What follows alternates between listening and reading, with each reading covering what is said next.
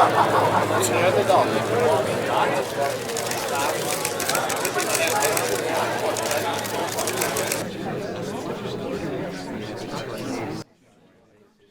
I'll start the countdown after I'm done counting. Just clap into the mic. 3, 2, 1. Nice meaty clap there. All right. Oh yeah. That one made my hands sting. Yeah, my hands are turning red. That's because you have baby hands. Yeah, what the fuck? How did that hurt you at all? Because I just smashed them together as hard as I could. You got big, powerful hands. No, they are not big, powerful hands. They are tiny and feminine. Well, you know, I was gonna do a proper intro, but now that we have that on record, I'm just gonna cold open with that, so that can be preserved forever. Fucking hell. Die. There's no way that's the actual intro. Why not? No, it will make be. that the actual intro. That's hilarious. Yeah, no, that's all going in.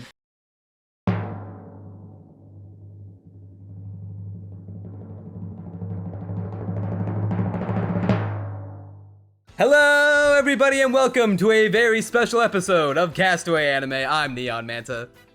And I'm Crunchy Bagels.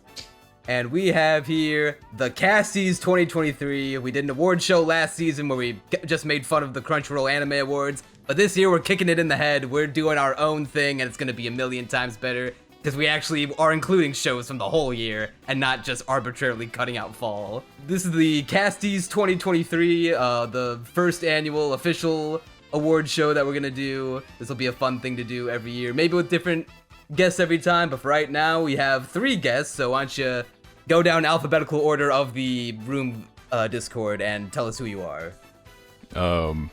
Well, I guess I'm going first. I wanted other people to go first, so I would just copy them, but I'm Daniel, spelled the Y-U-L, the classic. Everyone here does anime YouTube, so I guess it's not exactly an identifying feature, but yeah, I do anime videos, probably not as much as I should, but I do them, so You're hello. preaching to the choir, bud. I got a total whopping 0 so far. I'm Kikazu. I've been on the podcast before, you know. You guys' best guest. I got a YouTube channel as well. Upload anime, manga content. It's all dog shit, but you know, people watch it. I'm new here. I just started YouTube this year. No, I did. I just started YouTube this year. My name's Totoellini. I'm so excited to make such great content for everybody to consume. It'll be so much fun. Your most popular video is a Chainsaw Man spoiler. Well, not if I think it got age restricted, so not anymore. But it is pretty funny. I thought it was. I hope the mic caught me dying in the background during Totoellini's entire intro. I didn't hear it, but hopefully your mic did. I mean, to be fair, you've never called me Totoellini on the podcast, so nobody knows who I am. We definitely have. Well, at least I do. Crunchy set in I call you subtle Sputtle ways. all the time. Yeah, Sputtle. Either Sputtle or Toto. It's much faster. Well, I mean, I only put Totoellini because when you searched up Toto, you got the fucking band, and for some reason I didn't have the foresight to think that when I made my channel. So I changed the title, or I changed the name later on. And now I get confused with pasta instead. So I mean, fuck me either way. Dude, yeah. Every time I try to find your channel, I always get pasta Rex.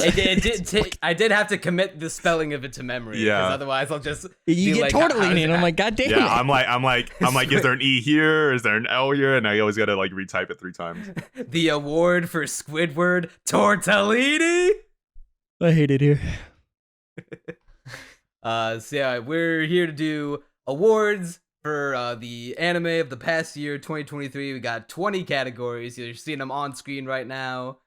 We're gonna do a special way of voting for these. We've all picked out our lists ahead of time, and these are the rules of how it's gonna go. So for any given category, each one of us are gonna go around in a roundtable style discussion and give our nominees. We'll have a couple honorable mentions, but we're gonna put forth 1 nominee each.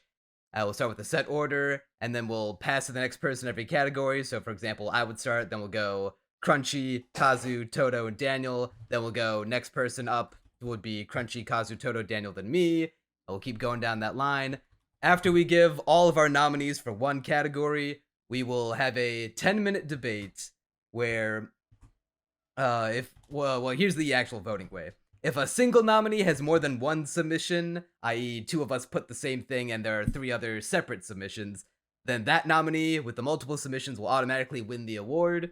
If all 5 of them are different, we will have a 10-minute discussion of why our nominee should win, and we'll, after the 10 minutes are up, we'll do a little vote to determine which one should win, but we're not allowed to vote for our own nominees. This way we can eliminate as much personal bias as possible, and while attempting to convince others to vote for our own nominee. In the event of a 2-1 tie, for us having the 2 of the same nominee twice, then the tie would be broken by the 5th member who had a unique submission. And in the event of a 2-1 tie for the 10-minute discussion, the tie will be broken by the 5th member with a unique vote. And if that unique voter had one of the tied nominees as their submission, then that submission will win.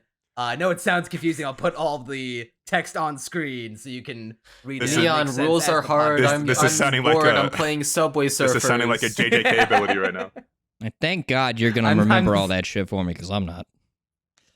Yeah, don't worry. I have a timer. I'll edit in a timer every time when the awards start. Maybe not. But I have one in front of me on my other screen, so I'll play timekeeper. All right. And I guess that's all the preparation we need for this here awards show. Better than Crunchyroll. We're killing Crunchyroll with this one. We'll get way more views than them, clearly. Now let's start off with the best protagonist, unless there's any more ado we need. No, I think I guess the last thing we could talk about is, as a quick little thing, is what do we feel about 2023 anime on the whole, without, diving into too many specifics before we talk about our nominees. No, Yudicam, so it's dog shit. Yeah, it's kind of dog shit, isn't it? I haven't watched Zero Cap yet, so I think 2023 is pretty good. It's my job to plug Eurocamp anywhere I go. I'm sorry, but 2023 was. It's good that you do that, because Crunchy is a certified Eurocamp hater. Are you really? Oh, we're gonna have we're gonna listen. In my defense, it has been 4 years at this point, something like that, since I actually watched the show. You just hate I fun, think huh? so. Actually like it outdated now. opinion. Well, I mean, it might be a bloodbath after this, especially hearing what you have to say about some shows of 2023. Tapped on top of your Eurocamp opinion, but 2023 as a whole was it to me wasn't as strong as 2022, but it was still good for the most part. A lot of seasons had 1 or 2 standouts to me, and those standouts are the ones that I typically would finish all the way through, and others showed a lot of promise in certain departments for me. So on the whole, I think it was a memorable year, just probably not the strongest.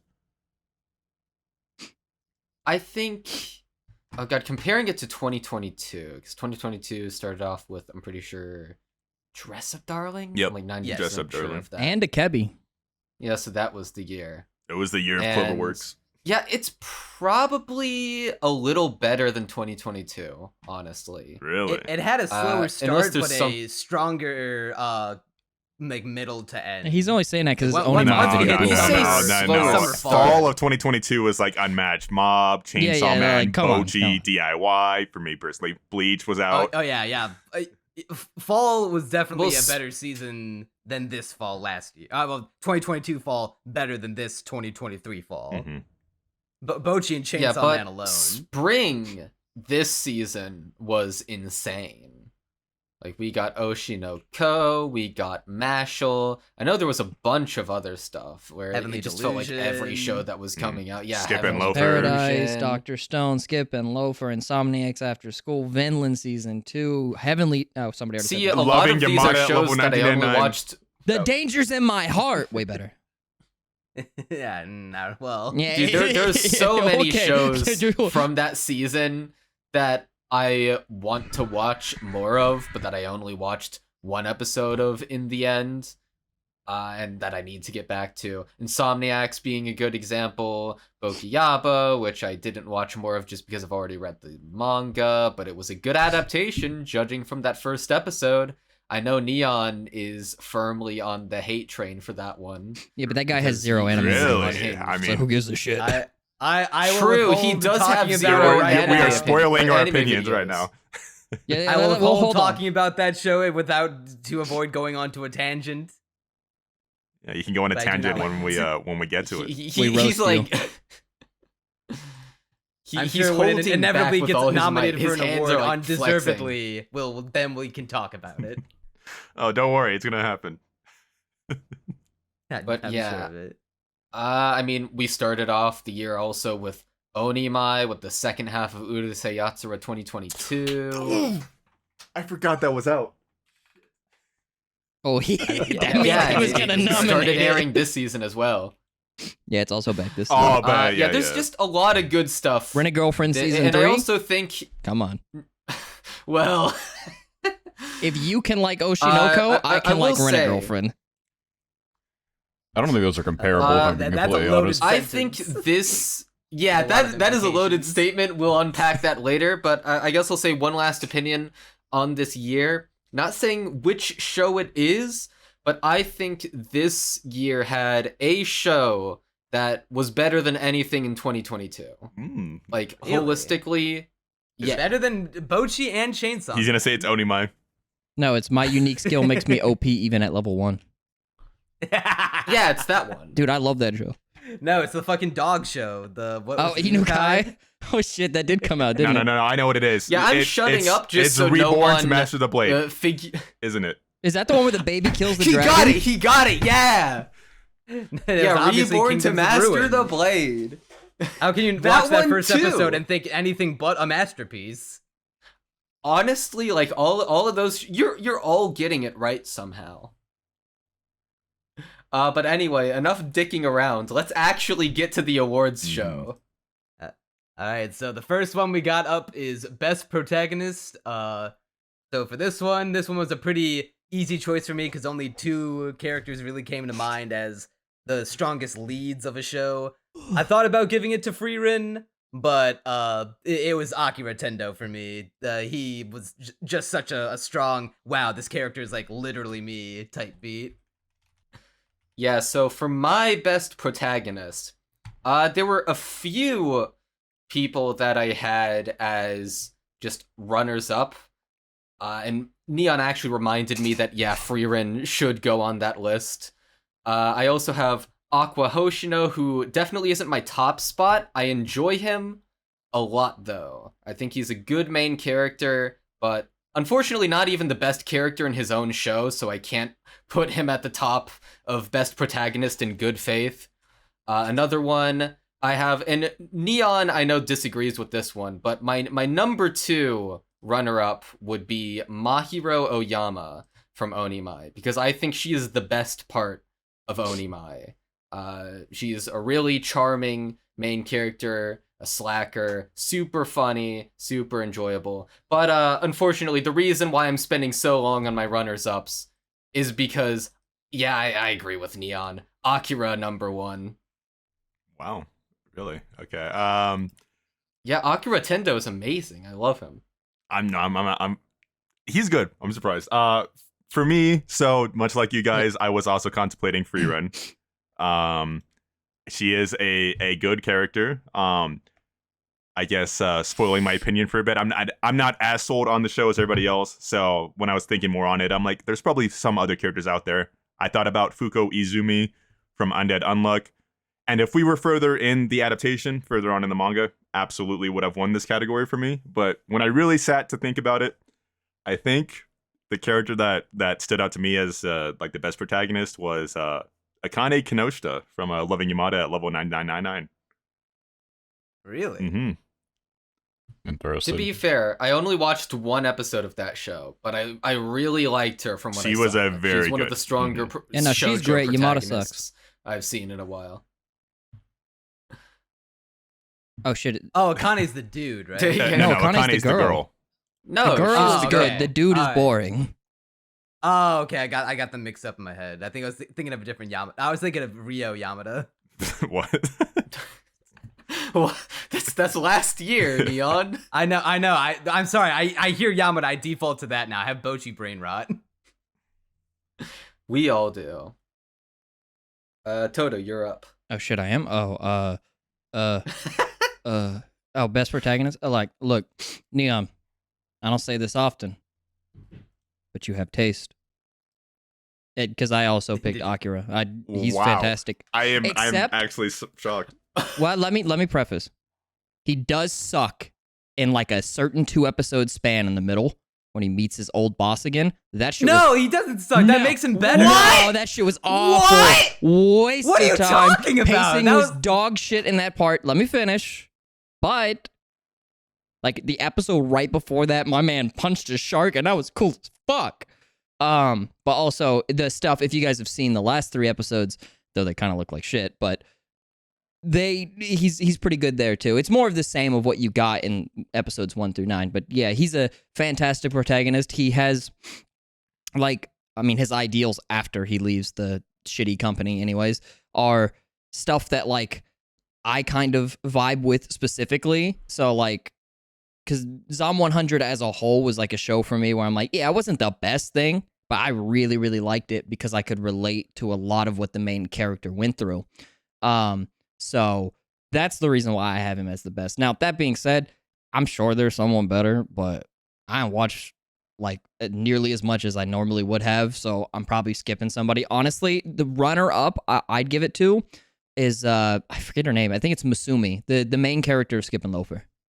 Because I love her. She's fantastic. I think remember if liking her a I lot. caught up on Skip and Loafer, she would have been my pick. Honestly, I think. Yeah, she's fantastic. Skip and Loafer is the one show I regret not finishing before the end of the year. Yeah, same here. I feel like I'd love her to bits if I had actually finished She's that such show. an adorable Well, little dork. I have seen the opening about 100 times. If it is any recompense, We have Daniel's pick now, but isn't his pick just pointless? Well, I mean- don't want to have him be left out. Yeah. still wanna- we still wanna I hear know. it. I'm not saying to skip it, but Damn, rip Yeah, him. Fuck. I can't say I expected 3 Akira Yeah. picks. Off the bat, I was not expecting 3. Also, I didn't I expect thought one Crunchy was gonna go Akane for pick someone else. either. Yeah, okay, so I liked Zom 100, though I don't think I cared particularly much for Akira, especially outside of episode 1. It was an enjoyable show for me, but anyway, we're not here to talk about the show. I mean, I guess maybe later we might, but main characters, personally for me, it was a slam dunk pick. And then I looked at the restrictions for who I can choose, and then I had to move on to a different pick. Who the fuck was it? The Thorfinn from Vinland Saga was my original pick, and then I saw it Thorfinn. must have debuted in 2023. I'm like, okay, well. hold on. Have we clarified? have we clarified that some of these categories are restricted to like just originals and sequels already? Or I don't think we did. Yeah, I painstakingly went through each one and be like, these ones they have to have debuted this year. No. He's talking these about ones on the they can- podcast. yeah, on the podcast. To the Yeah, viewers. we haven't Oh mentioned it. yeah, that is an excellent point. All right, Well, we all just right, future me, added part of that into the intro, please. All right. Well, anyway, there are definitely some picks. I do not drop anything I watch if I go through the entire first episode. So I've seen some of the best. I've seen some absolute fucking dog shit. I guess I didn't ask if I can curse on this, but I think surely it's fine, right? That's Go ahead. first. So many times already. Yeah, I've got a sailor's mouth. Dude, don't worry. Say whatever you want here. Okay, so Say a slur. Whoa. Well, maybe not. Getting a little too wild. I'm sorry. Kazu has immunity. It's not fair. Anyway, so I also thought about Fuko Izumi from Undead Unluck. I've been really enjoying that show a lot. I like Frieren, but I wouldn't say she's like the best main character or anything. Mao Mao from Apothecary Diary is also good, but I think the character for me that probably was the best, and there might be a bit of manga bias from me coming into this, but I do think Aqua Hoshino from Oshinoko was my top pick for Protagonist of the Year, given the restrictions at hand. I have to agree. Well, If we could I- vote 2022, I also would have picked Thorfinn. Season 2 was fan-fucking-tastic. I've not cut up on Vinland, so I might agree with you at some point in the future. Well, But yeah, with 3, then I mean that's an Akira sweep. We don't have to debate about that one. yeah, I'm not upset about that. I do like Akira. He's a good character. I was just very surprised to see that he was this loved, you know. After that first episode, man, he was like an instant lock for me of like, oh, he is going down as one of my favorite characters of all time, because I lived a version of what he went through, not as extreme or exaggerated, but very similar situation. Oh, now that first episode does like wonders for his character, and then they kind of just build off. It's too bad they don't follow up with that. But really? They should teach classes. No, I mean the quality of the episode. Okay. I was gonna say, not the character. No, they do with that. Yeah, I agree there. All right, well, so I guess we can move on to the next category, Best Antagonist, led by me. And the limitation that we couldn't choose, that we had to keep it to shows that debuted in 2023, kind of limited me on this one. Because I was gonna go probably like Sukuna or Mahito, even though I have my issues with Sukuna. Nonetheless, he's better than the ones that I did pick in terms of being a compelling antagonist. But at the end of the day, I think I'm gonna have to go with another, just because this is the only one that came to mind. Kanta Higurashi from Zom 100, who he's the dude who looks pretty much exactly like Majima at the very... Yeah, his evil counterpart. With because he's the just really thematically interesting of, you take someone like Akira whose goal is to do whatever he wants, but then you take someone like Higurashi who wants to do whatever he wants, but that involves hurting people, and it's this message of how you should have freedom, but you can only swing as far as you want until someone's face is in the way. Yeah. And so I thought that was a really interesting thematic clash, and for that, I think he gets my vote as the best antagonist. That debuted in 2023 would be probably Mahito just for the Yuji and versus him fight, let's be real. But can't choose him, so Higurashi it is. Yeah, kind of in the same boat. I was looking through my list, and I was like, man, none of these shows that debuted in 2023 have like either... There weren't really many like 2023 villains this year. Like the antagonist is either like constantly rotating, or there isn't an antagonist or stuff. So I really struggled with this one. But I think, regardless, even if with that struggle in mind, my pick, because I don't even have like honorable mentions, I think, because I would have said probably Mahito if I could. My pick is Gina Chamber from Undead Unluck. I think her arc, I loved it in the manga. When I watched it in the anime, I loved it even more. I think she's a very tragic and sad character, and also a very cool one. I think her power is awesome. I think her design is awesome. And when the anime eventually builds more off of what her character was, she'll be even better. So Gina Chamber is great. Shit, is it me? Yes. I wrote the order in the thing. Oh, is it in the chat? Oh, okay. Yeah, it's constantly moving up. So next category, I'll be first, and then you'll be second. Oh, shit! I should have been looking at that. I mean, I had a few joke picks here, but in the interest of time, I just and not pissing certain people off, I just won't say one of them. But this character, I couldn't find her fucking name, is the only reason why I didn't give it to her, which was the childhood friend from Skip and Loafer. She comes in at like episode, I think 6 or 7, and kind of ruins the show. I mean, the show is really good for focusing on its individual characters and building them up. And then she comes in and introduces melodrama for like the remaining 4 or 5 or however many was left, and it just sucks. But I couldn't find her fucking name. And I didn't feel like going back to watch the show to figure it out. So I picked the foreign weeb from Under Ninja because I thought it was really funny. That guy rocked. He was so... Dude, I loved him. He was because you see him and you're like, oh my god, it's a weeb, right? But then he's like a badass and he's like an assassin. You're like, what the shit? And I mean, I picked him as a joke pick, but then when I was like really thinking on it, I was like, no, oh god, he might have been one of the best antagonists of last year. But to be fair, it's because you couldn't pick people like Mahito. Like, there wasn't it's slim pickings, as everyone else said. Gino was a great pick. I can't believe I just blanked on Undead Unluck. I think it's because a lot of the categories, for the viewers who don't know, they say that Some will say that they can debut in 2023, but a lot of them say the show has to have finished in 2023. Not all of them. This one didn't say that, but my brain just kind of defaulted to that. So that's probably why I didn't think of that show. But I'm gonna go with the foreign weeb from Under Ninja. I'm gonna be real with you. I don't know if he has a name. I don't think he does. They just called him the fucking foreign weeb. I don't think they called him a weeb. They called him the foreigner. But that's my pick. All right. As I just said last time, I watched a lot. This one was hard as shit. Gina was a really good pick. I didn't particularly think of that one. Maybe just because her stay wasn't like quite as long as like an antagonist, but what I did end up going with was one that I didn't think there was a chance in hell anyone would ever pick, and you know what, if anyone after me picks it, I would be very surprised.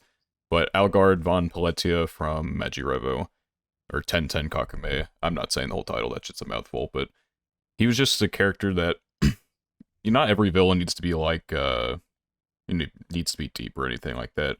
But I felt that he had interesting motivations, went about it the wrong way, but he was just a good character, caused interesting, and maybe could have handled a little bit better, especially towards the beginning, but I think he caused an interesting conflict, and his motivations made sense, even if they weren't, like, he didn't do it the right way. But yeah, I would say he was my best 2023 debuted antagonist. Is that the brother? Yeah, the brother. Okay, yeah. The name, to answer your question, Toto, his name is Russian Foreigner, or Alexei. I looked it up. Alexei, yeah. Yeah. But he is just called Foreigner for the most part, which is hilarious. So nobody voted the same thing, so this is the point where we have to discuss it, right? Well, Neon is about to go. Oh, I completely forgot. You haven't made any anime videos. My bad. Yeah. So we will have to debate on this spoiler, because I also picked a unique thing.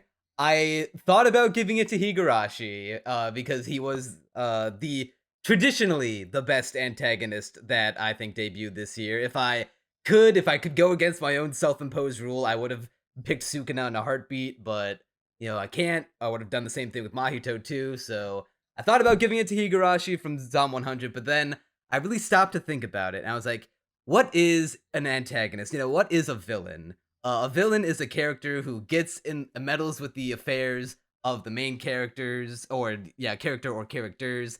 Is someone you either love to hate, or you hate them so much that you want to curb stomp them into the fucking pavement where they belong. And this whole year, I can think of no more deserving character than Yaimori Mini from Rent a Girlfriend Season 3. Huh? And She's not an antagonist? She's not an antagonist. She supports him. Let me make my case. First of all, she's an e-girl, so that automatically makes her an enemy. This is the dumbest fucking pick ever. Second of all, she is constantly messing with Kazuya and Chizuru. Against She's trying to get them together. She's literally trying, but she's doing the opposite for more for her sake, for her weird. She's shipping doing it for Kazuya's because she likes Kazuya. What are you talking about? Neon is a fan of Edging. He doesn't want it to end. No, wait. Hear me out. Kazuya said, hey, Yaimori, please don't mess with this little film thing that we got going on, because it means a lot to Chizuru. Future Neon, edit this out, Future Neon. Wait, what happened? No, because you're saying dumb shit. That was the joke. Oh, okay. I thought someone said something really bad. No. I need to edit something bad. No, and so Kazuya's no, like, you're hey, the one who's don't saying mess with stuff this that's film really shoot. bad. And then Yaimori's like, okay, bad. And then she fucks with them by putting them on the same train with like none of their film equipment. That's not antagonistic. That's not antagonistic. That is literally not antagonistic. That helps them get together. She is trying to help them get together. I mean, Oh my God, Kazuya wants that. Yeah, but Chizuru wants that. She just doesn't realize my she fist wants into her it. face more so than any other character this year. She is probably Okay, the most listen. supportive character in that show to Kazuya than anybody else. Neon, you're listen. If you're just talking about which character is the most hateable, then yes, Yaimori Mini would be my pick. What? But What that the isn't fuck the is that? category. That's so You guys are stupid. both insane. What are you You guys are both talking crazy. about? She's an antagonist. She's to one of the decent best human characters in the show. society. She needs to be saved Well- from rag. She is one of the only There redeeming is qualities one with good character in Sumi. the Sumi show, is the and one her who name needs is to be Mami saved Nanami. from rag. Yeah, and she did. She got her own fucking spinoff. Oh shit, she did. Yeah. That's crazy. Yes. Oh, There's a lot of talk going damn. on. That sounds like A lot Rent a of Girlfriend, but good. Okay, Some we're gonna words have are her. being trust said. me. there. Can we all just agree that Neon's pick is that's unhinged just and that we fucking shouldn't dumb. vote We're gonna for ignore it? that one. You don't There's have no to reason to vote debate when it. we discuss it. I've already. I guess I'll start the timer now. Do we have to do the Alright, full I 10 started minutes it. or like what happens there? Until we agree. I'll shave off one to. We could call it early if we decide on it early. If we have nothing more. If to we say. just switch I've or already said something. my piece, so I'll leave the floor to the rest of Yeah, you. we'll just ignore that pick. Yeah, I think I know who Neon is going to pick because we're voting for other people's Yeah. picks. Um, And so I know he's going to go with Kanta Higurashi like I did. I can't vote for Higurashi. If you had half a brain, you would vote for mine. Yeah, okay.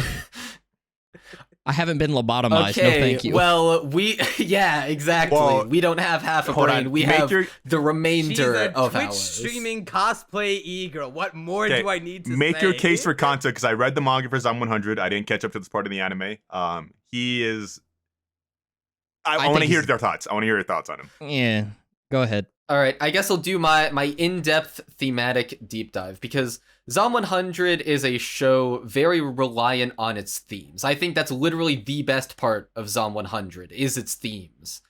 And so in this arc, it's basically exploring this idea of it's basically saying, listen, well, I need to go back a step further even, because Akira has been wronged by society in a way. He is stuck at this exploitative company and societal pressures are keeping him in. But in the zombie apocalypse, once that happens, the current social order is completely done away with, where those social pressures don't really exist anymore. And sure, his boss tries to make them exist again, but once again, it's the apocalypse. It doesn't really work out for him too well because society isn't the same as it was. There isn't nearly as much backing for those pressures anymore.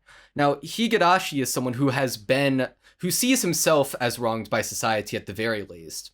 And so once that social order is done away with, he thinks, well, this is my chance. I can get revenge on the society that wronged me. But that's not really the way you should go about it.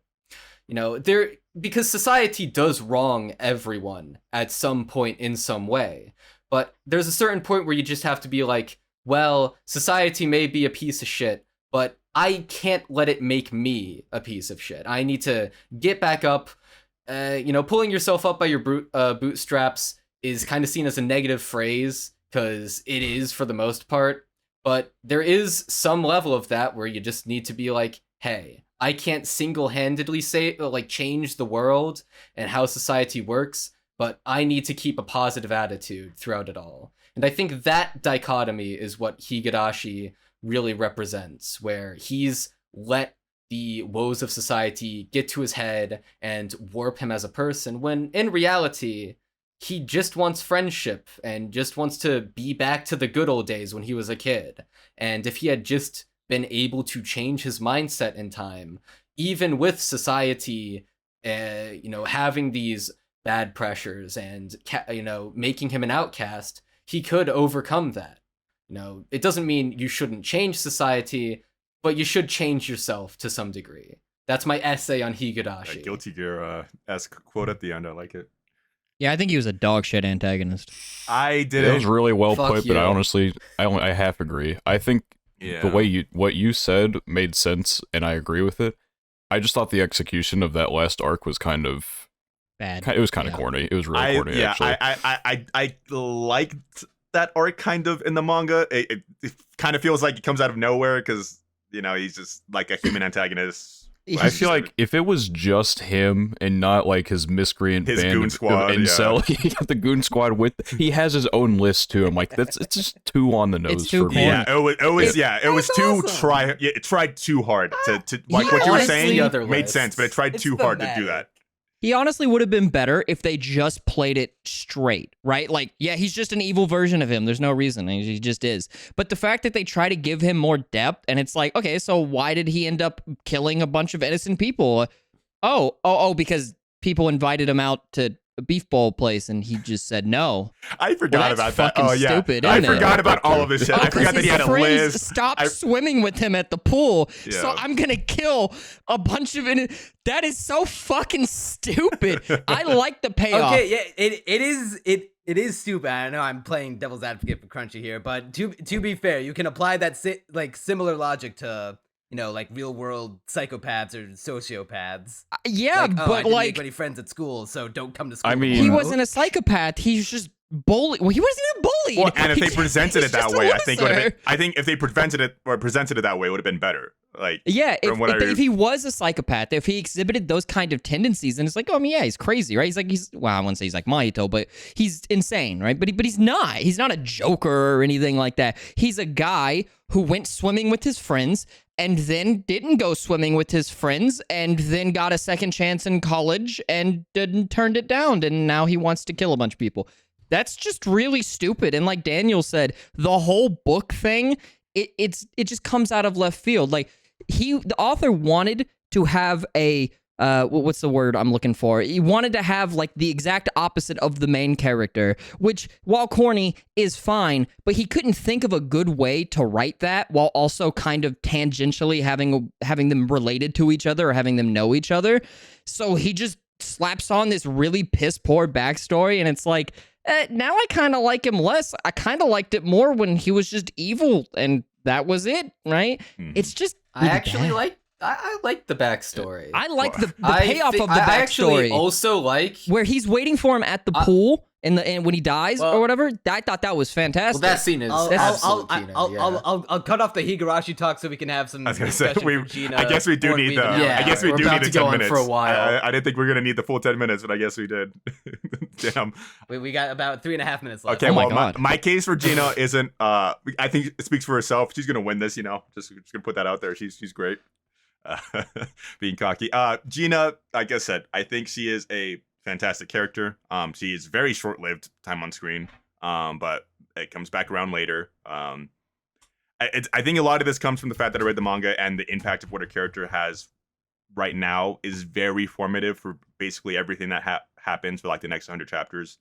It helps develop Fuko as the character, helps her understand like the world she's living in and what she wants to prevent, and like the tragedy of what negation is and the scenarios they find themselves in. Like, was the perfect first antagonist because, like I said, she is what kind of sets everything in motion for Fuko, for Andy, for everything. It's great. See, I'm glad you specified that it's because of the manga, because when I heard you say Gina, I was just like, I like her big hat. Yeah. Like her big love her hat design. is And great. That was the extent of my he like needed for to this hear. character. No, I'm not even- trying to take events from later on. I'm just saying, like, I think because what happens later on when they like get deeper into her character, I think it makes her run right that we saw in the anime that much better. It's like kind of like in retrospect, it's like that much better for me. I think what we got in the anime was suitable enough for him to have voted for her. Like, it's really good. I and it's think I'd thematic. agree there It's a too. very strong couple episodes, yeah. It is really good. Like, honestly, I might even switch my vote to that. Like, Gina's a great pick. I don't. Well, you kind of have to switch your vote because that's how the round table. Yeah. works. Anyways, that's So- not Crunchy. I wasn't finished. God, the foreign weeb. Let me tell you. Come on. So there's this fucking guy. He's got a backpack. He's got so glasses. awesome. He's got the plaid shirt. He said he comes into the community service. He says, "Watashi wa doko desu ka? Ninja, Dude, ninja doko desu ka?" His Japanese is so fucking funny to me. I loved it. It fits with the theme of the show so well. This it's absurd as comedy, right? That's the whole thing. That makes the show as good as it is, and he just plays into that so good. But then it flips it on its head, right? Because at first you're like, well, this is goofy. Then he's a badass. You're like, oh, okay. He's like not just a weeaboo. He's actually an assassin. And then he starts. I think at one point, I don't remember what episode. He's like under a shrine, starving to death, and a little girl saves him. Oh my god, yeah. The whole play of events with him, and I didn't finish the show, so there's probably even better stuff with him. But the whole play of events from like the first 5 or 6 episodes that I watched were fan-fucking-tastic. Not to mention, he fought a fat guy in a tank top who shoots breast milk. Like, I mean, come on. That doesn't have anything to do with him personally, but... You forgot to mention the best part of this character. It's the fact that he thinks to become like a ninja, like the initiation is that he has to go and cut off people's dicks. So that was oh his my first, god, yeah, because he that reads he reads a sign that says, "Please don't piss here, or I'll cut your dick off," or some shit. And so he goes, oh, "It must be a message from the ninjas. I have to cut off dicks." Oh my god, I can't believe I forgot that. Now he's a fan-fucking-tastic character. No one's gonna pick him. But I just wanted to give. I'm picking him. I have to switch Oh, my vote. I'm okay, picking him. I don't Well, yeah, even. you have to. Daniel, but Daniel has to say his. Yeah, Daniel. Okay. Now you can have the floor. I'm not gonna try. My pick was extremely cope. Not gonna lie. As much as I do think the character is a good antagonist. Like last second. Yeah, I mean, it was between him or like I honestly considered Hahari from 100 Girlfriends, and that's how like deep we're digging here for I almost took an Which one was Hahari? the mother. We were struggling this year. Yes, Yeah, the like, antagonist stocks this year I were nearly running low. took. Oh, yeah, He you gag can the nominate the mom. mom. I nearly- can nominate Yaimori. I nearly took a gag comedy antagonist God as the damn. top No. for 2023. We Hold were on. struggling. What Neon just said, no, that pisses me off. Hahari actively did work against Rentaro. She was the antagonist for 2 episodes. She was an antagonist. She was an antagonist. But she had good Many- intentions, though. she- I mean, like, Well, come on. that doesn't She matter. had good she's an intentions for her daughter, not for Rentaro. Antagonist doesn't specifically mean evil. It's just she was in the way of what our protagonist was trying to do. She was Yeah, actively Minnie exactly. causing a block. Minnie did not do that at all. We're not getting into this. Minnie was Neon, not. you're really coping. I mean, She is gone. All right, Disqualified. well, I guess we'll have to put it to the vote then. So we'll start back at the top with Crunchy. All right, so since I can't vote for Higurashi, which would still be my pick, but because I can't due to the way it works, I'm going with Gina just because I like her hat a lot, and also the stuff with fucking her and Andy having this just cute emotional scene at the end. It was a solid enough arc, even if I'm not nearly as on board with Undead Unluck as I think most people are. Nonetheless, I enjoyed her fine enough. And also her hat. Her hat is the main reason why I'm voting for her. Her hat is awesome, yes. But my pick, since I have to switch, is Alexei, the Russian weeb. Unironically, I'm so glad you brought that up. I haven't finished Under Ninja either, but every time he was on screen, it was a pleasure. He's so goddamn He's funny. so stupid, and his like that. The Under Ninja I should finish. Its humor was kind of like in that alley what I enjoyed, and Alexei was the big reason why. He's funny. After what Daniel said, I'm kind of sad he didn't pick Hahari, because when you think about it, she's the only one that's going to fulfill the antagonist role into perpetuity, because now she won't, well, I mean, she probably will let her daughter fuck him, but she's going to get in the way of them fucking him because she wants to fuck him. And I mean, the pickings were so goddamn slim that it's kind of a meme to pick somebody from a comedy show like that, but honestly, she wasn't that bad. But anyways, he didn't pick that. He picked the chick from, the guy from The guy Magi from Magi Revo. Revo. And I will say that's not a bad pick, but I didn't finish the goddamn show, so I only saw him for a couple of episodes, and I'm like, fuck. I know it got way more intense in the last couple of episodes. A character, well, I won't spoil it, never mind, but I would want to go with that, but yeah, I can't do it in good faith from not having finished it. And since I can't just stick with my own pick, I guess, then I'll go Gina, because that was a really good one. Hell yeah. I am also going to go with Gina. Fuck yeah. Well, I was gonna go with Higurashi, but it looks like the Ginas have it. Yep. We will Fuck yeah. agree to never Yeah, speak about that mini pick ever again. That was a stupid fucking pick. History will vindicate me. It really Listen, won't. I don't like Minnie either. That was a dog shit. It was horrible. man. Alright. Well, I mean, Well, to I his, thought in his about- defense, if there you- wasn't many, but I mean, come on. yeah, it was Higurashi, and even then, I was like, man, if I could go against my own self-imposed rule, I would have just put down Sukuna Look, 100 times. even if you We chose all wanted to mommy, put Mahito. mommy, I didn't even know because I haven't watched the season, but I read the manga. Mommy doesn't even show up in the season, and I would have been okay if you said her instead of fucking Minnie. no, that would be. No, Kofi. she was That too would busy be fucking around on Muffin. Twitter with the grandma. It was so Yeah. stupid. I mean, That's gonna come into play whenever season 4 yeah, she comes out. actively does work against Kazi. I would have been fine with that, even if she doesn't appear. So, But we moving on. All right. So Gina move won. on. Yeah. So Gina. yep. Gina won. Yeah, Gina won. Kazu, you King can shit, start big off hat. Best performance. All right. Well, I guess I'll just get into it. On the topic of Undead Unluck, my best performance pick was Moe Kohara as Fuko Izumi from Undead Unluck. This one went in a lot of different directions for me. I was, up until the very last second, until I really thought about it, my pick was, I think her name's Moyu Tomita, that voiced Karine Inda on 100 Girlfriends. I think the voice acting in that show across the board is stellar.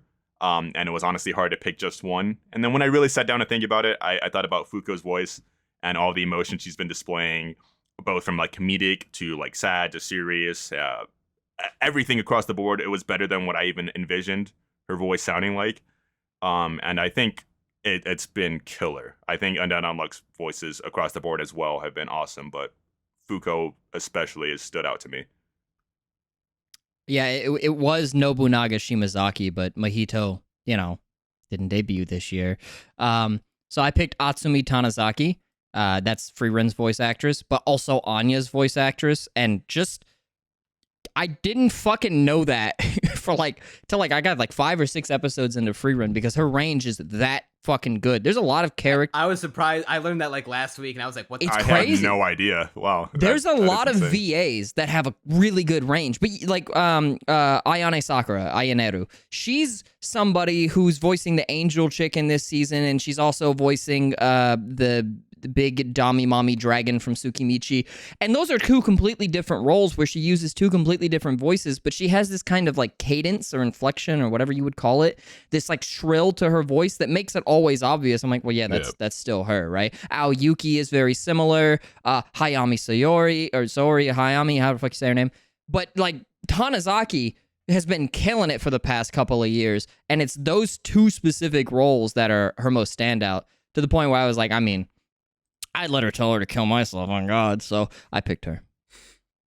All right. My pick also would have been Mahito's voice actor, but here we are. So I picked Gen Sato, who played Maru in Heavenly Delusion. Heavenly Delusion, as a show, has a lot of range, and his character kind of exhibits that, where he can definitely be very serious and straightforward, but it also has its bits of comedy in it. And so he hits a lot of just a lot of notes for me on that. Like, whenever comedy is happening, he just has a really good way of like enunciating, I suppose, what he's saying to the point where it adds to the comedy feel. It was just a really strong overall performance. I think he played some other people this year as well, but I chose Maru specifically. I want to say he was Ganta in Insomniacs After School. I probably have that file somewhere because I talked about this for something else, but regardless, I think he turned in an extremely good performance for Heavenly Delusion. Yeah, well, it looks like I'm gonna be another odd one out here. For honorable mentions, real quick, I enjoyed for the brief time he was there, Taishi Murata as Peon, just because you can put on a stupid voice and I'll give you my vote. But as far as like more straightforward performances, I enjoyed Megami Han as Kana Arima, Marika Kono as Mahiro Oyama, Robert Pattinson as the Heron from Boy and the Heron, who I at first thought was going to be Willem Dafoe, and then I found out Willem Dafoe played a different bird in the movie, and Robert Pattinson was just doing his best Willem Dafoe impression. And I also thought about giving it to Moe Kahara from as Fuko from Undead Unluck, but as far as performances go, the way I judge them is how much fun is the actor having in there, and how can I feel that in their performance? Because usually if they're having a good time, I'm having a good time. And I had no better time with a voice performance this year than Chris Evans as Lucas Lee from Scott Pilgrim Takes Off. Really? Like, seriously? Is that your pick? He has my favorite delivery of the year of any character this year. Where he's talking with Ramona in his trailer, being like, "Come on, see, Scott Pilgrim's dating a high schooler. I'd never be caught doing that." Ramona points at the TV, the news broadcast saying, "Lucas Lee is dating someone playing a high schooler." Then Chris Evans turns to the camera and says, "My God." Yeah, he was by it. far the best voice actor in the English dub. I'll agree there. Like by a landslide. Like seeing everyone in the dub, because they're all from the movie. was having a blast reprising their roles, but I could tell Chris was having the most fun because he's just putting on a dumb voice, a dumb low voice, and fucking hamming it up as much as possible while still trying to maintain that cool guy Hollywood personality. I liked it a lot. Yeah, so I nearly put another Scott Pilgrim Takes Off actor, Ellen Wong, as Knives Chow. I really like her performance.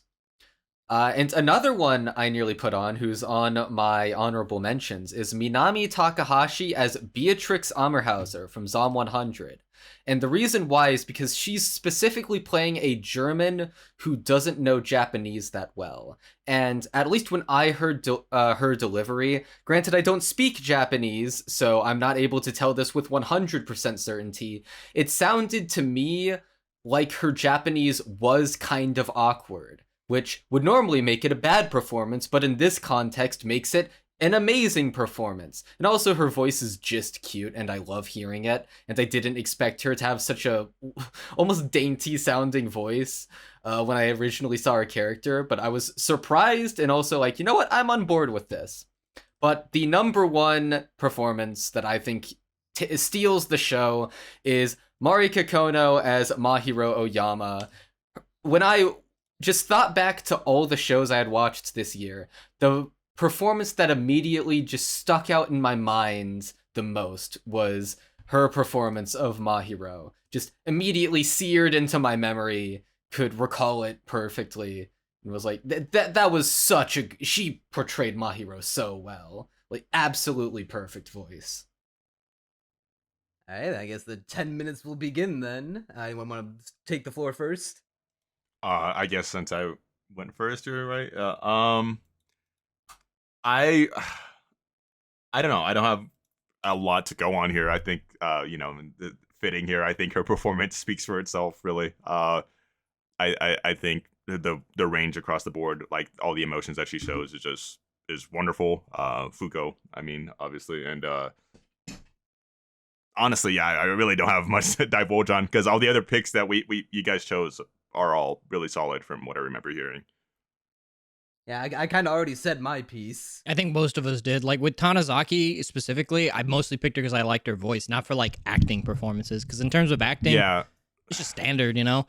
There's definitely people who superseded that, like last season with, last year with Chisato, for example, being a great example. But there wasn't a lot of that this year, so I just was like, well, I mean, whose voice did I like the most? And actually, My Hero actually came to mind first, to be honest, but I ended up going with Freerin because, I mean, she's hot. Yeah, and I also like Tanizaki. I know, wait, Crunchy, you saw the sub for Boy and the Heron, right? Yeah, I saw the sub. Yeah, did any of y'all see that movie dubbed, if any? no, I have not watched No, but it I at did all. hear Robert Pattinson as the stork in the trailer. He is the stork, or whatever the just fuck great he is. performances. There were great performances in that movie across the board because they got so many stars. I was surprised to see Dave Bautista was in that movie.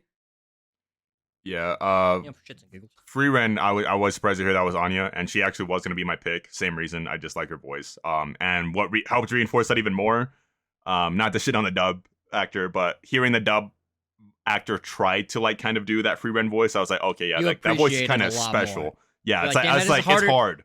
I liked her. I liked her delivery on "Kill Yourself." No, it's fantastic. Honestly, I'd let her say it to me every night. But when it comes to like that being both deep and cute sounding at the same time, Tanizaki fucking nails it. It Whereas takes insane talent to do. the dub is just, it's just deep. I mean, it's still good, but it's not nearly as good. You like Kazu said, you appreciate it way more after you hear the dub. You're like, oh yeah, that's actually a pretty hard voice to pull off.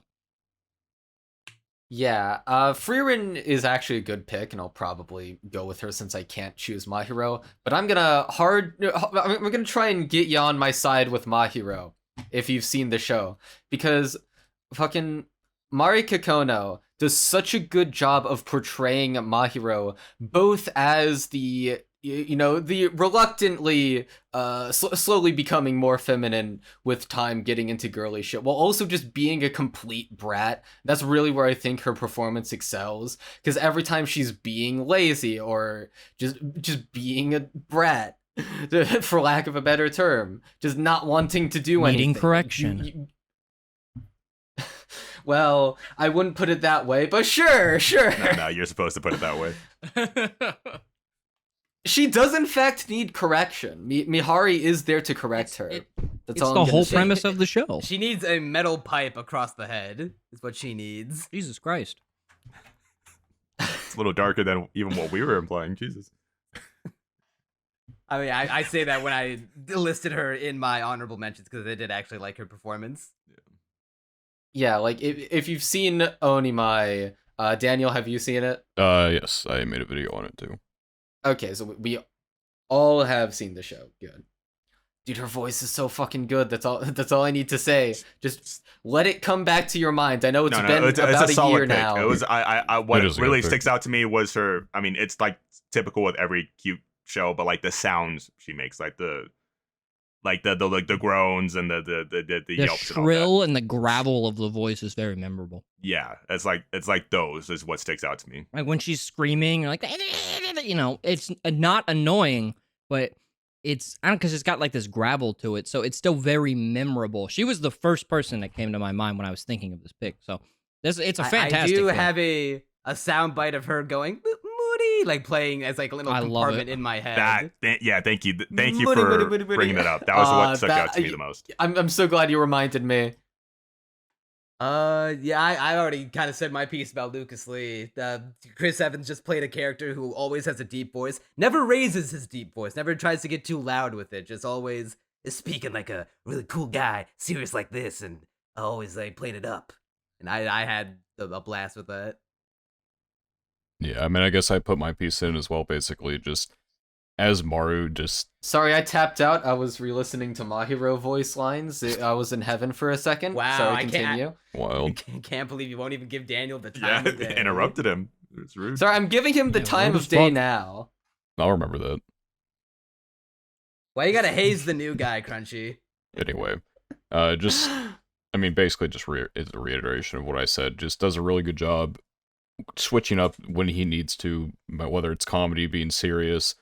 Just does a really good job portraying the character he's playing in the way that he needs to. Yeah, well, I All guess right, we I can think cut we've off the 10 all minutes said our early. piece. Yep. Yeah. Well, again, I was first. I'll just go with Freerun. She, like I said, she was gonna be my pick. If I didn't go with Fuko, Freerun's voice is just solid, and like Toto said, I would let her tell me to kill myself every night. It's that good. I choked on my fucking water. Yeah, I'm It going was with... your joke. I know, I'm a fucking hilarious. I'm going with My Hero. She's my second place anyways. I thought about deflecting for the disrespect that was levied onto me, however, I'll go with My Hero as well. Come on, Neon. I believe in you. It's between Kohara, Tanizaki, and Kono for me. I think I'd have to give it to Mahiro because as much as I enjoyed Fuko's like cries of despair and constantly being bullied as she deserves, Mahiro kind of delivers the same thing but on a more consistent basis and a cuter basis. So I guess I will give it to Marika Kono. All right, well, my choice doesn't matter anymore because I would have chosen Marika if I could, but it was going to be Freerun. Freerun was going to be my second choice. I don't actually have the voice actor name written down, so I can't recite it by memory, but her voice is good. All right, Kono has received the Casties. Can we all agree that if Mahito was allowed, we would have voted Oh, Mahito? 100%. Yes. That Okay. fucking... I wouldn't know because I watched the dub. What? What? Ew. JJ I- King. wrong And with even you? then, if I were to pick a Jujutsu Kaisen character from the dub, I would have given it to Sukuna actor because he. I mean, he's does a great job good. bringing that character to life. It makes me wet, but You can see it, Mahoraga. the You can Mahito- see my curse The technique. Mahito Japanese voice was so fucking when annoying. he fucking and that yells makes it- back at I Yuji... honestly, I might have given it to Yuji before Mahito because I No, what I remember, no, I no. think, he, I In think that's the worst context- actor in the dub. Itadori Yuji. In, Like, in when he's context mocking him. of the sub, he is the most insufferable son of a bitch ever, and that's perfect for him. It's so good when he, He yells is a back at whiny Yuji, baby. like, the why are dub you actor yelling for at him me? is also pretty good too. Yeah, whatever you say, Blood. Yeah, he is like, why are you yelling, Yuji? I was would like, have been "You a piece of really shit." good pick. I think I'd still go with Mahiro, just right before Mahito, even though Mahito's performance is when he screams out Itadori Yuji. I want to give a special It's shout out to perfect. Mahito's dub performance when he's y'all have seen the end of Jujutsu Kaisen season 2, right? We can talk about spoilers. Yeah. I think we all just kind of spoiled it anyways. Yeah, when Yuji's got him running for his life and he's like shitting himself. I'm sure it was great in the sub too. But the dub, he really sold the. He cries like a bitch in the sub, and it gets me every time. Yeah. Yeah, he's, he was he's literally like a toddler. fucking- He's like a little baby. It sold the catharsis. But now we can move on to best direction. This should be a sweep. Yeah, it should be because it's fucking JJK. I mean, like, come on, that can't wait. Fuck that. I didn't read the thing wrong, right? This was, yeah, it finished. Oh, It finished. yeah, you're first. Yeah, specifically the first 5 episodes, it does kind of taper off as the show goes on, especially near the end. The beginning of Shibuya and near the end of the series, obviously because of Mappa's dog shit schedule. But fucking Christ, Go Shizono is the director, single-handedly turns the toilet paper tissue tier source material into something legitimately good. I read this arc after JJK season 1. I fucking hated it. I thought it sucked dick. I watched the it. Gojo one or the Shibuya one? The Toji Or one. both? The Gojo and Toji one. Oh, Okay. And I was like, I hate this. I didn't like that at all. So I stopped reading the manga. I was like, I'll just wait for the anime. And when I rewatched, or I guess I watched it for the first time, but when I re-experienced it through the anime, I was like, holy shit, this is so good. I had so many complaints about season 1 of JJK. It fixed every single goddamn one of them.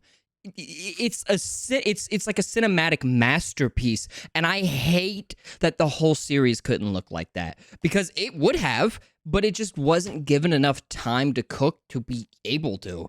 Thank you, Mappa. Yeah, fuck you, Mappa, but also on the same hand, it wouldn't have happened without them, so it's like, fuck, I can't be too mad. But yeah, Jesus Christ, he's really good at what he does. I hope to God we get him on Chainsaw Man. Oh my God, I think I'd come. yeah, that would be fucking awesome. But if I did have an honorable mention in case that wasn't allowed, it was the Fate Strange Fake OVA, and Vinland Saga season 2 also had really great directing. To be fair, it wasn't really working with a lot, but there's that one scene where he's like crawling out of hell. It's not really a spoiler if you haven't seen it, but for those who've seen it, you know what I'm talking about. That scene is so well done. Of course, another moment from later on in the series as well. Dangers in My Heart also had fantastic direction. Had fantastic direction, because I think Crunchy said it earlier, like how the source material the anime actively amplifies the source material, because the director knew exactly what made the show good or what made the manga good, and just hyper focused on that in the show. It's amazingly done. I really love how consistently they'll place the title cards at meaningful moments. Yes. Yes. I love that shit. And there's just, that was honestly my runner-up if JJK didn't count. Like, I know I said Fate Strange Fake, but that's an OVA, and Vinland Saga is a Invincible season walked 2. so Dangers in My Heart could run. What happened? Who walked? JJK. Well, JJK. You mentioned the title card. Oh. You mentioned the title cards that I brought up Invincible's title cards when they put them at specific places. Minor tangent, but I was actually thrown off, or my cousin was specifically when I was watching season 2, and he's like, how come they keep letting him say Invincible? That never happens. I'm like, Well, that doesn't matter because that's not anime, baby. I know. That really good. But no, yeah, Dangers in My Heart had fantastic direction. That'd be my runner-up, just because Vinland is a second season and Fate Strange Fake is an OVA. But since JJK counts, I'm giving it to JJK. Nice. All right. Definitely agree with some of the things said there. I thought about potentially putting Onimai with best direction. I haven't read the manga in a little bit. I got like halfway through. Is it a fork? No, it's not a four koma, but it's definitely something that gets elevated. Like, they elevate the source material by a shitload. And then there's like there's some changing around of events that I think make certain things feel more emotionally charged than they did in the source material. But I think I had to give it to Heavenly Delusion, because I think it just, as I said earlier with the best performance, the show just exhibits such a range of things that it can do. And while I don't think every last thing it does is perfect, I think between handling multiple perspectives with one inside the facility, one out in the outside world, and then also, some episodes, you can see it through like the animation. There's some more that have maybe a bit of focus on like the comedy aspect, but then it just feels so artistic every single time. Episode 8, especially was just such a different episode because you're spending most of the time in one general area with one group of characters. It just takes its time to let that emotion play out, and it's just a really well directed show that probably does elevate its source material above what it was. Should clarify again here that since this is anime that had it finish in 2023, so people are like, "Where's Free Run?" or "Where's Apothecary?" Yeah, Free Run was like very They're well. not done yet, so we can't judge them as full products. Yeah, yet. they can't be included here. And since we listed the director, Hirotaka Mori was the director for Heavenly Delusion. Since I have that listed, so good props to him. So for mine, I want to give an honorable mention to Kazuki Kawagoe for directing probably one of the best first episodes of any anime I've ever seen.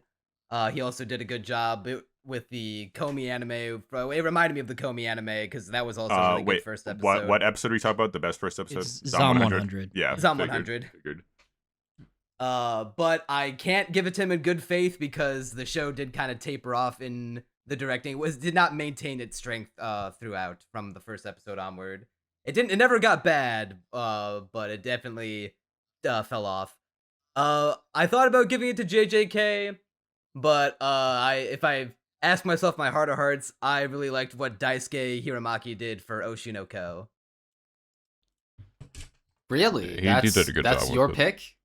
I thought it was pretty cinematic, especially when he did for the First episode? the first episode. He did a really first good job on the episode first and the episode. Akane episode. I think it really helps if you've and seen the the- behind the scenes as well. Like they did some Yeah. of those on YouTube. He I'll put have to check those out. Okay, so yeah, I did not put the Oshinoko director on my list, so I don't have all the directors' names listed for my honorable mentions, but I do have the one for my final pick. So I did think about putting Onimai on, just because listen, I think You there have a was Twitter such thread dedicated to good the job. direction of Onimai. Yeah, they did such a good job making this slice of life pop. I'm pretty sure the director's name, I can recite it from memory, Shingo Fuji. I am 90% sure. It's the same guy who I did could Jobless actually go season check. 1. Yeah. Yeah, I'm pretty sure of that too. And so he did an amazing job of just selling this slice of life as being something visually unique by having I forget what it's called, but the little patterns that you see in manga, they put that in the surroundings, the color palette, which is very cream colored. It pops out, all the environments pop out as well. But there is a show that I think does better. Another one I have on my honorable mentions is Frieren. Obviously, it couldn't actually make the cut because it didn't finish airing. But if it did finish airing, there's a good chance it would be on here. Just because what the Bochi director, I forget his name off the top of my head. Keiichiro what he's Saito, I doing- committed it to memory. Keiichiro Saito. He is so good. As he He's a should. legend. Yeah, he did an amazing job Instant with classic. Frieren too. I considered JJK, but it's because of the fact that it falls off that I couldn't put it on there in good faith. Same with Zom 100, where it could have been the top spot, but it just fell off near the end, and I didn't like that.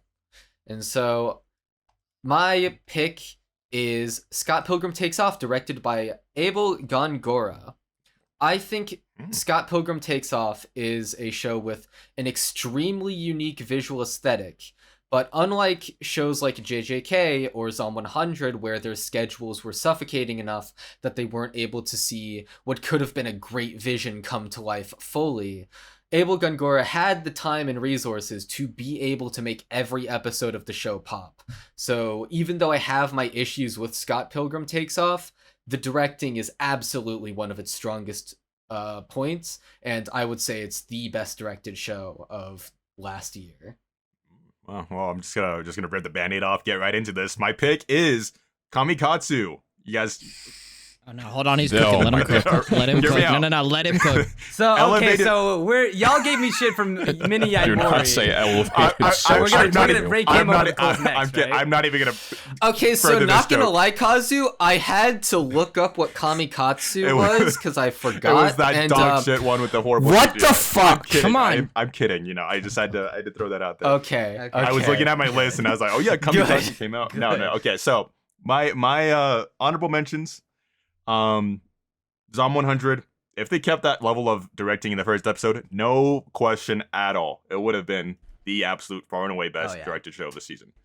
But I decided by episode 2 to just throw all of the creativity out the window and just become standard. Not by 2. Not by 2. No, it was by 2. It, was it by stayed 2. by the It end. stayed pretty No, consistent. No. Two had Yeah, some but, creative like, moments, but one was like just, All right, well, I go don't even. on with your I mention. don't even Go think on the with your mention. director works on the other episodes. It sounds like Zom 100's not even on the main list, so go on. yeah, with your yeah. Well, and then honestly, I think maybe this is just due to my bitterness to the girl I like forgot her glasses, but the Masterful Cat is depressed again today. I think it was really well directed. I think it did basically every scene every scene worked for me. A lot of the angles they did, like all of the weird shit Gohan's does in its other shows that doesn't work, it worked here, and I think most of it was due to the direction there.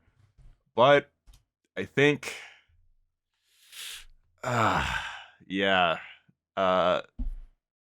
I'm just gonna get into it. My pick was Hiroaki Akagi from The Dangers of My Heart. We mentioned it already. When it just every single time it got to those title drops, I got goosebumps. It was good. Like it's very much the directing is very much like, okay, this is the moment where you need to get emotional or feel this thing. It's like very obvious, but it works every single time. And I love this director. He directed Teasing Master Takagi-san. I know that's probably something that people wouldn't look at as like having good direction, but like no, it does. It's exactly like here, where like they look at the source material, they know what moments to like really emphasize, they know what to focus on, and they know how to like they know how to slow down some moments, they know when to speed up, they know how to handle everything. And I really think The Dangers of My Heart did the same exact thing. It's like they knew what to hyper focus on and just elevated the source material in a lot of ways. And it was good. Every single time it got to those title drops, it was awesome. All right, so we're having way more disagreements than I expected. I honestly did not expect this one to have all unique takes. I really thought we were gonna have. I really 2-on-1. thought there was gonna be one. I mean, Toto was close. I thought there was gonna be one other Dangers of My Heart pick. I was like, it was solid.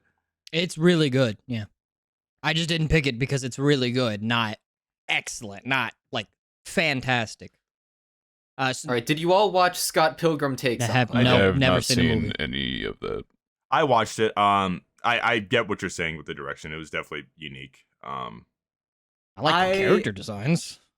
I enjoyed like what they had ended up presenting us. It was, you know, the way the way that they packaged it was fine. It's just that the contents of said package made me sad.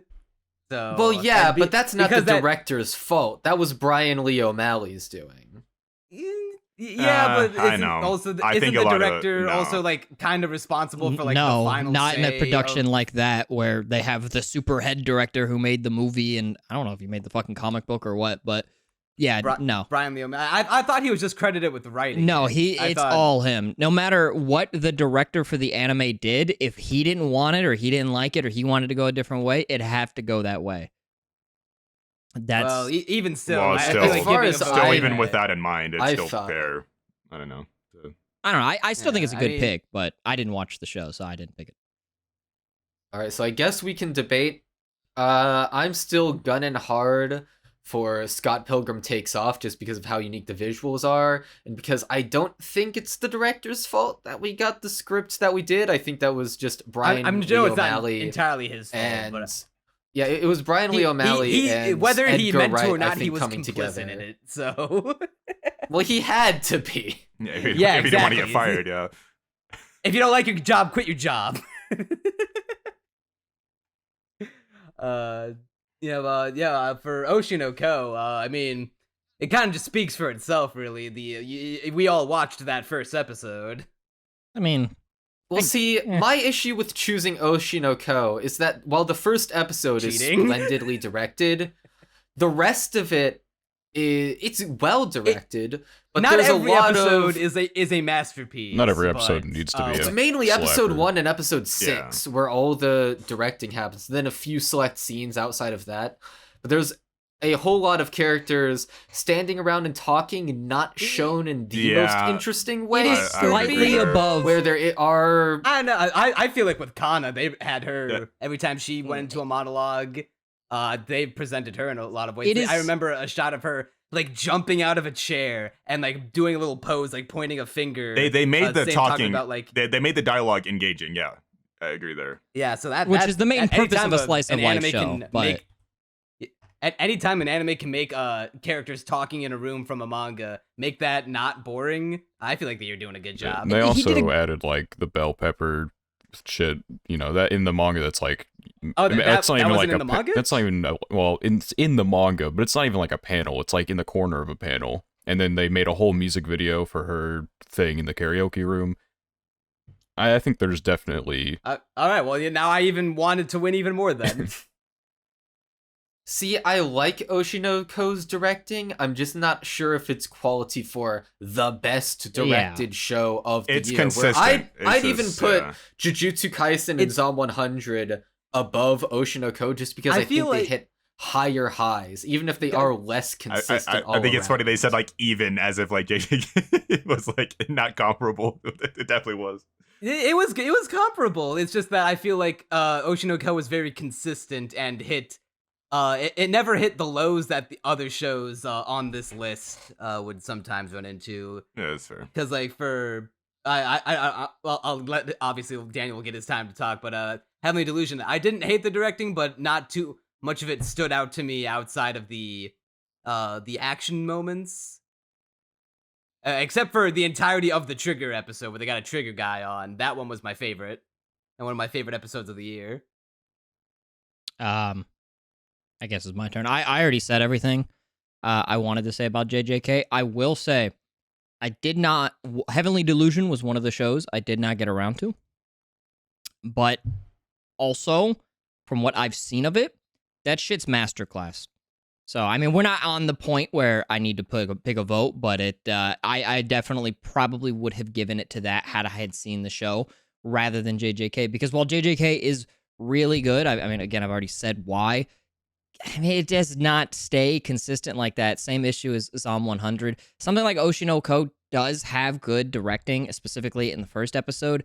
But then after that, it's just slightly above bog standard outside of a couple of moments. And those moments are good, but it's nothing, as Crunchy put it, it's nothing like breaking the mold, like, wow, holy shit, that's really good. It's no Keiichiro Saito, type beat, right? We couldn't pick Free Run. It's no Bochi. But I will say, I'm not gonna lie, I forgot what fucking Kazu but picked. What is? Dangers in My Heart. Dangers in My Heart. Dangers in My Heart is another one. I'd say Dangers in My Heart was also a fantastic pick. It's just, again, we're looking for the cream of the crop, the best of the best, and that was good. Maybe great, but it's not holy shit. You don't see it and go, wow, this is 10 times better than it would have been. Whereas you look at Heavenly Delusion and you're like, wow, I didn't read the manga. That's probably 10 times better than it should have been.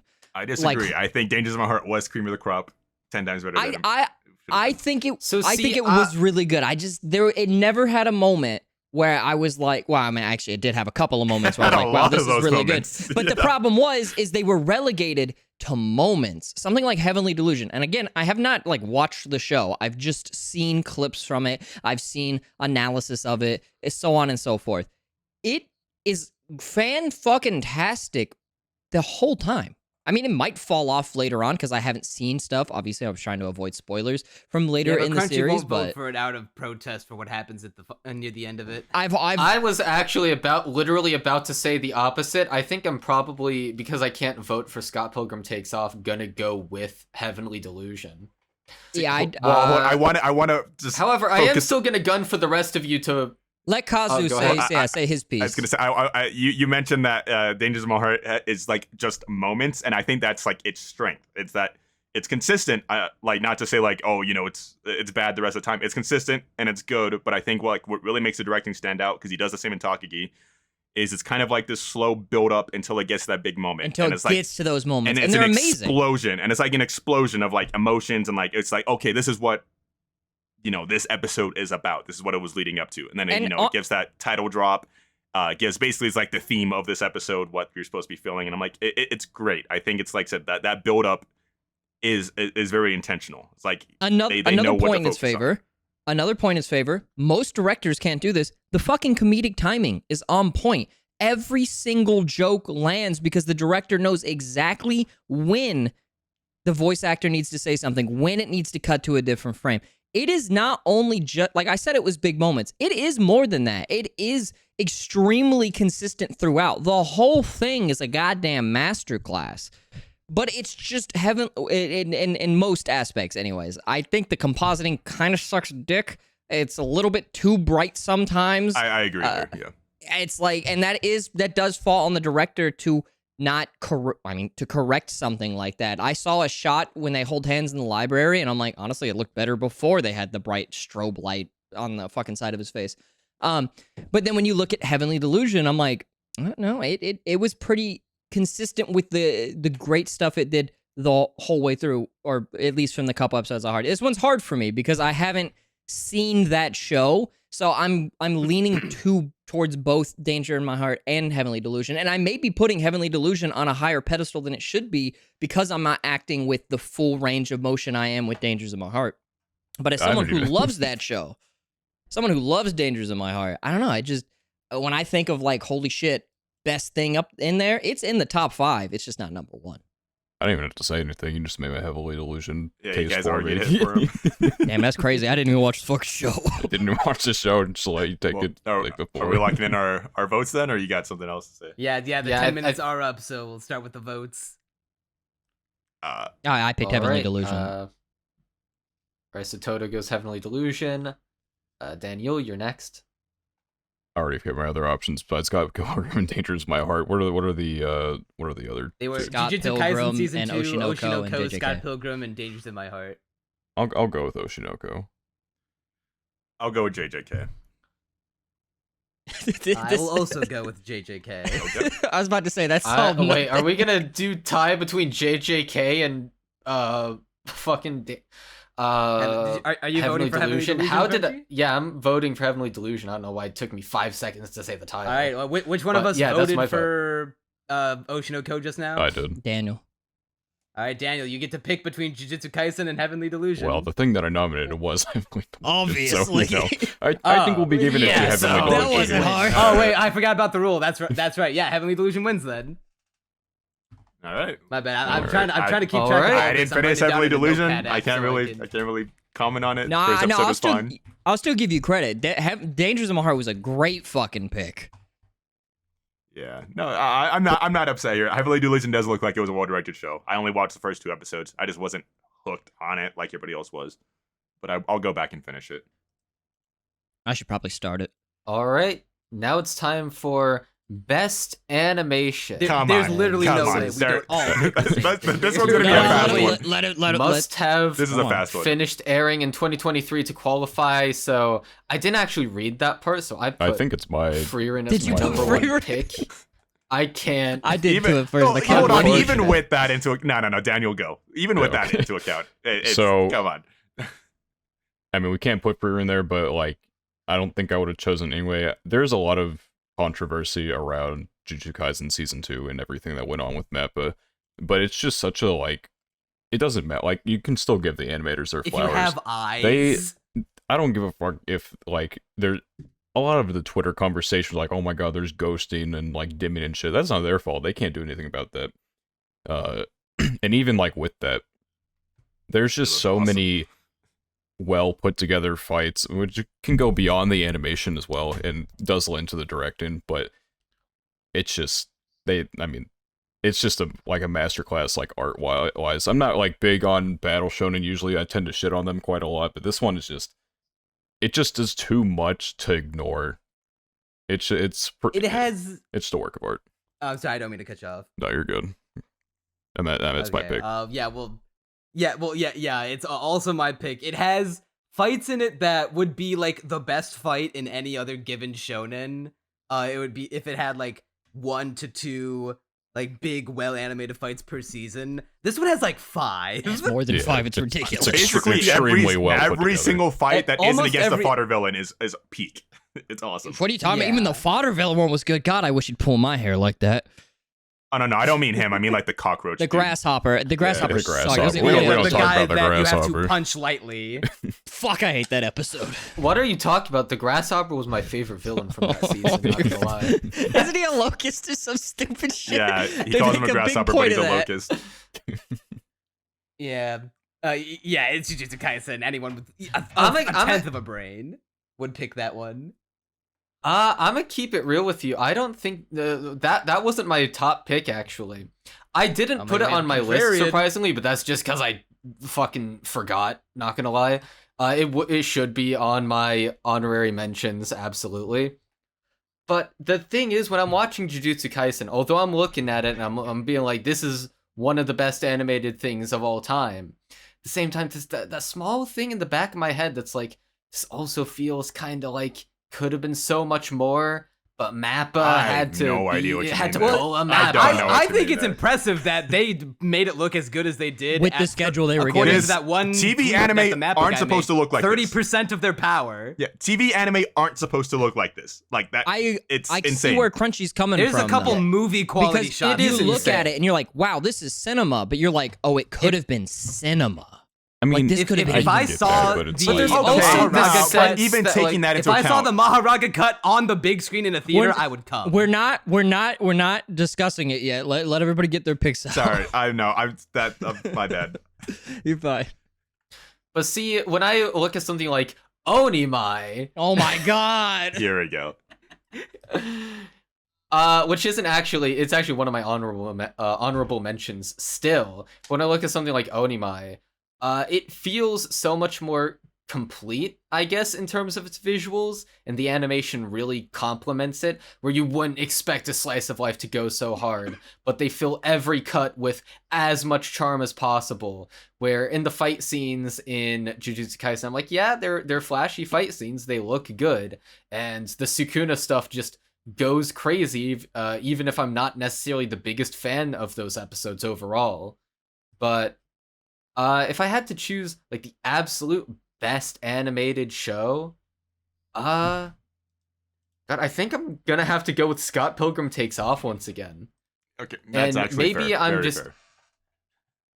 Because That is fair. it feels the most visually complete out of any anime this season, and the animation, there was just enough. It didn't feel like it was all hyper condensed on these super flashy fight scenes. It felt like no matter what scene you were looking at in Scott Pilgrim Takes Off, it was always moving just the right amount. It always felt perfectly at home. Whereas with Jujutsu Kaisen, I'm like, this goes hard.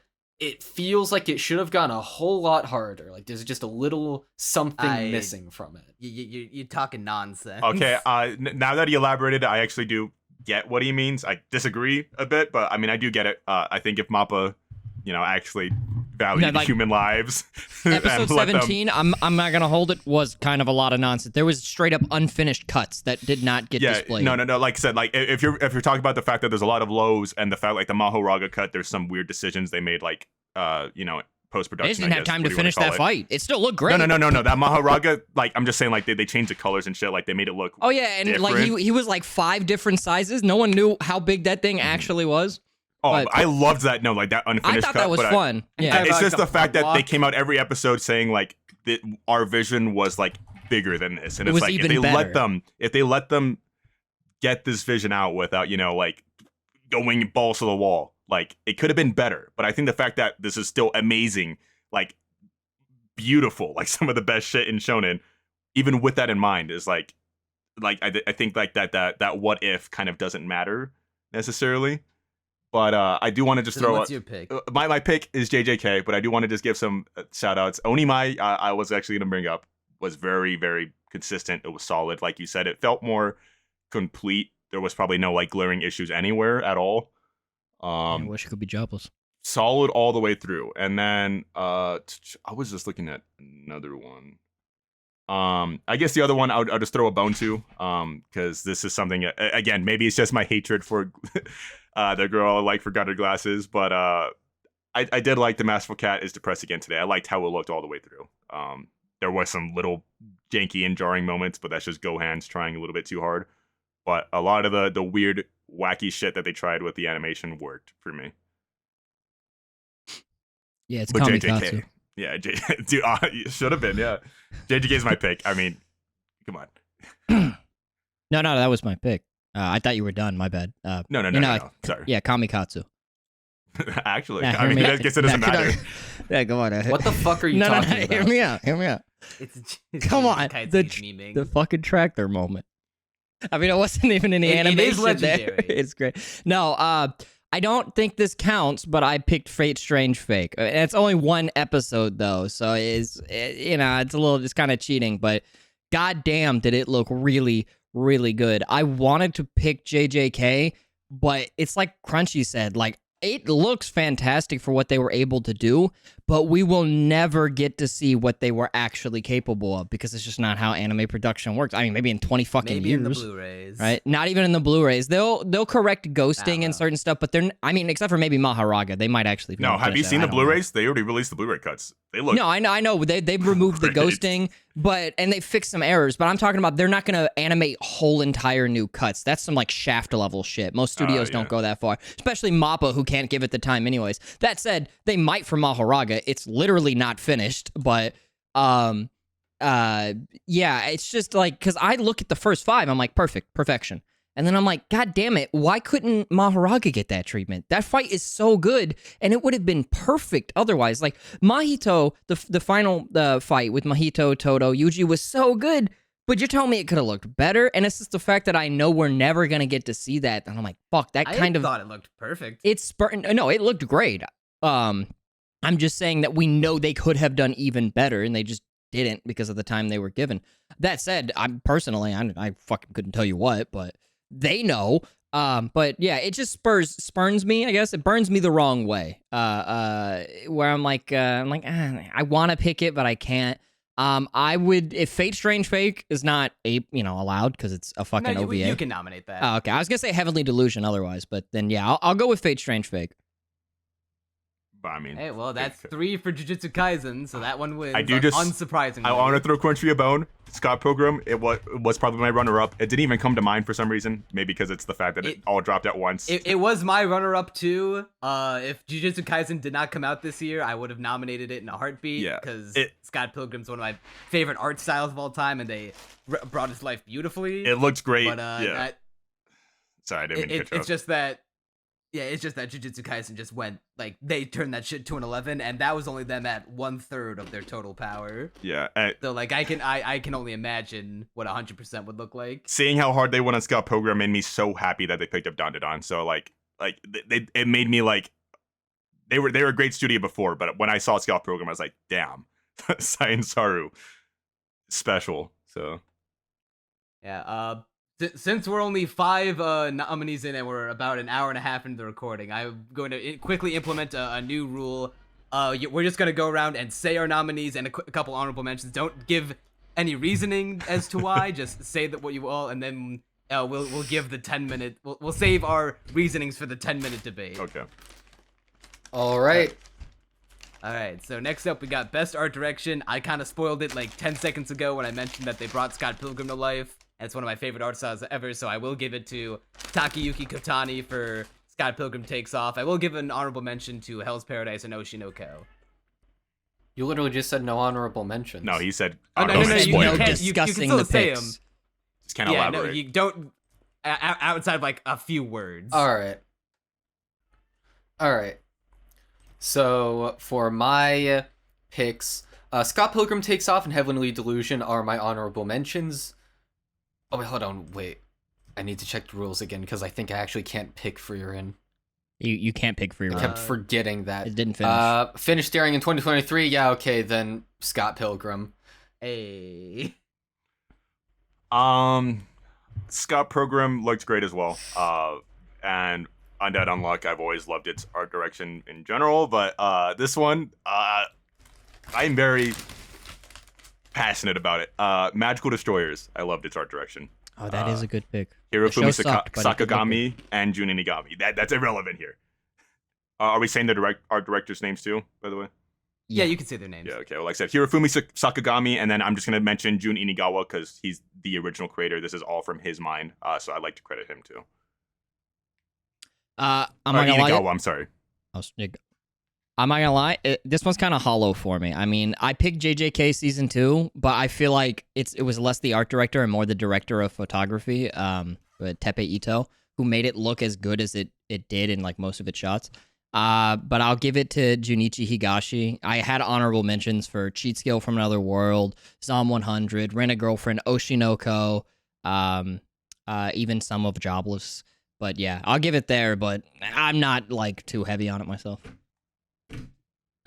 Personally, my pick for art direction was Onimai, the art director, Masao Kobayashi. Just I don't know. I probably had honorable mention somewhere. Jujutsu Kaisen definitely did some cool stuff, but I'm not, if it goes to discussion, I'll talk about it then. Well, it's not going Onimai to is because- actually a good choice. We all had different picks again, right? Yeah, Scott Pilgrim won. no, so- Scott Pilgrim got 2 picks, so Scott Pilgrim Oh, I wins. guess we don't have to talk about it much. Yeah. I will just say, as Now, that one was record time. yeah, as unfortunate as Magical Destroyers turned out, I am very passionate about everything else outside of the writing and stuff, and the art direction in there is amazing. I made a video about it. I think that it looks like akin to Toonami classic. Like they even make it very obvious. They try to reference like Gurren Lagann in some of its cuts. Fully Cooley, obviously. It looks very just creative and awesome. I do love its aesthetic so much. I'm just sad how it turned out. Yeah, no, I agree there as well. Like I said, I'm just removing all of like my feelings towards like how the writing turned out. I still don't know how it ends, and that I've heard it's Well, really bad, and that scares if you just me. want spoilers real quick, he gets crucified and he becomes I'm not kidding, he gets put up on a cross and murdered, and then like he becomes like this martyr figure for otakus around the world, basically. That's actually kind of funny. Yeah, it's like out of nowhere, super fucking dark. It's fucking like Okay, well, actually, like, the nails context into that it, like it's out of Jesus. nowhere makes it make a bit more sense. There was like build up to that. That could be. It's cool a big twist. fight, but then like But if their it's out villain of reveals their nowhere- goal, and then like, oh, by the way, otaku hero, we need you to fucking die to break the magical girl. So then they put him on a cross, but then he's like basically doesn't give up until the end, and then every otaku around the world is like, oh, he's so cool. And then So does he become like the Goldie Roger of otaku? he becomes basically. So they don't give him a name. Starts a new It golden it age does of work weird- out because they never give him a name. So basically, by the end, they show that a bunch of otakus just adopt the name Otaku Hero. So like, there's basically he's just a symbol now. So Yeah, that I part never is got fine. to the end of it. yeah, I mean, I wouldn't waste your breath watching it. It's Hey, well, All right, so next category is best score. I'm not gonna lie, I put Freer here, but then I remembered that it doesn't count, and so now I'm kind of at a loss. Cause I'm gonna be real with you, like no other scores really Really? stood No, out there to me. do you definitely want was to sub. do you want us to go first two while of you them. find Like- one? Or- yeah, we can pass. Yeah, it like down you to all Kikazu. can go. Okay, well, because I have a very solid pick. I use the soundtrack in a lot of my videos. It's my outro. Again, Magical Destroyers. I think the score in there is awesome. It's done by Gin Hashiba. I've been listening to it a lot, especially like while I've been recording. Every track in there is just like a nice hip hop fusion. It's awesome.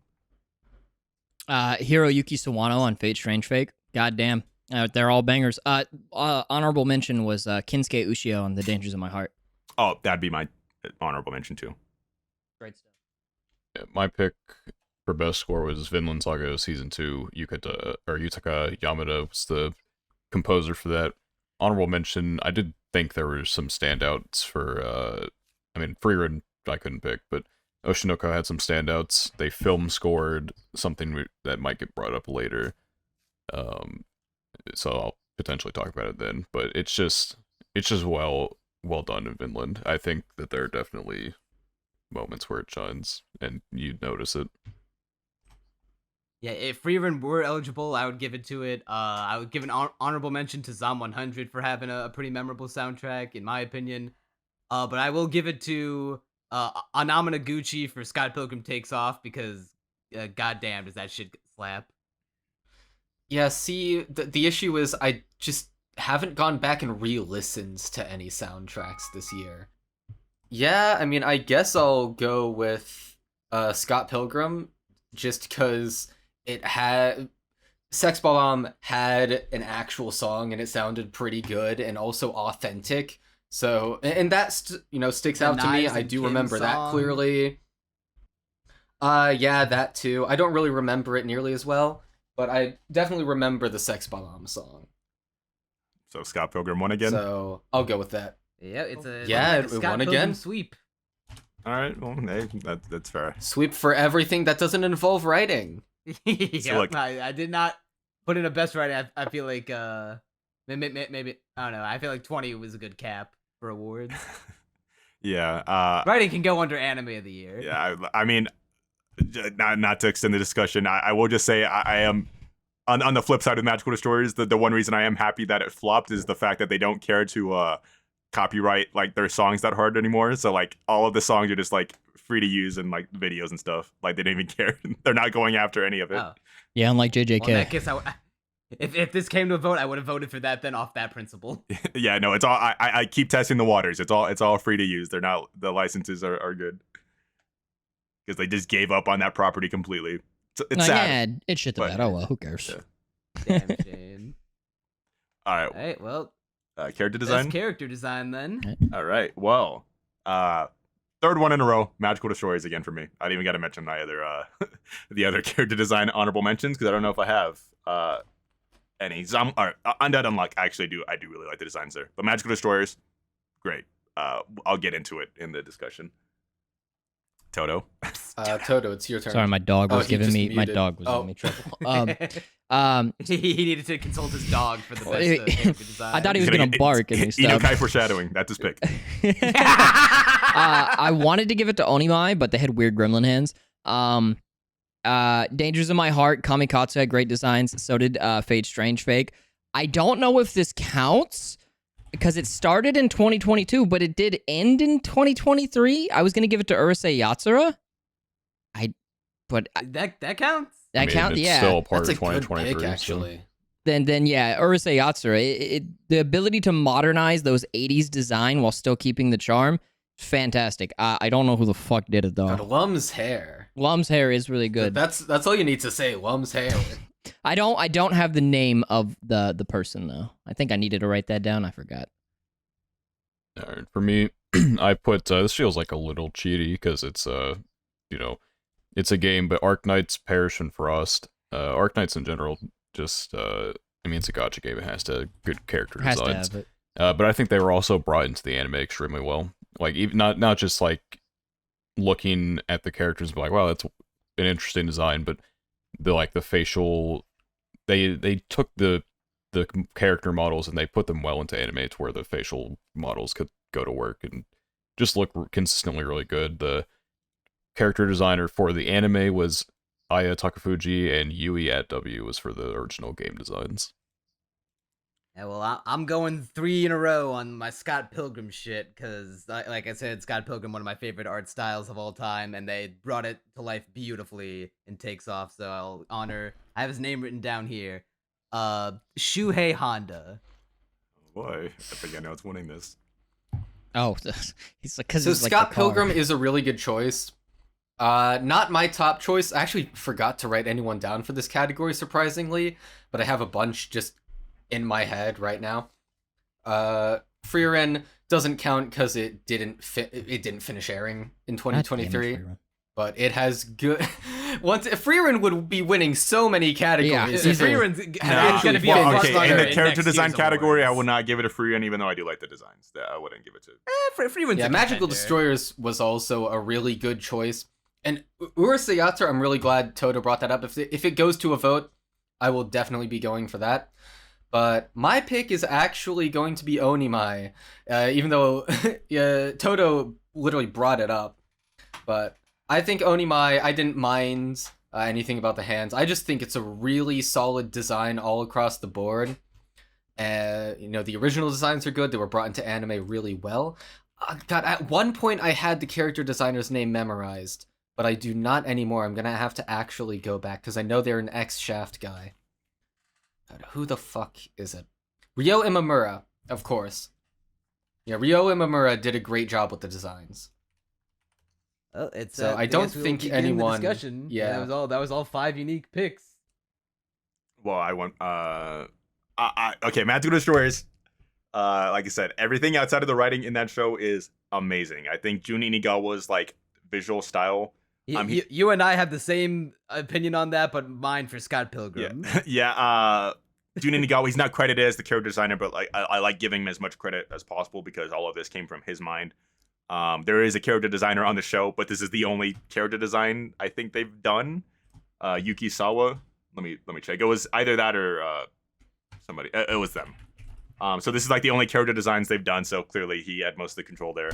But I think everything is so unique. Like the main villain has like a weird TV head with a cat face on it.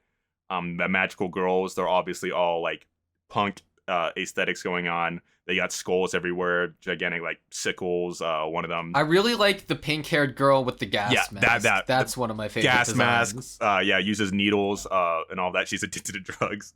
Like each character feels like this, like a punk version of like like magical girls, and even like the characters that are supposed to look stupid, like Otaku Hero, he looks dope. I think he looks awesome. Like every character in the show just looks so good. Yeah, I don't know. It's character design across the board is great for me. I mean, See, I like the character designs in Magical Destroyers a lot, but I just don't think they're quite cream of the crop. Like, Anarchy and Blue both have really good designs, but I don't think they're as memorable as Pink and Otaku Hero, in my opinion, at the very least. I mean, Blue is probably like the weakest out of them. I agree there. But I think what I really appreciate most, because, I've looked into a lot of Jun Inigawa. He does like a lot of like fashion for like rappers and stuff. And he's just really big into hip hop and music culture, and that translates really well to like the anime. I think his design sense in general is really strong, and it shines in the anime for me. I mean, regardless of what you like, everyone's opinion on Magical Destroyer, it's not eligible, but you could argue the best moment of last year was him getting his baby to be an anime. That's so fucking cool. He's like not even fully Japanese. But that's besides the point. No, he is. He just grew up in. Or yeah, that's what I mean. San Yeah, Francisco. he didn't. He's like a hafu or whatever. I mean, he's not, but he didn't grow up there, so they would treat him I get what you differently. mean. Yeah, but either way, yeah. I mean, I already said for Fate not Fate Strange. What am I saying? Urusei Yatsura. They look fantastic. You see the 80s design. It's very iconic. And then you're like, well, how would you make that in 2020? Well, I guess it's 2022, but how would you make that in 2023? And then they did it, and you're like, wow, this looks really good. It still has the like bounciness and vibrantness of the original anime, which the color's not that hard to get down, but the fact that they all kind of look still a little pudgy, but it's attractive, like I don't know how to explain it, is really good. One thing I do like the poppiness of the color palette. Yeah, it's fantastic. Unfortunately, it has nothing to do with the character design. That's because, I mean, they're just taking it from the 80s, and the color was already there. But I did want to touch on something Daniel said. He may have been trying to refer to this, but couldn't think of the word. But the translation of the character design into the anime, because Arknights being a gacha game is most certainly has a bunch of different character designers for the individual characters. So the fact that they're able to translate those designs under one single individual, maybe 2 or 3 at max, and still have it look very similar to the game is a really good feat in and of itself. Because Fate Grand Order Babylonia could not do that. They didn't look anything like they look like in the game. It looked weird, in fact. Just wanted to touch on that. But yeah, that's my piece for Urusei Yatsura. Yeah, I mean, Toto once again doing my work for me. The translation. Yeah, it's a good way to put it. It's like that's an underrated part of character design, I feel, because when people hear the words character design, they just think of how everything looks as like a general statement. But that's It's like also gotta animate well. yeah, it's a big job of the character designer to, and this has nothing to do with 2023, but Kaiju 8 has character designs that people are really torn over, because some people are like, wow, this doesn't look exactly like the source material, but other people are like, oh, well, it's probably going to animate easier, like as it is. I thought about potentially Jujutsu Kaisen for this, because there was a with the director change also came a character design change to make things animate better. And I think it really they played their hand well in that season, but it's basically what I'm praising it for, Arknights does as well. And I think the way that they do facial expressions just works so well, and it really, like, I don't play the fucking game, so I don't know. I'm not as invested into like the story as I might be otherwise, but I think it definitely helps hit home certain moments that maybe I wouldn't have cared as much about otherwise. All right, so here's my case for Scott Pilgrim. Kim Pine, Knives Chow, Ramona Flowers, Julie Powers, Stacy Pilgrim, and that's all I need to say. You're just horny. Yeah. I will say. It's not my fault that Kim Pine is a literal sex icon. I will. Oh, I forgot to add in Roxy Rick. You mean Knives? Knives Chow. In the comic, sure. I was gonna When say she I don't know turns 18. how she looks in the comic per se, but I do like that. I don't know. Knives kind of like looks like the anime character in there. I love like it. it was funny. She's adorable. I do like all the character designs though. I mean, you're right. Scott Pilgrim is I always love everything solid. they did with it. Every single I know I singled out the girls, but every single character is like the best incarnation they've ever been. This is like what I'm going to think of when I think of Scott Pilgrim now. It's going to supersede even the comic I mean, for me. Scott's the best looking pedophile since Araragi, so you know. Yeah, my goat. My goat. It's and the way that they all animate, it helps it, like, it makes the show feel like the closest thing we've gotten to a sequel to something like Panty and Stocking before we get the actual season 2 of Panty and Stocking. The show from the trailers, I was saying, had massive Trigger vibes to the point where I was shocked to hear that it wasn't Trigger doing it, it was Science Saru, and I was like, if they had just like kept it a secret up until the release of the show, you could have told me it was Trigger, and I would have not have doubted you for a second. Yeah, so And also, the Scott character Pilgrim designer is is from actually- Trigger, so yeah, Scott Pilgrim is a really good choice. However, speaking of translation, which we were talking about earlier, translating a design from one medium to another, those hair highlights are completely anime original for Onimai, even though they add so much personality, and it feels like it never would have been any other way. But, like, Kaede's hair color being both cotton candy pink and blue, just swirled together. It does make me It's perfect. It does make me wonder what it would Yes. look like if you added white. honestly, you could have just said Kaede at stop at her chest, and like, okay, I believe you. I can understand why it is nominated for best character design. He did have 2 balloons. Well, yeah, That was Kaede, my least favorite part of her her design. chest is anime original, but Wasn't Yeah, I didn't everything like about her? that. To be honest. yeah, I mean, I like the hair highlights. I like how they were translated into anime. I think the anime just made them a lot more lively looking overall. Like, compared to the manga illustrations, it's one of the few times where I think the art in an anime actually looks better than the art in a manga. Hot take. Anyway, I've seen. that's why the you art should in the vote for manga, me. and I do agree with you about for Onimai specifically. It's voting time now. yeah, right? so that's why you should vote for me. Yeah, it is voting time now. Right, so we're starting with Kazu. Yeah, I'm pretty sure. Remind me what you guys picked again, Toto. What'd you pick? Urusei Yatsura. The 4 choices you can pick from are Urusei Yatsura, Arknights, Scott Pilgrim, and Onimai. Okay, it's between Onimai and Urusei for me. I am probably gonna say Urusei. I was watching the season 2 opening season 2 opening yesterday, and I was like, what stuck out to me was like, yeah, that they did translate like this to the modern day like really well. Like the fact that these are all 80s designs, yet they fit so well into like the modern aesthetic they're giving it. Like I don't think that's very easy to do. Like they do very clearly look like they're from a past era of like anime, you know, in terms of like style. Yeah, it works. It works. I can't really elaborate more on that. It's a love letter of passion. It's like it's a lot of effort. Did the show deserve it? I mean, it's debatable, but the whole production, not just character designs, is like fan-fucking-tastic for no particular reason other than, I mean, it's a pop culture icon, I guess. But yeah, I get what you mean. For me, I give it to Onimai. I don't like the fucking fat titties on Kaede. I didn't watch the manga, but I was just like, that's a little bit too much.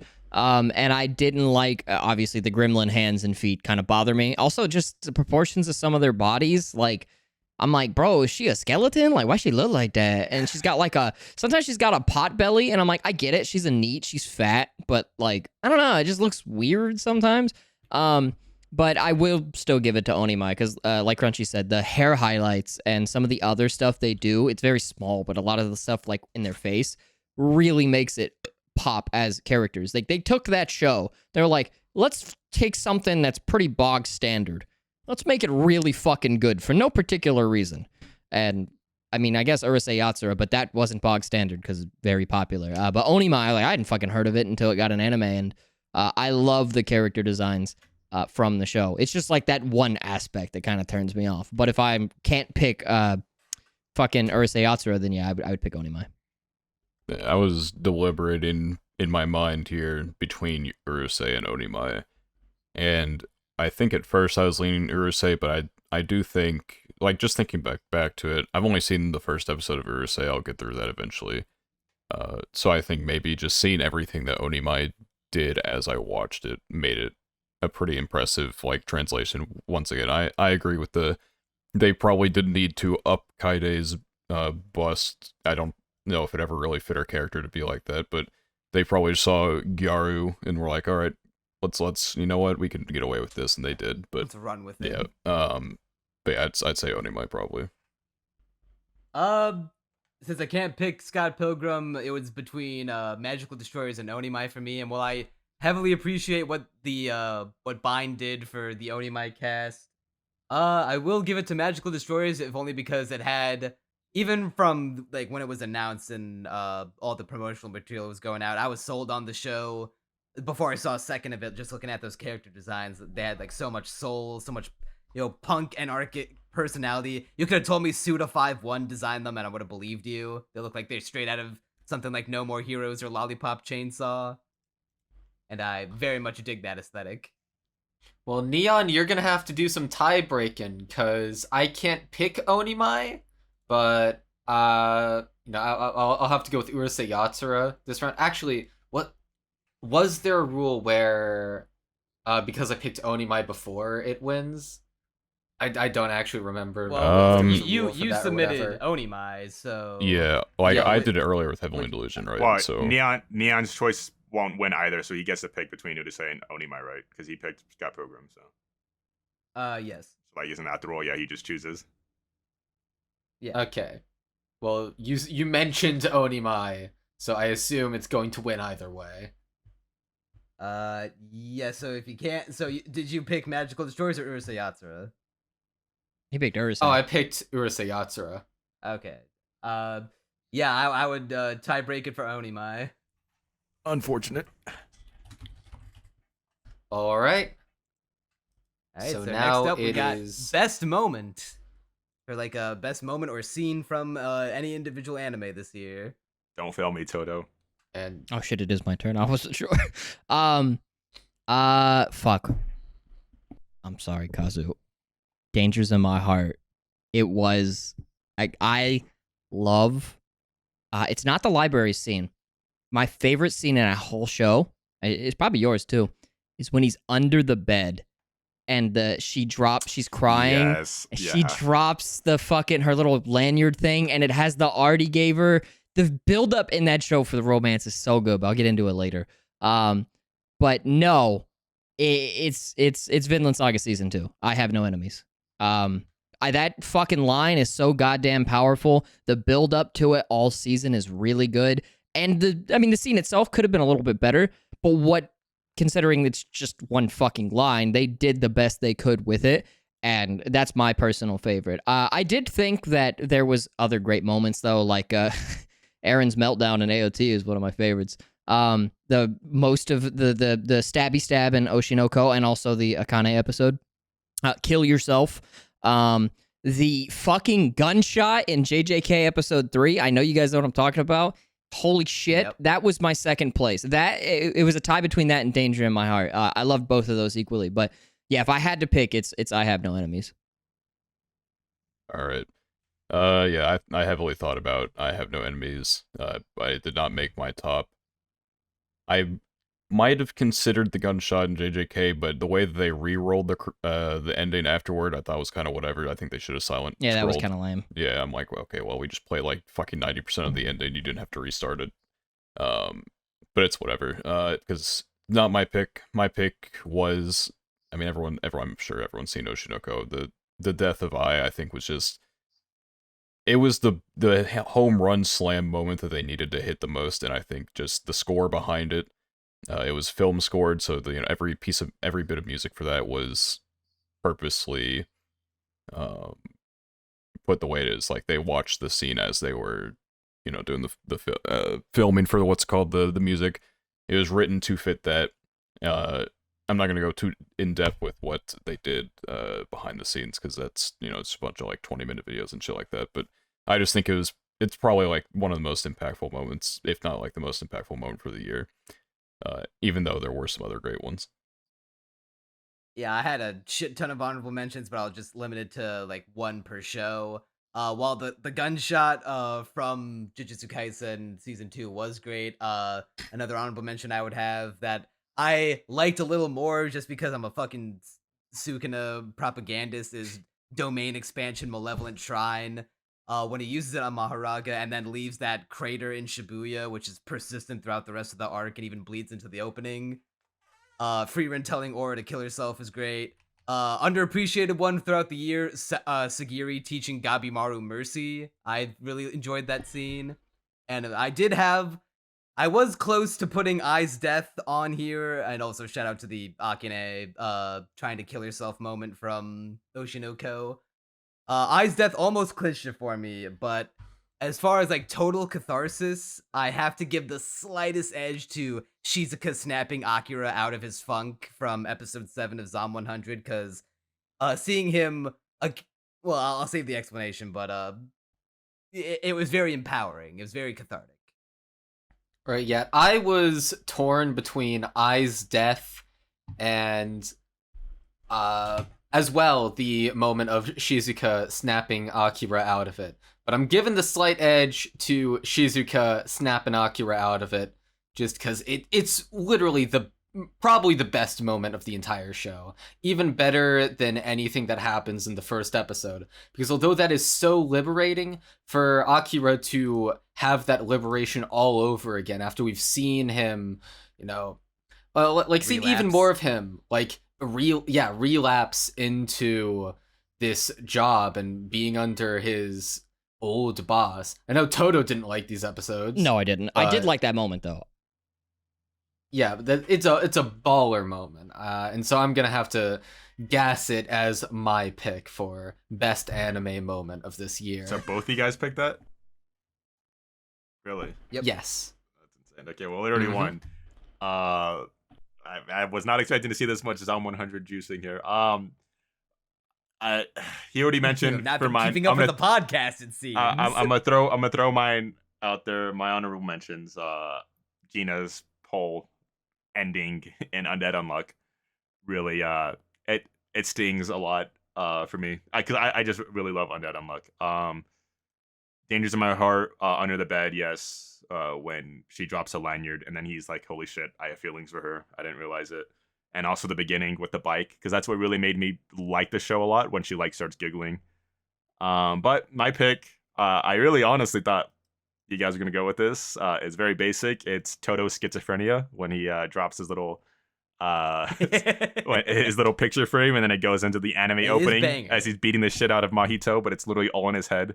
It took one little that moment is great. It took one little stupid moment from the manga that if they translated it just as is from the manga, like with just dropping it, it wouldn't have been as good.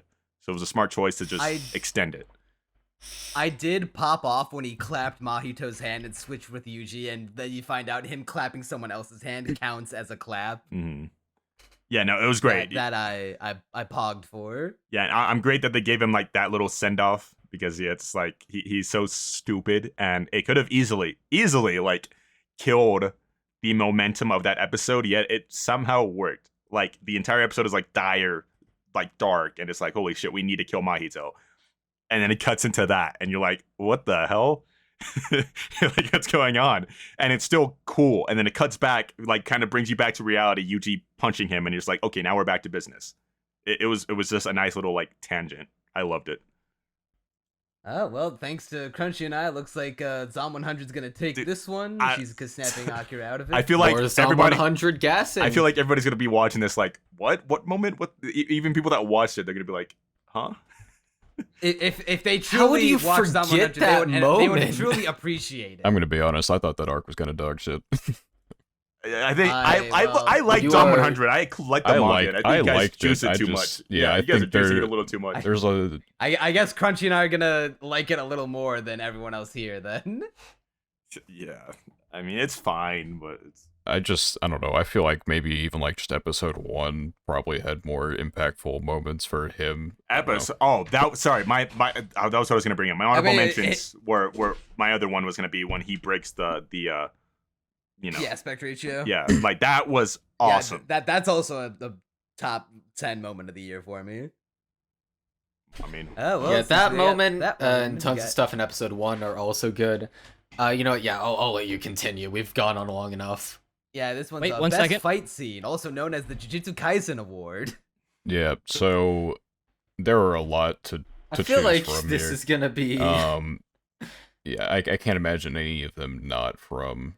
I don't know if Freerum was able to make it into this one anyway. I can't remember. we ran hardly. I a I wanna fight. say- I wanna say it was I allowed, feel like I but- said But- Freerun could count for this one. I think it because could, like, the They fight did could, happen but the this fights year. are like just beatdowns. Is what I mean. It's like free yeah, run literally must just have one occurred in shotting. 2023. So the free run fights are Yeah, eligible. I didn't put a Freerum fight, but I did think about them. But as few and like far between as they are, They're well animated, but they're not. They don't have like memorable choreography. well. I don't know Nah. about Like I said, that. they're hardly Well, fights. I- It's literally free reign, just like walking episode out, 9 one is shotting well, somebody. beautiful. I don't know that. what you're It's, talking about. Like Stark and Well, yeah, they're beautiful, but they don't. And but they're that's not, but that's a like, great example of fights. choreography as well as in episode 9. The fluidity of like the fucking magical beams and how he swerves around them. It's really good. and That then said, there's like also two moments. with I thought Ligne as like the little demon henchwoman. She was just anything they did with her and her powers was really good in that. But anyway, that's not the point. I'm not trying to gas an honorable mention because it was difficult to pick one from Jujutsu Kaisen. For me, it was between Itadori versus Choso, Sukuna versus Maharaga, and Itadori and Todo versus Mahito. I decided to go with Itadori and Todo versus Mahito simply because I felt like there was just a lot of fun things that they did within that. The teamwork between the two, just really good. And then I felt like the Sukuna Maharaga one is just kind of sometimes there are things like shit's just happening and you know maybe there's not as much choreography to it. It was still really well done though. That's JJK fights for you. But yeah, that was mine. Well, for my this one's pretty much the Jujutsu Kaisen award. The only non Jujutsu Kaisen honorable mention I have is from Scott Pilgrim Takes Off of Ramona versus Roxy, because I feel like while the fight itself was pretty straightforward, the way that it's told by them jumping into different movies and different genres of movies and film and playing with the meta of that was really fun. But that's like the only fight in the entire show that I would consider like good and memorable. All the other ones fell flat due to the writing. So as far as the Jujutsu Kaisen one goes, there's Yuji versus Chozo, Yuji and Todo versus Mahito, Mekamaru versus Mahito. That one was really good. And Sukuna versus Maharaga. I thought about putting that one on, but the more I thought about it, the most cool shit happens in Sukuna versus Jogo. Even though it's a one-sided beatdown, it's such a cool one-sided beatdown with so many cool moments within it. Alright, so for me, I did not even consider any Sukuna fights because I have my issues with them, but I'll leave that on the cutting room floor because I'm gonna have to agree with Danyul. Todo and Yuji versus Mahito is the best fight in the entirety of Jujutsu Kaisen and the best fight of the year. I mean, my picks are obviously from JJK, but I'll give an honorable mention to Undead Unluck. I liked the entire spoil fight and Victor. Both of those were really good. But yeah, JJK, there's just so many to choose from. Surprised nobody's even mentioned like the Gojo versus Toji fights, like the first one where Toji literally shoots him in the fucking face. Yeah, I was going to. You know who Like- else is the honorable one? There's that. The second part's fine, but it's literally more of just Gojo just being high, laughing his ass off, and then one-shotting Toji. So, but then there's obviously the other ones. Thank you for mentioning Mechamaru. That actually escapes my mind. I love the Mechamaru fight. And then the Sukuna fights, they are good, but as mentioned already, they are just a lot of stuff happening, and you're not really knowing what's going on. And then I really was so close to picking Yuji and Toto versus Mahito. But I really got to give it to Yuji versus Choso. That entire episode the choreography was perfect. Everything in that episode, like the bathroom fight, is chef's kiss. It was perfect.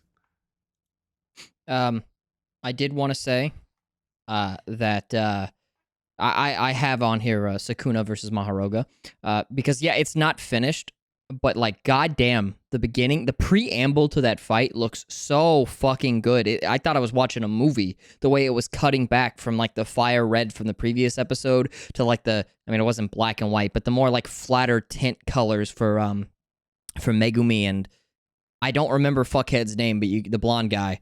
It's Crunchy. That guy, Crunchy. The fun boy. Yeah, it's Crunchy. He's in the anime. Yeah, That's what he looks like in real life. it looked really good. The problem was, that once the fight started, it was kind of like all over the place. There's a plane at one point. You're like, where the fuck did the plane come from? Yeah, the plane was random as hell. It's so random.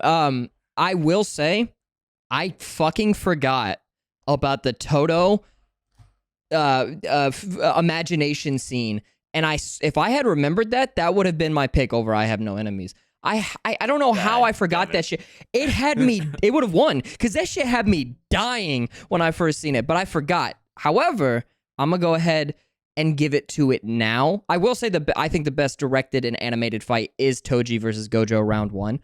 Or even Toji versus, what's his fucking name? Suguru? Geto. But I... Wait, so what's your fight pick then? It's Maharaga. No, not Maharaga. The fucking Yuji versus Mahito, or Yuji and Toto versus Mahito, specifically just for that one moment. Oh, okay. Whatchamacallit, the Choso fight is a really good pick though. I love the smaller directorial picks, like with the signs representing Choso's power, the callback to when he fought the two brothers, and actually, you know what? Nah, never mind. I'm gonna go with the Choso fight. That shit was really fucking good. His pick for the third time. The final answer is a Choso fight. That shit was really fucking good. I don't think it lived up to what they were trying to do with it, like with on the musical front, but it was really, really good. Also, he like loses his shit at the end of it, and I think that is extremely memeable, but it's also It's really a fucking really funny. good moment. Yeah, I mean, it's a really good moment. Like, literally, the camera shaking back and forth. I loved it. It functions as good foreshadowing. It's just fantastic. Yeah, the aspect ratio is such a good... Yeah, no, it's Choso. It's the Choso fight. That was some good directing. Wait, so 2 Choso and 2 since Toto. Since I was the only one with a unique pick, even though it was also Jujutsu Kaisen, I will, as good as the Yuji Choso fight is, and I would even argue it probably has better like martial art choreography, but as far as just like as an overall package, it's Yuji and Toto versus Mahito all day. From beginning to end, as soon as Toto shows up, that fight is like a perfect 10. See, I'm not mad with that winning because it is a great fight. Like, anytime Toto is in a fight, you know it's gonna be a banger. So. Oh, why? Yeah, Thank you. I have no qualms with this beating Sukuna Jogo. I didn't like that one. It was fine. I like that fight solely because of the end. You have to like that style of ending of it. Animation where it gets all wonky and it just becomes lines. Maharoga and Sukuna was like that a lot too, where they don't stay on model. And the animators who worked on both those episodes are known for that. Their biggest example was Karna versus Sieg and Fate Apocrypha. But I don't mind it, but I'm not the biggest fan. I prefer when it stays grounded and weighty, which again, Toji and whatchamacallit, the Toji's shit. Everything Toji is in embodies that perfectly. But the Choso fight is a close second, and it's even more impressive because it happens midway through the series when it's all kind of starting to fall apart. I do think Mahito versus Toji does have better moments, though, because it's fucking funny. But yeah. Toto, you mean? Toto, my bad. They all have similar fucking names. I hate it. Speaking of Toji, just real quick, I want to give a shout out to that one rabbit versus Toji. That was probably one of the best. He was trying his best. that was unironically went fucking hard. All right, but that was a. And I like that we're not following the rule. We're still elaborating on our picks while we're giving them. We should probably. I mean, we only spent a total of like not even 10 minutes on this one. All right, next one. Best episode. I've not been keeping track. You're first. You started with it. I think it's you. Okay, all right. So honorable mentions for this one: Oshinoko's 6th episode, the Akane episode, Jujutsu Kaisen episode 16 and 17, both the Sukuna ones because they make me nut. The first episode of Scott Pilgrim Takes Off because it's the closest to the actual comic, which what the show fucking should have been the whole time.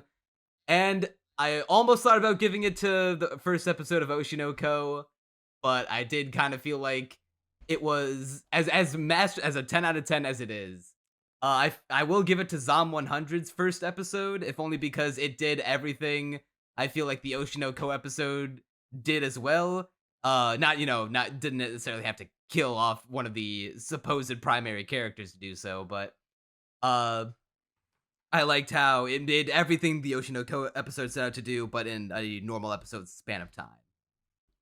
All right, so my pick, I was tempted to give it to episode 7 of Zom 100, actually, just because that I never expected the series to get even close to the quality of episode 1 again, but then it outright surpassed it in a move that Toto obviously disagrees with me on, but nonetheless, I really, really love that episode and everything it's about. I think Kosugi is a great villain for that episode, even if he's not the best in the show. However, I did not end up going with it. Instead, I'm going with episode 6 of Oshinoko, Ego Surfing. I made an entire YouTube video about it. Like, this should not be surprising to anyone. Well, much like you, I made an entire video about the Oshinoko episode, but that's not my pick. It was good. I actually was glazing it. I was saying it's like one of the best episodes, and it's still very strong. Benefits from being an hour and a fucking half long. Maybe it's not fair to compare it a whole movie to like other episodes. That was my honorable mention. I know there was one other episode on here that I had picked for, but I'll just go to my pick. My best episode of the year was also Zom 100, episode 1. It just nailed everything it did perfectly. Hey.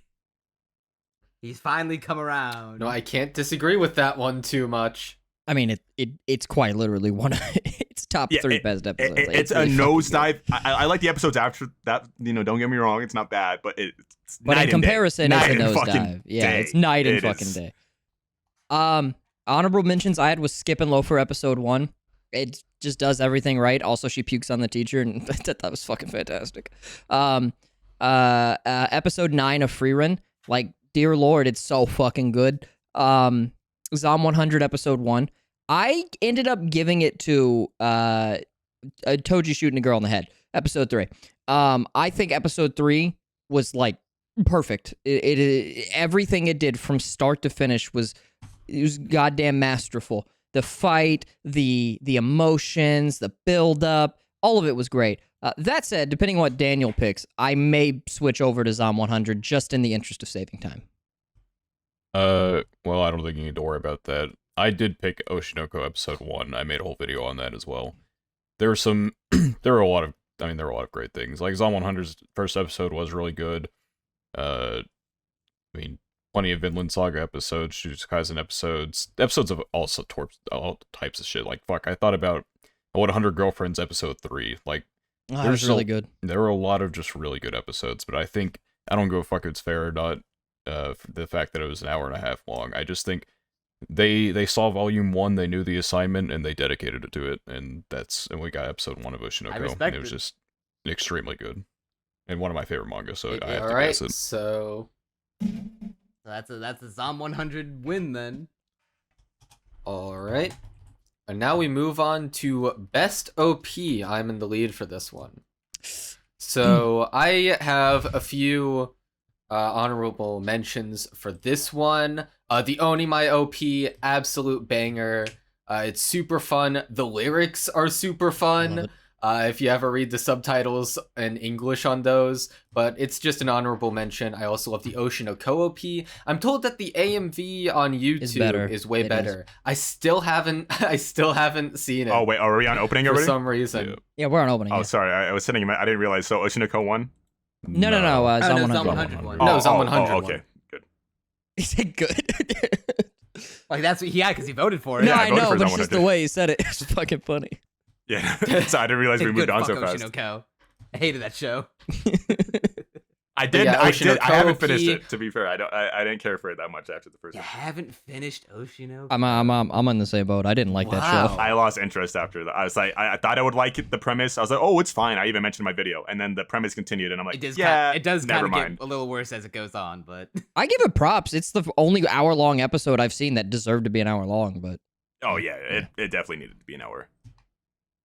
anyways, Sorry, continue. OPs. I didn't mean to cut Another- you off. Another honorable mention for OPs that I just have to mention is Spy Family Season 2 OP. Big feet. The choreography in that OP is so good. The way how they're pouring the tea and Yor is always there catching it and then sipping it. The beginning with just everyone in the family stepping towards the camera and their feet get really big, and at the end they repeat the clip, but they're drinking tea this time. Every single part of the OP's visuals is just so fun to watch. It really nearly made my #1 spot, but I have to give it to Zom 100, man. When they finished the OP, right? If they hadn't finished the OP, it would definitely not be #1, but because they finished it, the visuals of the zombies dancing, there's like so much animation, it's so lively, and most importantly, the song is way better than in the Spy Family Season 2 OP. And so even though Spy Family Season 2 got me to smile a lot more in its OP, the Zom 100 OP is way more listenable, and considering it's That's the about kind of big having a difference. song and a and Damn, having you a gonna music piss off video a lot set of to auto it. fans. I do. Yeah, I think Zom 100 does get the edge. It's the difference between a 9 out of 10 OP versus a 10 out of 10 one. So this was probably the toughest category for me because I always love openings. I will just say right off the bat, I do think this was not to keep comparing it to like this year and the year before, but compared to 2022, it was not strong at all in terms of openings, but I did like a lot of them. Initially, at the beginning of the year, if you asked me, I would have said Campfire Cooking in Another World. Don't know what it is about that opening. I just love it. It's so fun. It fits the show a lot. It's so good. But then I thought about it more, and I was like, maybe I give it to Under Ninja, because I have said before that that's probably my favorite opening of the year. And then I watched it with the visuals, and I'm like, Yeah, the song's good. The visuals suck. Yeah, it doesn't pair. I don't think the visuals suck per se. They but just they're don't fit. They're just not as engaging. And then I was like, well, Undead Unluck had a great opening. It's just not very replayable to me. I do love the Undead Unluck opening. And then lastly, I have made a tweet about it before. I got to the Scott Pilgrim opening, and I was like, this is the opening of the year. Nekroitaki is one of my favorite bands ever. I was so giddy and happy to see that they did the opening. And I do love the opening still. But I rewatched all of them yesterday, going down the list, and when I got to Magical Destroyers' opening, I was like, it has to be Magical Destroyers, because the opening is so unique. It's so... I like the song a lot. I know a lot of people don't. I really like how weird it gets, how it just breaks down into like this almost like... I don't want to say like breakcore, but it's just... You'll know what it's like when you watch it. Visually, it's eye candy. Noise, but cool noise. Yeah. So see, Kazu, I literally forgot about the Magical Destroyers OP. That should have been on my honorable mentions list. It's so Yeah, good. no, That it's should be great. my #2 honorable mention. I love the song and the visuals. Yes, that's my pick. I have a lot of honorable mentions. I will say one of my really hard for me to pick from. I fucking love the dance in Skip and Loafer. That shit makes me smile every time I think about those two goobers dancing. I love Undead Unluck. I love that when they clap, it shows an image of her side by side with herself or whatever, back to back with her hands together. I don't know. I love that shit. Also, it's so Kizu Monogatari inspired. Like fuck, bro. I love it so much. Also, Where Our Blue is JJK opening 1. The way that it's able to not spoil anything that's about to happen, yet tell you everything that you need to know in a minute and 30 seconds, and the song slaps ass and also fits with the visuals when you read the translation is so good. River and Paradox for Vinland's both openings. Heavenly Delusions. The Hero is Already Dead. That show sucked, but it had a great OP. Oh, that opening, thank you. That was great too. It slaps ass. Onimai's Oshinokos. Really good. I gave it to Zom 100. And it is cheating because Zom 100 only has a good opening in the end of Like the 3 show. episodes. Not even 3. It's like 7 episodes in they finish it. And it's like, honestly, I kind of want to give it to Undead Unluck more, but giving it to Zom 100 we'll get on to the next one faster. And I do really like it. It's my most replayed song of that year. And I love watching the visuals too with their fucking how they show all the characters' personalities. The zombies dancing. Oh, I love it so much. I'm going to give it to Zom 100. I didn't watch Magical Destroyers, to be fair. Watch the opening. Yeah, this was definitely a very difficult category to choose from. At one point in time, I might have said Idol, but I do think like the music video probably did a better job with that song as a whole. Though I do still really like the opening. I would say, like River. When I look at the openings, I didn't think 100% with the song. Definitely like the visuals mattered a lot to me. So like River for Vinland Saga was definitely something I thought about, even though I don't really like the song that much. It does fit as an OP really well. We've heard it mentioned a couple times. I gave it to Undead Unluck, Zero Ichi from Queen Bee. I just think the song's really good. I like it a lot, and then also just the visuals are just so interesting to look at on the screen. Whether like they match with the song, they show the characters in interesting ways. It's really artistic. Well, I'll spoil it and say Zom 100 is gonna win, but not because I also nominated it. It is on my honorable mention list. But I have one that's half cheating and half not because it technically did not become an opening until a different broadcast. It is. I'll go through my honorable mentions first. Heavenly Delusion, Skip and Loafer, Legendary Heroes, Dead, Jujutsu Kaisen. I prefer specials to Garbage, dog shit, trash. Oh, wow. Absolute. Oh my god. No, dude. Not a good opening. Everything. It That's a sucks car dick. What do you commercial mean song. not? Okay. It's Dude, a car it commercial spoils song. everything too. I hate it.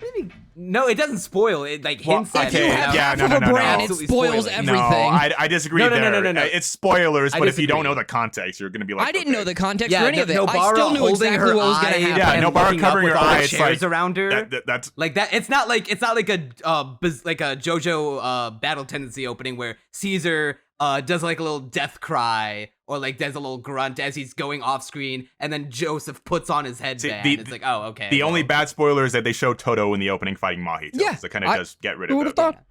Yeah. I don't like that opening. I like the song. And even then, they kind of hid it because they had Mahito fight Yuji first. So you're like, oh, maybe Toto doesn't show up for this. They No, did put obviously the he's gonna goat show in the up. final version of the opening, and it was really funny how they destroyed the city. But overall, I hate the visuals. The song did grow on me, No, though. I love the red color. I do scheme. like the I won't scheme. get I into like it the because color. It's not even my pick. It's not even my pick. I also think the song's a banger. It's Magical not. Destroyer is also on my list. Spy X Family and Undead Unluck and Oshinoko are all on my list. But my pick for opening of the year is the Kaguya Love is War 4th opening, Love is Show, because it has so many fucking references to the manga, so many little jokes, and it's a banger song. It has Hayasaka doing a flex tape commercial in it. I'm sold. I'm very mad It won this. that they. Sorry, quick aside. They didn't show that in the fucking theaters. I didn't know it had a Yeah, it's fourth not in OP. the movie. Well, It's only they on the made it for the TV TV broadcast. broadcast. That's the thing. I had Yeah. no idea. I was like, I thought it was just the movie cut up into 3 episodes. I didn't know they gave it an opening too. I just found out last week it had one. I'm like, well, that's kind of annoying. Yeah, they played the song in the movie. It's Yeah, that they don't. Yeah, No us visual, yeah. bros who saw the Kaguya movie in theater instead of watching it as probably it should have been intended as just 4 episodes of a season did get cucked from seeing this on the big screen, but it's so good. There's characters who dress up as Apex Legends characters, I think. That sounds Yeah, fantastic. I they gotta talk go about watch it Apex again. a lot in the manga. Yeah, it's really great. He put but Oshinoko on not hold to because- play Apex. Yeah, he's so cool. But so it's Zom Yeah, 100 but won no- then? Yeah, that's Zom 100 win again. Okay, I'm so pissed off that I forgot to mention this because it's literally my runner-up. The Dangers of My Heart opening.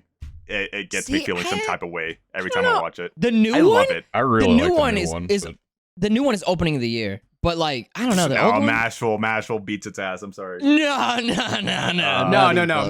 Mashall's way Not better. even Mashal, close. I look, haven't look, seen my it. hot I take. haven't even seen my- the Dangers in My Heart second opening. I know Mashal. No. My hot take is that this Mashal opening is better than every opening that came out last year. Like, No, easily. Yofukashi easily. no It's Uta. up there. The call It of would've the, made my the- honorable the mention Call of the Night one list is by the this year. same band. That did it this is better. better. That No, did this better. is better opening. No. You're Better opening than that. you're Also, smoking Dangerous in the that Heart is a better copium. show too. I'm sorry, it's Danger Heart. Easy clap.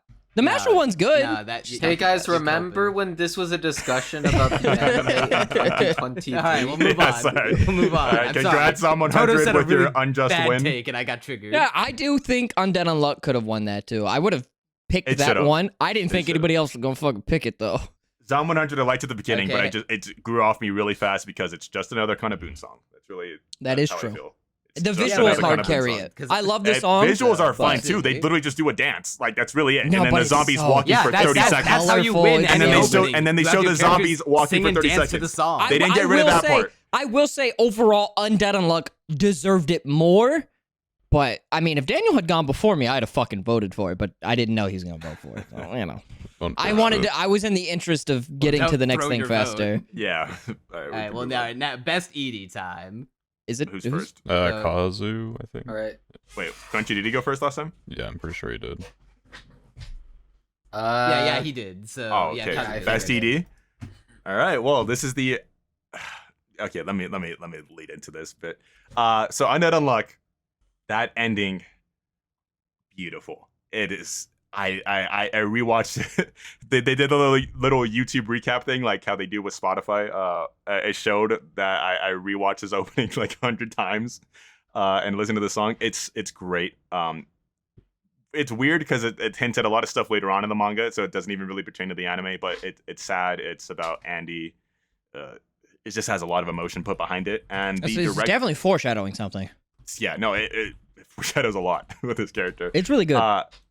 I'm forgetting the director's name of the endings. But while I continue talking, I really like the Zom 100 ending. It's a million times better than the opening to me. It's alright. It's man. Sorry, I'm looking up the animation director real quick because it is necessary for what I'm about to say.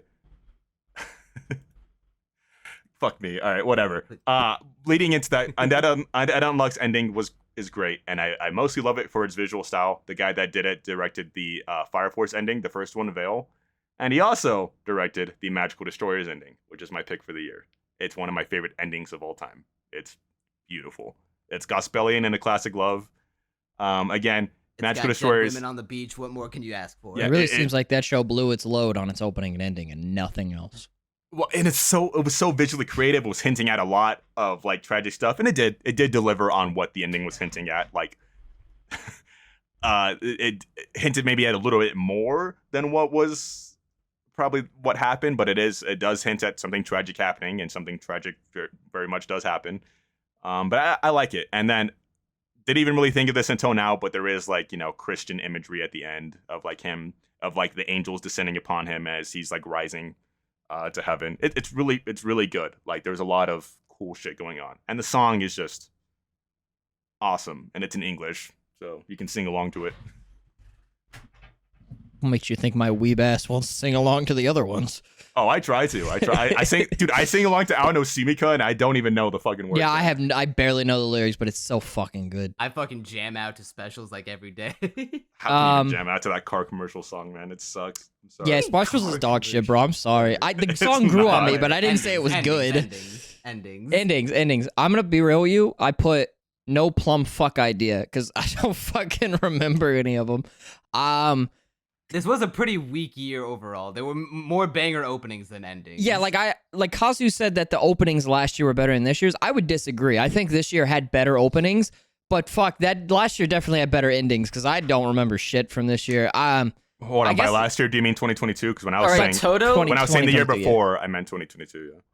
Yeah, that's what I'm talking about. Toto, 2022. you can hold your vote for now. When I say my ED, though, I expect to have jogged your memory, and you will immediately vote for what I also voted for. This is the expectation. You go ahead then, because I was just gonna pick on Dead on Luck. No, well, Neon needs to go first. So go ahead. Well, no. If we don't skip over Daniel. Fuck, is he? Yeah, he is next. Oh yeah, He's next. He is next. Yeah, true. He's getting abused right now. Yeah, a lot of Daniel erasure going on this episode. Sorry, we're unintentionally hazing the new guy. Am I going now? Yeah, go ahead. Okay. Yeah, you're going. I kind of disagree. I think there were a lot of great endings this year. Freyrin's, I think, was really good, especially visually. They switched it up this core, but that's unimportant. The sand art from Dr. Stone Part 2 was really fucking cool visual style. Spy Classroom had a bunch of special endings for their characters. The show could have been better, especially season 1. I really like season 2, but a lot of the endings pertain to the characters. But my personal winner was Oshinoko with Mephisto, another Queen Bee song. I think I didn't like that. I really liked it. I also like yeah, when I didn't like that one either. I liked that. Then that was pretty good. I like when the endings. I think it's really cool. You know, the ending starts and then cuts. It plays into the episode. Yeah, it plays into the episode, and then they also had the extended cut of it. I mean, I just think it's a really good ending. I don't mean to shit in your cornflakes, but I think Oshinoko is one of the few shows that did it bad. Don't mean to shit in your That ending, it lacks so much oomph. Like that when it starts playing during the show, you're like, okay, and then it kind of shows the title card. It doesn't work for me. It does feel like a modern Zoomer take on the to be continued JoJo meme. Fuck, I don't remember what the song was called from like 10 years ago. Roundabout. Yeah, Roundabout. Fuck, that was great. But that song's a fucking banger, so doesn't even get to get it compared to Mephisto. So Daniel took the words right out of my mouth because Mephisto is also my pick for ending of the year. I love when shows play, especially anime, play their credits themes going into the credits. And the reason I pick it out is because I feel like Mephisto did it the best, especially, dude, the Akane copying eye moment with the music kicking in as she copies the eyes, the stars in her eyes. That shit lives rent free in my head. That's also a moment, like a nominee for best moment of the year. I will say it does, like, when you hear the strings first, that's probably when it hits the best, like, rather than like the part right after. But I don't think it's a bad ending. Well, obviously, I fucking said it was the end of the year. I think I already know what The extended Crunchy. cut is also good. Can I guess your ending? Don't guess. Wait, I need to. quick. I know you can guess it Okay, right. I know I need the actually- build up. Yeah, I'll let him say it. Sorry, Neon, you sound like you're saying something. I didn't know you were. Well, I was did you gonna want say some my honorable honorable mentions, mentions? but I have a feeling if I say it, it's gonna be one of his picks, and I know for a goddamn fact it will be. So I'm gonna hold my tongue for this moment. All right, so some honorable mentions. Frieren, I unfortunately couldn't choose because, well, not that I would have chosen it anyway. Yeah, I'm not a huge fan of the song, but the visuals are impeccable. They're super uniquely styled. I love them. Both of the Urusei Yatsura 2022 EDs are great. I especially like the first one, but that's technically 2022. Oh, I would have picked that if it was eligible. I'm pretty sure only the. Yeah, I'm not sure if it would be eligible. No, it was in because 2022. The stipulation here was that it debuted. Well, yeah, it was in 2022. Well, that means, but part of those one episode from that did play last year. I'm pretty sure because they didn't switch. No, it debuted in 2022. Doesn't count. That sucks. Yeah, but my ED is the Onimai ED. It is pure joy in every single frame. The little dance they do at the end lives rent-free in my head. The song is so good. The one with the really good fucking animation with the cat in the beginning. It's great, yes. Yeah. I can't believe I forgot the that. guy who made the first High School DxD ED. Did he? I didn't know that. Yeah, the same guy The who pole directed dancing it. guy? Yeah. Oh, what a chat. That guy. Oh. Are you I mean, switching your vote to that? Oh, 100%. I completely fucking forgot about that. I mean, I wouldn't say it's that all the EDs were shitty this year. I just got dog shit ass memory. I remember OPs more than I remember EDs. Since so is no that one else two- mentioned it, I will say my honorable mentions were Himigoto Crisis is from Onimai, Happiness of the Dead from Zom 100, which also did the Mephisto thing of playing it before it actually started playing. You're right. I should have. And it worked in Zom 100. It worked there. It did. Yeah. I think it worked in Oshinoko too. That's why I picked. I actually think it Oshinoko, worked 'cause even better in Oshinoko's ending. Yeah, I just don't exactly. like the song itself. Now that- I think that's probably why I don't like it. And last honorable mention, Totome no Ichigeki from Spy X Family. Wait, so- fucking.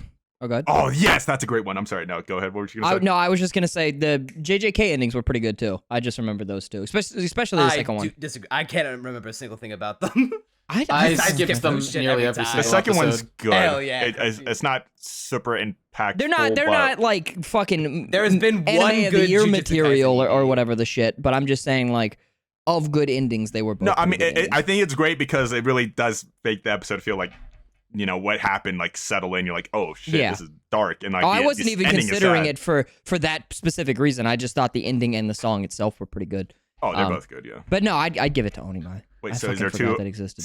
So Mephisto and Onimai. I think it's yeah, two Kazu, for And I it, gotta- it comes two to for you. Onimai. And I You had to gotta break pick it. between. Oh man, what am I gonna Oshinoko pick and Onimai. after shitting on Mephisto this entire time? Man, what am I gonna pick? Yeah, the Onimai ending, I actually did not cross my mind. The opening did. I don't know why the ending didn't. When I was looking through my search. I think the ending is better than the Oh, opening. I know. I agree too. It is. I don't know I why. think so, too. I don't know why it escapes my mind. Well, not the song. I ending think is- the Onimai song is better. The OP song. I think the ED is better on both fronts. No. The animation is really just hard carries, like on the It's ending. so 'cause fucking good in the ED. I don't know for no what it is reason. about it, but like specifically, like when each It's the character is little posing dances. with my heroes, my favorite, like where they're rubbing their face against her and she's Yeah. doing like little cat like. Ah, that's my so favorite part. good. It's I love so the good. little step in line march that the three side characters do, and while they're looking at the camera. See, and so I mean, I guess wrong. I knew you. I think you like Mashal Crunchy. I was gonna say because my other honorable mention that the one that I forgot was the Mashal ending. Like I love that dance. I love when they have dances and anything. The whole stupid cream puff thing. I love that ending. So Literally, I mean, The I don't shot really of like the My Mashal Hero ED that carrying the much. bedding. Yeah, like the only part of the Mashal ED that really sticks out to me is just Lemon dancing, which to be fair, that is a huge merit in its favor. Well, having and- Lemon Irvine dancing. well, and it's like a good chunk of the ending. But- Is what I mean. It's the beginning and then they dance at the end. Yeah. And it's like 30 seconds combined probably. So I don't know. I like that ending. But only my wins. Mephisto, I do not care for at all. I don't even dislike Queen Bee. I just don't like that ending. Well, shit. Yeah, I'm Well, sorry. maybe you'll have better taste in best wife material. Ooh, this is gonna be a bloodbath. man. Ooh, fuck. Wait, I think who's- it's- Where wars, battle Toto's lines will be first, drawn Toto. and wars Oh, will shit, be is it me? fought. I'm gonna say right now, I don't think there was any one singular top tier wife this year. I think last year, I agree. Cap. god I damn, disagree. Cap. I don't. Favorite cap. Now I could just be There were misremembering. good picks, but there was never one standout one. Yeah. There've been some contenders. Like you could pick your Chisato, your Marin, right? Like there was solid picks last year in 2022, but in 2023, I'm like, I don't know. Like I could just be forgetting some. 100 Girlfriends definitely had some good ones. Karane is one of my honorable mentions. Ruby, Mitama, Shizuka. Mitama's from fucking Kamikatsu. Shizuka's from Zom 100. Everybody knows what Ruby's from. And Freerin from Freerin. I picked Yamada personally from Dangerous Heart, but I don't know. It's like she's great. I need someone like her in my life that just gobbles down all the fucking food. Also, she's adorable, but I could honestly swap that for Freerin or Mitama. Like I'm not like really hard on this pick. Like when they had me on last year, it was Chisato, ride or die. I fucking love her. But yeah, I didn't feel that way this year. Yeah, for me, it came down to two of them. I love both these characters. And I think just the one that I had already had ranked above the other one ended up winning in the end. At first, her honorable mention was Ari Maikana from Oshinoko. Maybe a bit of manga bias into that one, but she did get a lot of good moments within like the anime itself. I think Megami Han, or yeah, Megami Han. Did I fuck it up? Did I fuck up her voice actors? I don't remember. I think that's her voice. No, actor. you got it right, but Megan it Han, sounded I like had it right sounded here. like you said making me hot, not making me Han. Okay, wow. Well, she does. She make does, me yeah, hot. you know. Yeah. Anyway, I think they did a very good job portraying her character, but this was a controversial one in my heart. I think the adaptation for this anime was dog shit. I was so disappointed. This is a novel that I really, really like, and I thought the anime was fucking awful in classic Project 9 fashion. Angel Next Door, Mahiru Shina, I love her character so much, but the anime was so dog shit. But this isn't about the anime; it's about her. So I'm gonna go with her.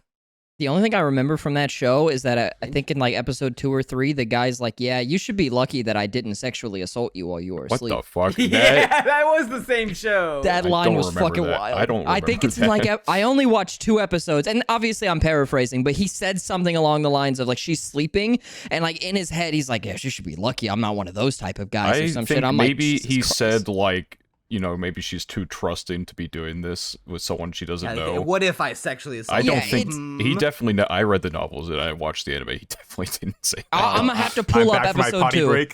Who's your pick? The Angel Next Mahiru Door. Shina from Angel Next Door. She laughed. Yeah. Okay. Okay. Look, Well, yeah, well, that's hold fine. on. Hold on. Don't stop hazing the new guy. I said the anime was dog shit. I read the novels and the anime adaptation was fucking awful. But I Wait, love her that character was so that. much. Is that your pick, Daniel, or is that Toto's? It's my pick No, that's Oh, his. who's Toto's? Fuck, Yamada. Yamada from. from Danger in My Dangerous Heart. Okay, Yeah. all right, that's fair. Yeah, at least someone has taste here. Yeah, I have great taste. You're just. I've never had a wrong opinion in my life, actually. Same. What a coincidence. Yeah, okay, sure. What are you Bro. saying, Neon? Did we just get a bunch of people on here who are right all the time? Because, I mean, I'm also constantly right and have never been wrong about anything. This is crazy. That's crazy. So mine, I only had 3 front runners. Kimpan. If Kimbai.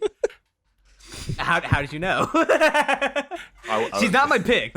She's not my pick, but she is on my honorable mention list. Because she is one of the hottest characters ever designed. Unfortunately, I cannot, in good faith, pick her because she didn't do anything in the whole show. So it would be, vanity or that. Not well. That's not the right word. Well, what's the word? I can't think of it right now. But like, just base someone off looks. whatever. Vanity? Hot? Yeah, Is you're that what you're trying to vain. say? Do you think she's hot? There's a word. Yeah, for you're it. being vain. You're only judging a book by its superficial. Yeah, there you go. There you go. Yeah, okay. So then it came down to ultimately 2 characters.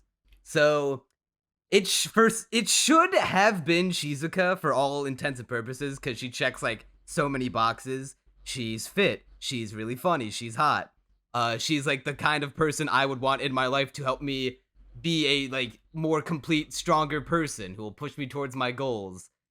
And while I do think she's hotter than my pick, when I think about who I want to like, who would make for the most fun, wife/girlfriend, someone to be around, I think it would be Kana Arima. I think like we'd like shoot the shit a lot. She like take constant jabs at each other. She's like really smart. Has a lot of insight about the acting entertainment industry. She's sassy. You could eat baking soda together. Yeah. We talk about bell peppers. Yeah, she's like the full total package. All right, this one was tough, and I actually literally just changed my pick because like no one else mentions her, but I just thought of it on the spot, and I was like, oh wait, actually. So Swear to God, if you say fucking My Hero. yeah, I've quite. It's not going to be Mahiro. However, on that note, I do have Mihari Oyama on there just because she can fix me. Dude, she's so hot. But she is. She's the hottest. She's not even the character in hottest show. girl in that show. But- Whoa, what the What fuck do are think you she's not hot? saying? Well, actually, the true hottest character in that show is the barber from episode 5, who just has a ridiculously good design for no reason. She's also on my why am I forgetting the term? Wife Front material. runner list? Yeah. Runner up, mentions. honorable mention. Honorable mentions. Yeah, I don't know how I forgot I was that gonna say kind of phrase. Her tits are too. Yeah, big. it's a turn off for me. So, yeah. superficial. Superficial. It's based purely off of aesthetics. Fuck you. Okay, but Knives Chow is also on my frontrunners, runner-ups, whatever. Shizuka Mikazuki was very close to being number one. However, you know what? I think she and Akira are just too perfect for each other. Akane Kurakawa was almost there because I can fix her. But the thing is, if I just forget that Stark exists for a second, if I genuinely thought about which anime character I would have the best relationship with, who would be the best wife, I would go with Fern. If we're just forgetting that Stark exists for a second. So, and the reason why is because she's that Shizuka's perfect for Akira, but even when she'd be Stark is for perfect me. for Fern, you're gonna take her from him. You're gonna cuck our boy. Well, see, Shizuka is like just not my style enough that I can be like, you know what, Akira, I can let you have her. But Fern, I feel like we would vibe it's so too much good together. For Stark. I just want to read a book next to her. Like, I feel like if me and Fern just sat down in the forest together, read a book, like right next to each other, shoulder to shoulder, that would just be the best day of both of our lives. It would be perfect. Personally, so yeah, I'm choosing Fern. I would go with like looking for berries for 50 years and then dying miserably. Personally, I mean, I'm into grannies. What can I say? I don't know. Freeman's a better choice there, yo. But you guys keep talking about Shizuka. You keep going on and on about her. But the better Shizuka exists in 100 Girlfriends. Shizuka Yoshimoto. Yeah, I love her. Spitting. She is adorable. She is. Everything about her is so cute. But which one is she again? She's the one with the phone. Oh, And that is the one caveat here, is that she only talks through a phone. I'm not huge on that trope. She is the shy one. So moving away from that, even though I just shot on her, I love Shizuka from Sub 100. she's so hot. She's so great. I love her. She is a great character. Very easy to bully. She is a very great character. I would snatch her phone out of her hand and hold it up above her head. That's or so I fucking place it mean. on a high space, like a high ledge. Damn, that's just being mean. I couldn't bully her like that. Exactly. She's too pure. Yamada was a great choice, yes, too. Your cry. From Dangers of My Heart, I do agree there. But she sure loves to eat. But this character captured my heart from episode 1. The one I'm about to say. She is a girl fail. I don't know. I love them. I love girl fail. She's a salary woman. She's almost nearing 30. You know, ideal woman. Saku Fukuzawa from The Masterful Cat is depressed again today. She's the main character. Better than every girl from last year, without a doubt. Her design is so cute. Personally. He's great. He's husband material. I love him. Like, Yukichi's fucking dope, but everything about her just like speaks to me on a spiritual level. Like, she's so good. I love her. So she should win. Be the first debate we've So had she in a while. should Then Yeah, objectively, she is the best, based on the factual analysis I just gave. So see, I still think Fern should win, but I don't think anyone else is in agreement with me on this because I like Fern because she's so particularly my vibe. I'll give Fern. a spoiler. Out of the options I can choose from, since I can't choose Kana, I would choose Fern. You could just go buy a plant. Oh damn! and Okay, have never her. mind. Everyone should choose Fern right now. Actually, wait, no, don't choose Fern. She's mine. But choose Fern. Well, all right. I mean, Toto, let's just go ahead and vote. I guess I think we all gave our defenses. Do we have to debate or? No, I mean, no, we don't have to. Yeah, I think, and no one else. Has anything Just more to remind say me about what the everyone character. chose again, just so I can be uh, sure. fuck. Daniel It picked was- Toto picked Akane. Yamada. Oh. Daniel You picked chose the girl Yamada. from Angel Next Door. Oh yeah, shit, he did I pick picked her. Kana Arima. You picked Fern. Kazu picked the girl from Masterful Cat, Saku. God, yeah, like most of those choices were dog shit. No Yeah. wonder I forgot. What the them. fuck Yeah, you mean, Kana Morris? Arima. Go ahead and elaborate. Yeah, if you're sitting on Well, Saku, okay, to but be fair, there's only one really bad to choice. be fair, here. I do like Yamada, but I don't know, his wife material. No, I don't. She I doesn't think really stick I don't out think to she me does either. I that just much. I didn't think any of the women from this season stuck out. And again, I didn't watch everything like I normally would have. Yeah, like I normally would have. I think the girl, who I don't think is actually a girl, from Heavenly Delusion is really hot and up my alley. but Technically, I it's a think that's a girl. guy. I don't know. It's complicated. It's a guy in a girl's. Yeah, it's like a her guy's brain in a brother or girl's something, body. right? I don't know. We won't get into spoilers, but Biologically female. yeah, I probably would have picked her had I watched the show. She's fucking hot. I don't really give a shit if it's a guy in there. I'd fuck Tanya too. That's a guy, technically. It's okay. Maru doesn't care either. Maru doesn't care. We're getting way off topic here. Yeah, I anyways. think, you know? I don't know. I kind of want to pick Fern so we don't have to discuss it, so we don't have to like contemplate it anymore. But fuck, I'm sorry. Freerun's Listen, better. Fern is your Freerun's profile better. picture. Yeah, but Freerun Freerun's is better. better. Freerun's Freerun's better. I'm better. sorry. Bro. Fern is fucking great though. I don't give a shit about. I didn't really like the girl from Angel Next Door. I don't go for those like the perfect. I would types. sooner wife Freerun than for What the fuck did you pick, Neon? Kana Arima. Well, that's not a bad pick. And who'd you pick, Kazu? Saku Fukuzawa from You pick. Oh yeah, Jesus you didn't Christ, pick the Master cat. Yeah, you didn't pick the cat. Fuck. I mean, I guess it's a guy. It doesn't count, but no, you know.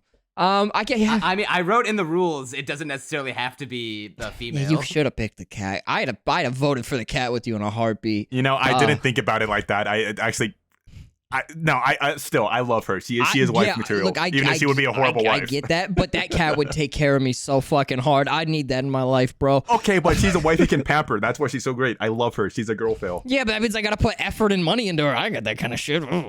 Time, money. Yeah, I don't know. Fuck it. I guess I'll go with. I'll go with Fern. She's my profile picture. Oh, come on. Fuck. All right, But then Kana's pretty hot. Personally, I'm gonna pick Kana just because that was my second choice anyway. So All right, so we got 2-1. I will vote for Fern. God, So Fern it's seems 2 like for such a 2, basic bitch. 2 bitch. Fern, 2 Kana, What are you saying to Kana? Who else voted for Kana? Wait, Crunchy, who are you picking? me. Well, Oh. yeah, I have to vote for Kana because you're I can't picking vote Kana? for Fern. Okay, well, I'm the tiebreaker, so what? It's Fern. Well, yeah, who would you pick if you couldn't? oh, pick that's Saku? hard because I was gonna pick Yamada, but shit. Now I'm not. I mean, if you pick Yamada, the tiebreaker will go to you. I love I'm just it. gonna say I'm gonna go with Fern. I do like Kana a lot. I love her design, but Fern, I just really Hell like. yeah. I like her personality a lot. I like how What deadpan. personality? Well, exactly, deadpan. She has I love her personality. I think. pouts. Yeah, she does, but I don't know. God, it's just the Freerun's elf gotta is keep right having there. it. Come on. No, free run is Crunchy. better. I don't know why you chose What- Fern over yeah, what the free run, fuck? Yeah, that was an L take, Crunchy. Me and Fern would vibe together. Yeah, well, the okay? other No, one she would wouldn't. She'd waste hate your your ass. time. She hates And- everybody. yeah, no, she except wouldn't Free even Run. like you. Yeah. She doesn't She's even like only Stark, and she's gonna fuck pretending. him by the end of the show. Yeah, No, she's she like- loves Stark. What are you talking She's about? only pretending not She's to like desperate Stark. for Stark, Come and she on. still hates him. So- Yeah, exactly. but You know, yeah, I'll she go with doesn't Fern. hate free run. Tisk tisk tisk. Well, that's because she's her mom, God, I wish. and also that she's her daughter I'd simultaneously. let that bitch phrase me so hard. Anyways, Well, All right. anyway. Well, next up we got that's a win for Fern. Best comedy. Yeah, this comedy is such an odd genre because there are things with comedy, but I decided to really just be like, if it's not like strictly a comedy, I didn't really consider it. And so with that, I don't even know if I really have any honorable mentions to really care about. Eminence is one that people like a lot. I kind of like Eminence, but I think the comedy can get old after a little bit, especially now that we've had like fucking 32 episodes in a span of like a year. and a so- movie.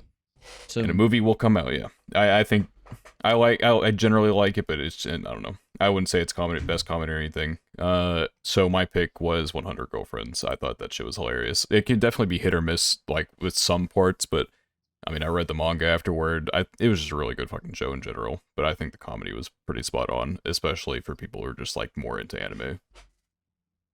This one was a no-brainer for me. We got new Love is War content this year, so that's just kind of an auto win.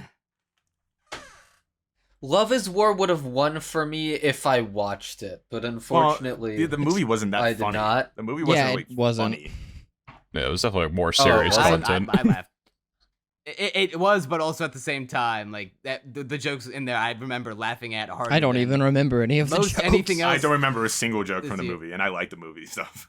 They did the Family Guy meme where Brian's screaming. They did the anime equivalent where Brian's screaming, going and Stewie's like what, and then sex, but then they have the word sex be like big bold letters, really flashy effects. Yeah, you lost me. Anyways, All right, so my picks, I have a few runner-ups.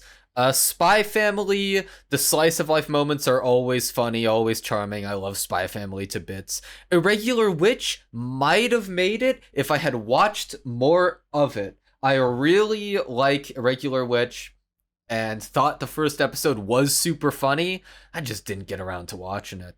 Mashal was really close to taking my top spot. But unfortunately, in the second half, it gets a lot less funny. I think it really got all its good jokes out of the way within like the first 6 or so episodes. Then after that, it became more of just a wacky battle shonen without too much in the way of great humor. All the jokes I remember are from the first 6 episodes, so that should tell you something. However, my number 1 pick is Urusei Yatsura 2022. I think that show is hilarious. Its character dynamics are infinitely watchable. They're all assholes, but I love it. Oh, am I next? I'm sorry. Yes, Yeah. you are next. It's like the silence is deafening. He was wow, Crunchy. It's such a dog shit take. I had to sit there and sound just to process it. well, I kind of agree. I don't think Urusei's funny at all. Urusei's not like funny to me. Thank you for mentioning it though, because I always forget that it aired last year. It's something that keeps me happy, I guess, and like the jokes are a part of that. I don't know how to describe this. Like I'm not like laughing my ass off, but it makes a joke, and I'm like, oh yeah, it's the vibe. But most of the jokes boil down to characters screaming at each other like as loud as possible, and I don't know, it doesn't work for me. But It's Konosuba, but not funny. well, I guess this is gonna sound hypocritical because my pick is 100 Girlfriends, and the jokes are the characters screaming at each other mostly. But the voice acting in 100 Girlfriends is just really good. It's very hit or miss. Danyul, I think you mentioned it. Yeah. Yeah, they can be very hit or miss. Some jokes I'm like, okay, it's going on too long, or it's I boring. hate like all of the first episode with the god. It was so obnoxious. Oh, I was gonna say I like the bits. I really like with the god bits. Yeah. I hate like those are that what's shit. funny to me. I like that loved the entire the second conceit half of the of the plot show. happened because of Castle in the Sky. Yeah, I was gonna say he's watching Ghibli. He No, got the it wrong. I fucking think that's zombie funny. episode was 10 out of 10. I thought that shit was hysterical. Oh, I was gonna say that was one of the examples of like it like running on too long. I think. Oh, Like, no, I thought need it was an great. entire episode committed to like a zombie bit. I think the episode. I think that it was a one good and the episode. swimsuit episode. I think- Those were great No, no, no. episodes. I It think wasn't the- bad, but it was more of like one of those ones. I was like, okay, wrap it up. We're spending too much time on a joke. Maybe like really. the middle of the pool episode where they're going against like the stereotypical like horny Yeah, guys. the dudes. I think They- that went on for too long. That's like What- the only one that I'm like. It did have that one fucking scene with him in the car or whatever with the bully Yeah, guy. that was That shit was so goofy. funny. Yeah. But yeah, no, that scene itself was kind of dog ass. No, but I mean, I do agree. I think all the characters are funny. Their tropes are funny. I like the narrative coming in. It also pisses me off because the dub, once again, like Kaguya, takes all of the humor out of the narrator almost. Like going way too ham with it. Yeah. Yeah, the narrator's like, I'm cool and wacky, I'm funny, and the narrator's supposed to be like, which works in the Japanese dub. He's kind of playing it straight, like everything, all this stupid shit is happening, and he's like, yeah, these characters are fucking stupid. Like basically, like the episode And of then the dub Hahari, is where like, she I'm falls one in of love. them.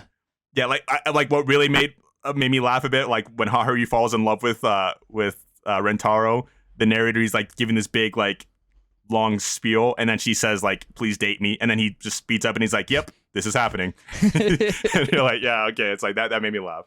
Oh yeah, this is happening. Fuck yeah, MILFs. Oh no, he's like, yeah, she'll fall in love with Rentaro. Yeah.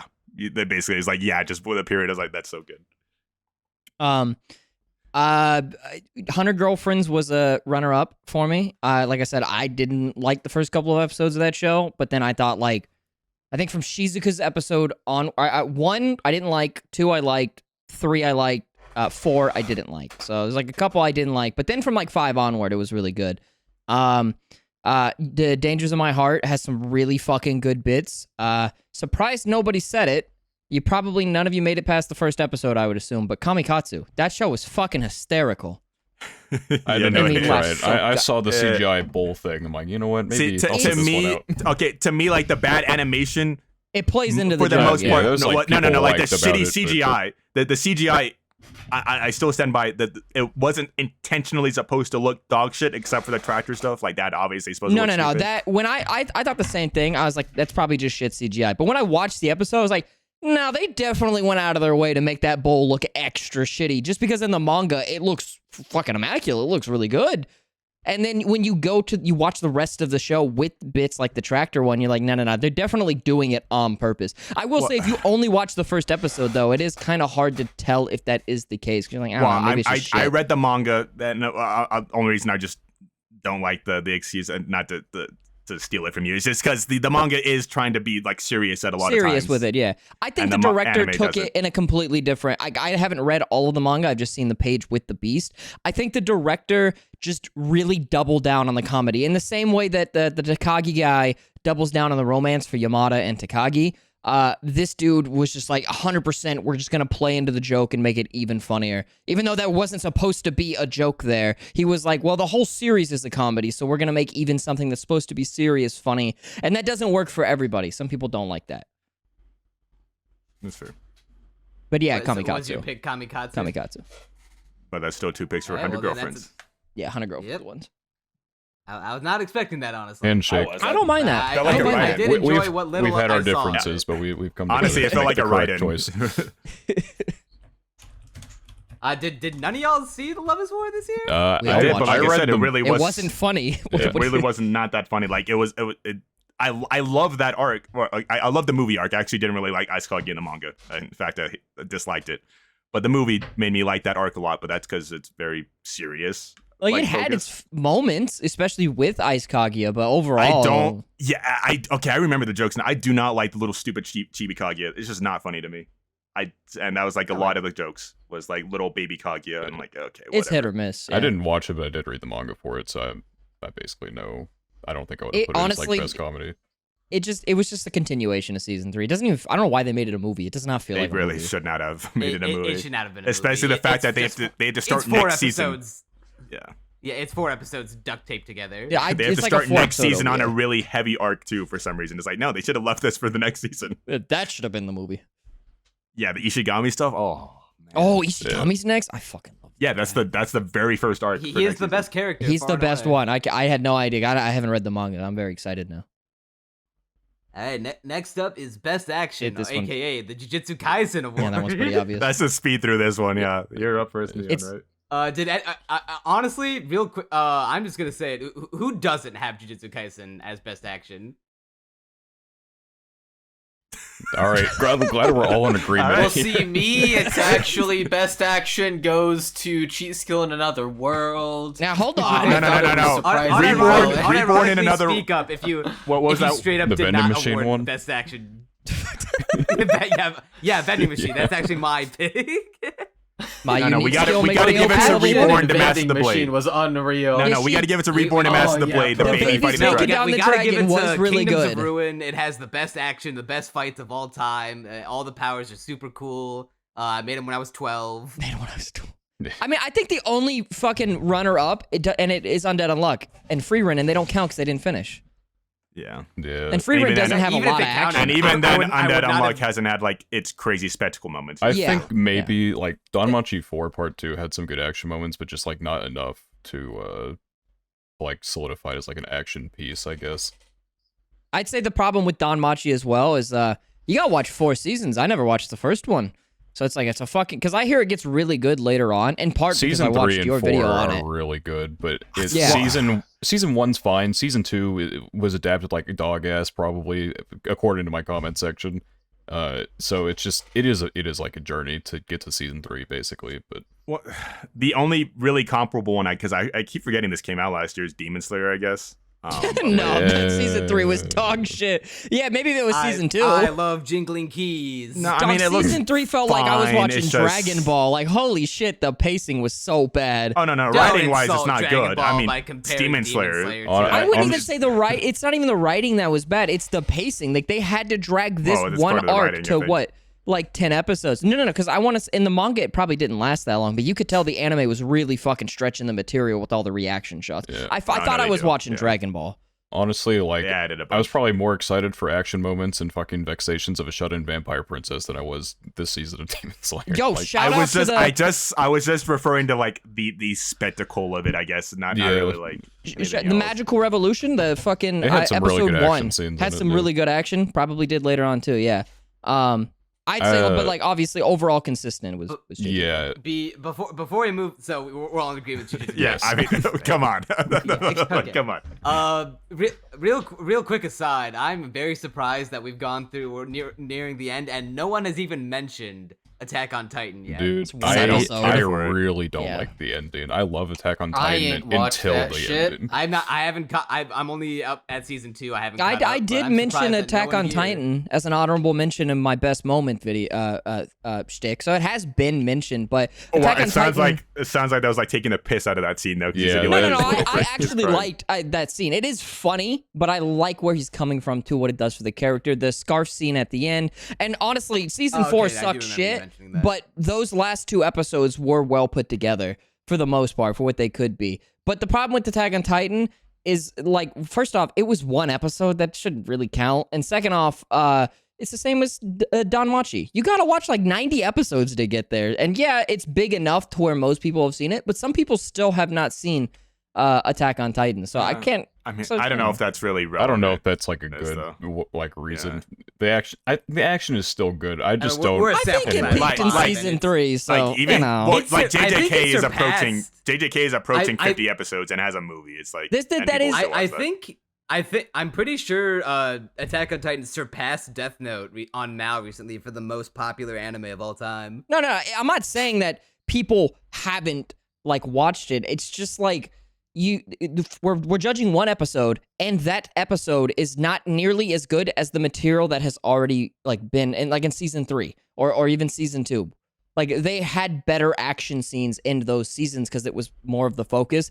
And this season, I mean, yeah, I guess Well, it you was have all to- one big you have action to set piece, but You have to compare it to like other shows in that year, not itself really. You have to compare. No, it I'm to saying- Attack I'm on saying Titan that's when it why was I good, didn't when Wit nominate Studio it did for and anything. then when it was bad when Mappa did it. I'm Oh, not- I know. I'm not even. I'm just saying. I don't know. I just don't really think like its length or the fact that it used to be better should matter. It's just the fact of what it did is better than. I like, think most of the casual shows audience is next gonna. They'll be between JJK and AOT. They won't really consider anything else. But But if they have a 100th of a brain cell, they'll know which one. I mean, wins. everybody knows it's JJK. Yes. Yeah, Like, it's even if you literally- hate fucking JJK, you got it. Come on. even if you liked what Mappa did with AOT, again, it's just 1 episode. Like JJK has 20 something straight fire episodes to Yeah. work with. Yeah, For the most if you part. mean yeah, it's like a series, I guess. Then yeah, like AOT only had the 1 episode of the fight, while JJK was that episode times 23. Mhm. You know. So, Yeah. Maybe not exactly. The Grasshopper one was dog shit, but Yeah. Well, Anyway. even honestly on the Yeah, Blu-ray, it what looks times good. Are you 22, you know, seriously times dissing 22. my favorite Shut the villain, fuck the up. grasshopper? What are you I talking fucking about? hate that Let's episode. just- I let's fell just move asleep. on. That shit was so bad. Yeah, everyone's let's just move on to favorite romance. romance best is- romance. we gotta move on. Best romance. Honestly, like most of the shows, Whose fucking I turn don't is think it? I Um, finished I think a it's single Crunchy's. romance except Yeah, like it's Crunchy's because I just commandeered the Jujutsu Kaisen conversation. So you go ahead, Crunchy. You start with best romance. Yeah, so even the romance shows I did watch that were technically romance, I mean, I didn't watch Love is War, but like Spy Family, that season didn't have any real romance moments in it. I mean, aside from small stuff, there wasn't anything that really stole the show.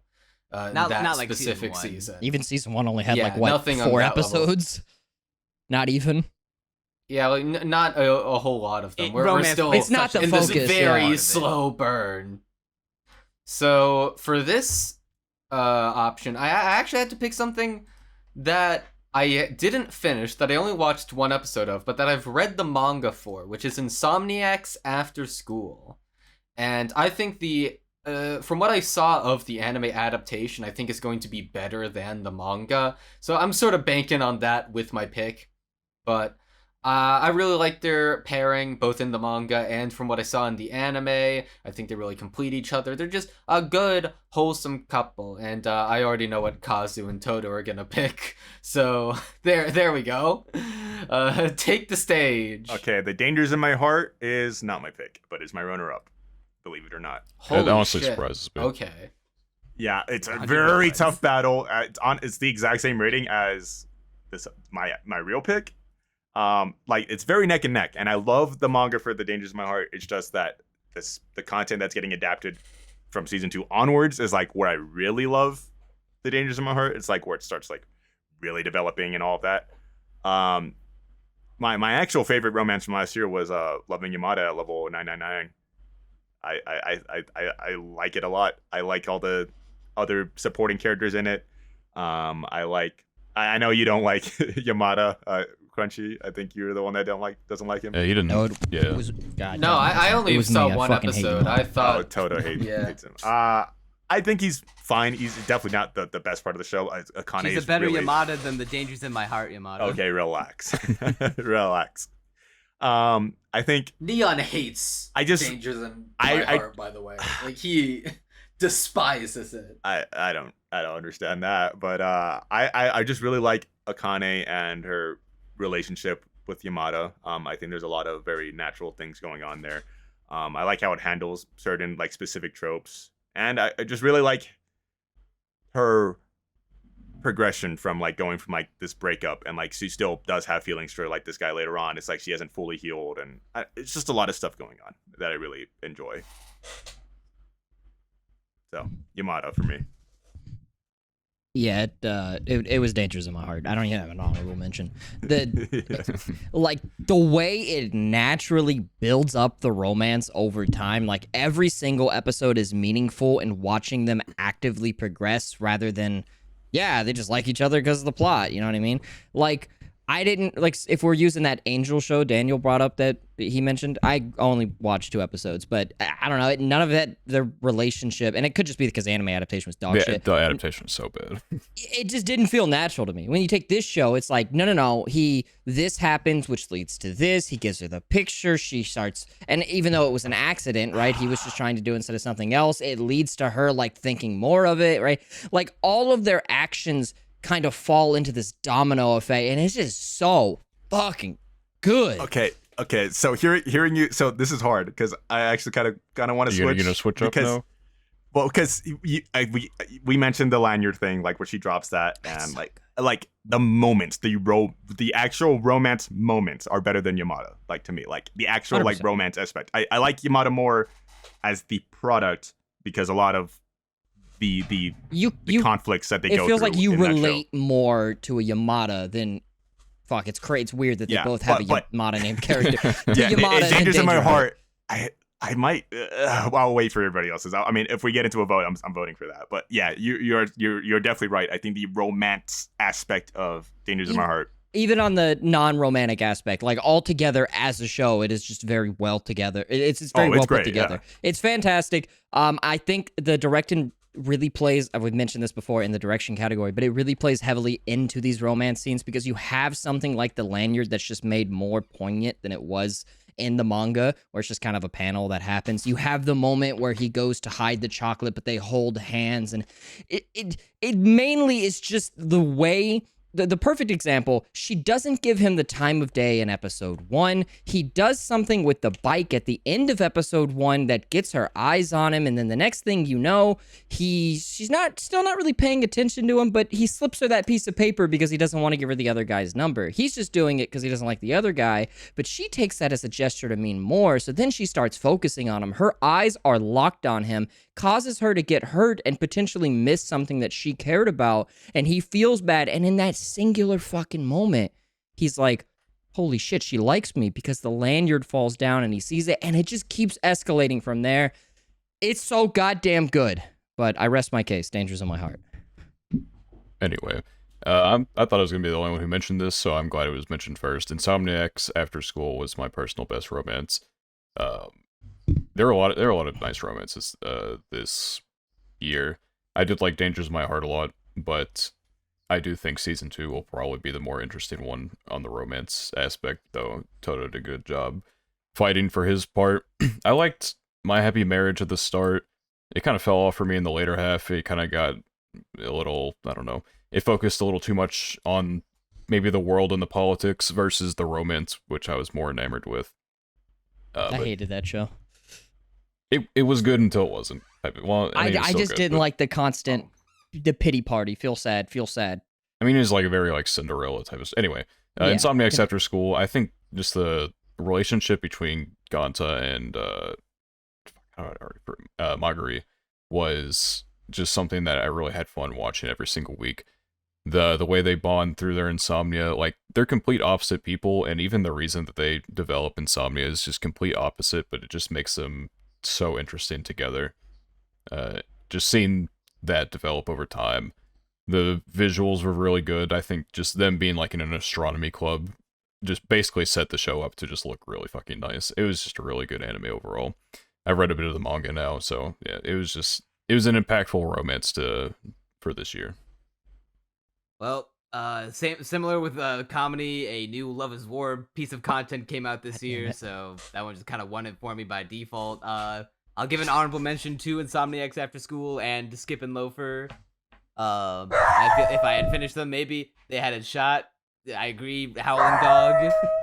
But yeah, it's just they've been building it so long. I kind of got to give it to it by default.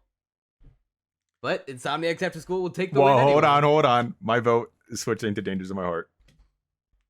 Wild. All right. Okay, Now well, there's now just- Neon tie breaks, and he's gonna choose Insomniacs After School. Oh, is it your tiebreaker? So- Okay, yeah, I guess it Never doesn't matter. allowed Dangers You're in right. My Heart. Yeah. All right. Well, that was futile. Dude, he See, now you literally- just made he this award hates better Dangers for in me My Heart. because now I've actively taken away the win from Dangers in My Heart.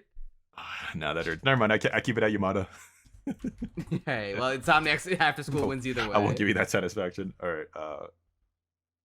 All right, next up is Best Slice of Life. Kazu. All right. Oh, it's me. Okay. Best slice of life. Let's see. I didn't. Okay. Campfire Cooking in Another World. I really like slice of life isekai now. Kind of.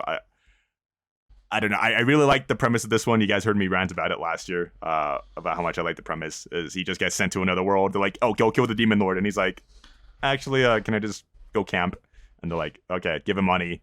And he fucks off and goes camping with Fenrir and a little slime thing. Later on in the manga, he gets more, or light novel, I guess, he gets more little companions, and he just cooks food and eats with them and travels. And it's stress-free, there's really no conflict, and it's great. I love it a lot. It's very cozy to me. But I've been gushing about it this entire show. The Master Cut is depressed again today. I really like it. It was very healing. It was very relaxing. I love the dynamics between all the characters. I love how sweet and sincere it all felt. And then constantly seeing like where Saku was before she met Yukichi and how much Yukichi's improved her life, because she was very clearly depressed, like horrendously depressed. And they don't really get super deep into why, but I just like seeing that she went from such a super dark place into like she's so much happier now, and I liked seeing that a lot. It made me very emotional. All It's right. Toto. So Toto is Toto. currently. I got it. Oh, he's back. One of my roommates came home, so dog park. Okay. What was I saying? I will say, the cat one is a really good pick.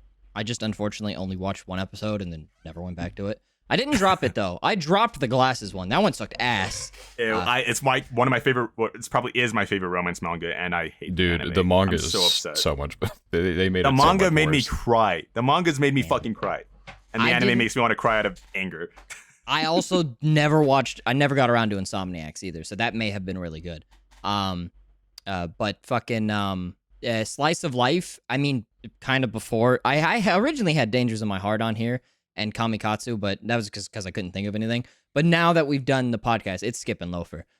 It does, again, I said it does kind of shit the bed later on. It focuses more on the romance and melodramatic aspects, but like those first, I believe it's like the first 6 episodes are really, really good with the slice of ice aspect where it only focuses on Musumi and the other main characters as she gets introduced to them, as she tries to grow her friend circle. And you have some like really standout episodes in there, like the one mean girl who's that way because she used to be bullied for being overweight, and then she lost a lot of that weight, and so on and so forth. And it makes you like, she's kind of a bitch the whole season, and then that happens, you're like, oh fuck, well now I kind of feel bad. And there's other stuff too, just all around fantastic for Slice of Life. So that's my vote. Yeah, my vote. There are definitely some good slice of lives. It's difficult to like pick one, but there was probably one standout more than anything. Honorable mentions, I love Bofuri so much. I don't even know if I count it as a slice of life. I guess they're just playing a video game, so why the fuck not? Buddy Daddies had some good slice of life moments in it. I definitely like that anime as well.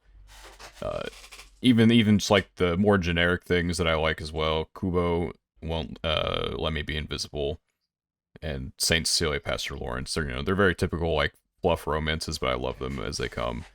But I think personally, slice of life of the year was probably Onimai, and we've gassed it a shit ton throughout the podcast episode, so I won't go too deep into that. But yeah, I think just what it does for the characters, just a really nice.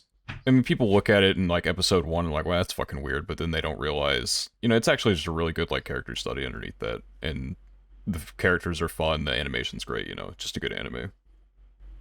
Yeah, I almost gave it to Onimai. I did not actually finish a single like pure slice of life anime this whole year, so I was a little underprepared to rank this one. So I just had to go off. All right, which one would I most soonest want to finish, and did I enjoy the first couple episodes of the most?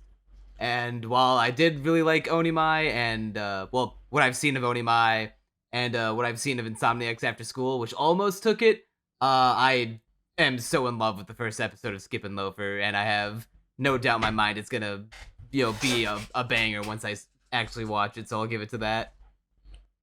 So see, it feels like I should go with Onimai because I'm the one who made the Onimai video, but nah, I'm going with Spy Family Season 2. And before you say, oh, that doesn't count, it's got a Your Assassin arc that's 5 episodes long. Yeah, well, 7 episodes of it is slice of life. That's more than half. Yeah, it but counts. those first 3 sucked ass. Those first 3 episodes were really bad. No. The first one is fine. I did not care. Oh about no, the sorry. next How does Spy Family not count as a slice of life? It's the camping one specifically that I fucking hate. It's an action comedy. No, I like it the I like your getting shot in the ass. Slice of life. No, that episode was funny. Is that which one is that?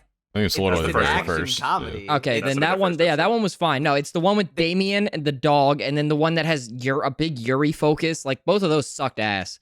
The yacht arc was good, I but loved the Yuri episode. the yacht arc was good. Everything that came after the yacht was good. But the problem with counting that as a slice of life is like, bro, like 70% of it was action. No, I think it's fair to say it's slice of life. It was I literally don't more think than I don't half think it's too slice of far life. off the mark. 5 episodes of it was action, and Spy Family is an action slice of life hybrid. That's the entire point. It's half slice of life. How is it not a slice of life? By that logic, I could say, all right, my favorite slice of life was Jujutsu Kaisen Season 2. No, because that's that not. was Jujutsu Kaisen Season 2 has like 10 seconds of slice of life. That is a false equivalence. They had a whole It has episode half of- an episode.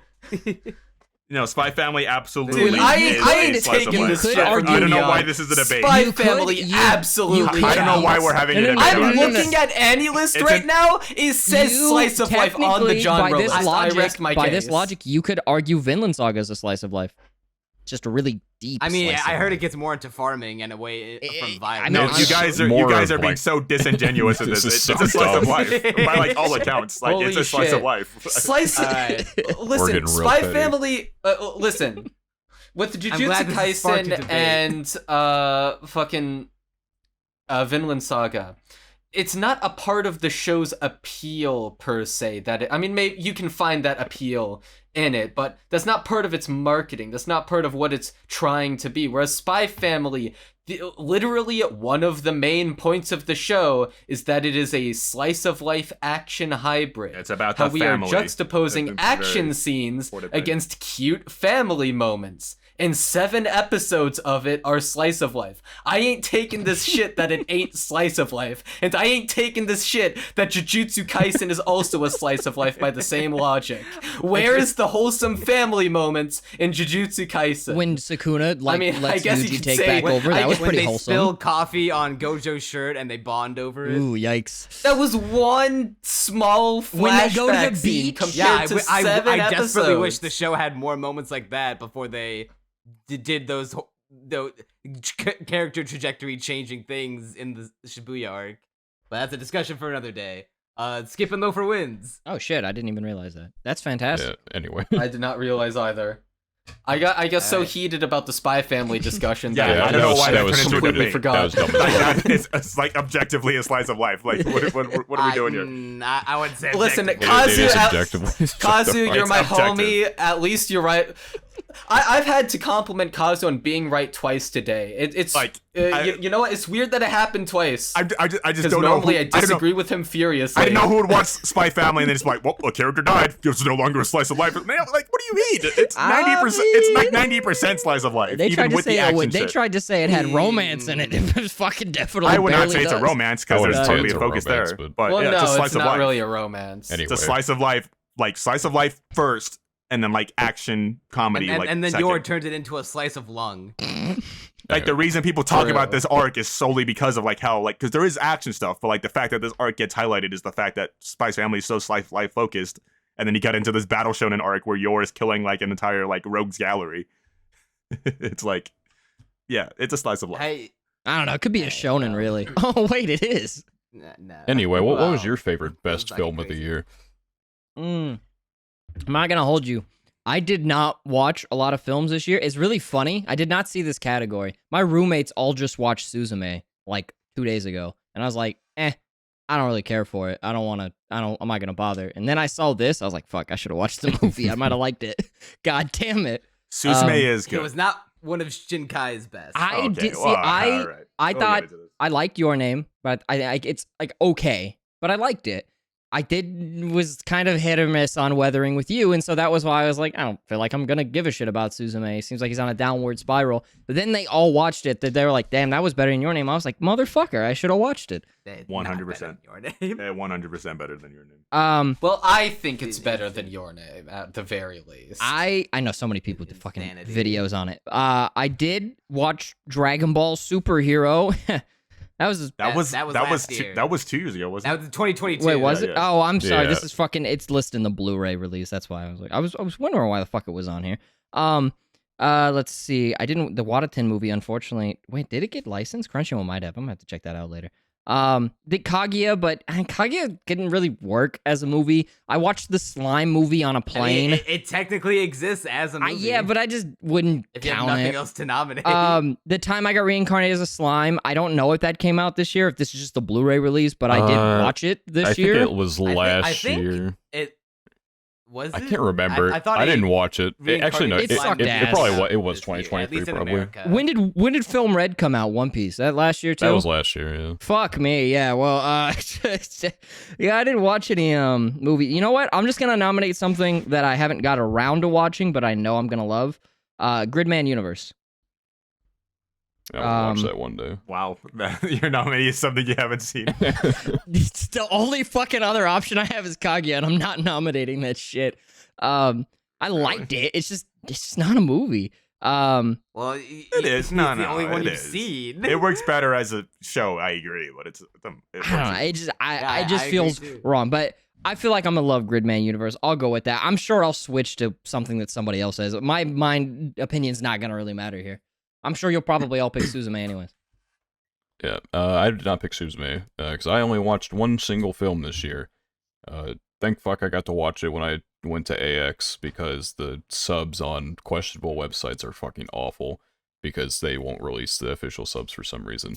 But Rascal Does Not Dream of a Sister Venturing Out, the second Bunny Girl Senpai movie, was really good. Didn't watch the first one. Was it good? Yes. The first it was- movie. Yes. I did not know. I mean, he nominated it I for know. best film. Yeah. so- No, I mean, it's the only said the film I first watched one, not anyway. the not The the fir- not the yeah. second Take one. his word I for would it that it came out say in 23 I'd say in that the America. first movie is probably some of the best, depending on how you feel about certain things. It's all really good.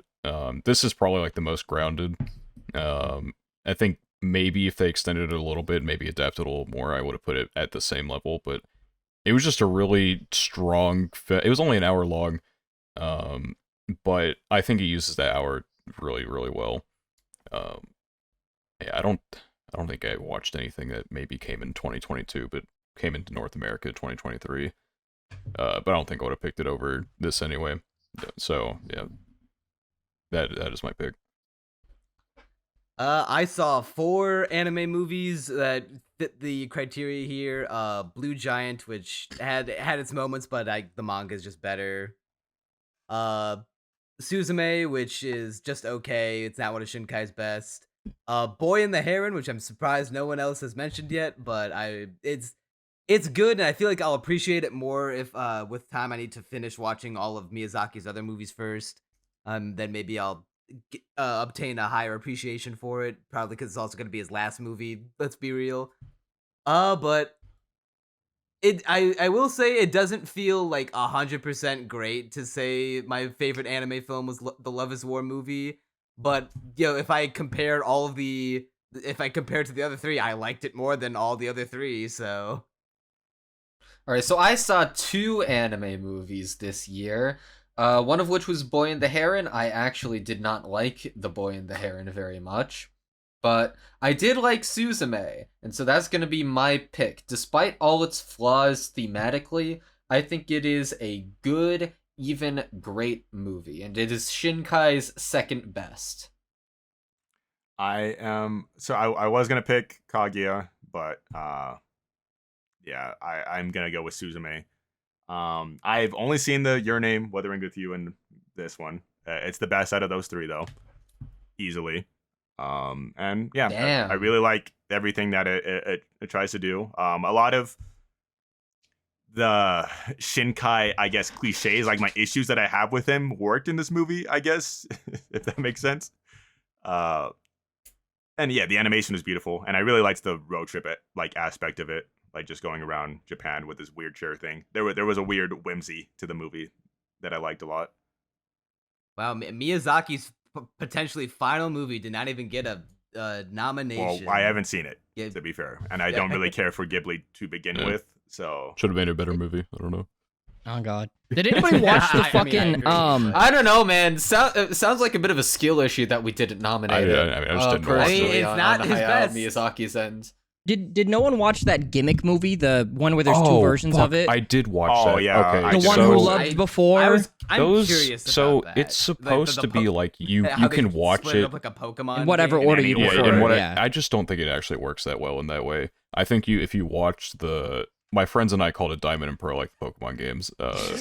So if you watch Pearl first, I think it's a much better experience. Diamond first just spoils the fuck out of Pearl, and so it doesn't feel as interested. That's to every Is it you like a I've loved Fate before. Zero, Fate Stay Night That's the blue type one, so. situation. Yeah, Yeah. Well, no, Fate's a little bit different, but I guess. It was an interesting concept, and I think honestly, like I said this when I first finished it, I've never been more underwhelmed by something I actually liked. Is the only way I can describe it, and it's probably because I watched it in the order that I thought was probably not optimal. I respect the concept. Yeah, it is really. I thought it was a cool really, gimmick. It's really cool gimmick. I just don't. It just didn't live up to what it could have been. Probably. What about the fucking Yuru Camp movie? I don't Did think. Kazu not watch the Yuru Camp movie? That was the year before. What do you mean? Wait, was it? Oh, Yeah, this it was fucking not list this has year. Blu-ray releases on, so it's confusing me. Moving on. Anime of Alright, the year. so before we everyone. dive into anime of the year, just want to do a quick recap on all the awards that we've given out so far. Best protagonist, Akira Tendo from Zom 100. Best antagonist, Gina from Undead Unluck. Best performance, we gave it to Marika Kono for Mahiro from Onimai. Best direction, we gave to Heavenly Delusion. Best animation to Jujutsu Kaisen Season 2. Best art direction to Scott Pilgrim Takes Off. Best score for also Scott Pilgrim Takes Off. Best character design for Urusei. Oh, no, not Urusei. That's right. Onimai won best character design. Best moment was Zom 100 Shizuka snapping Akira out of his funk. Best fight scene, Yuji and Toto versus Mahito from Jujutsu Kaisen Season 2. Best episode was Zom 100 Episode 1. Best opening, Zom 100's opening, the Song of the Dead. Best ending was Onimai, Himigoto Cry Sisters. Best wife material was Fern from Frieren. Best comedy was 100 Girlfriends. Best action, Jujutsu Kaisen Season 2. Best romance, Insomniacs After School. Best slice of life, Skip and Loafer. And best film that we just did, Suzume. So now we're on to the big one, anime of the year. All right. It was a strong year for anime, I think. However, I cannot include some of my heavier hitters, I guess, like Frieren and Apothecary Diaries, though they would not have won for me anyway.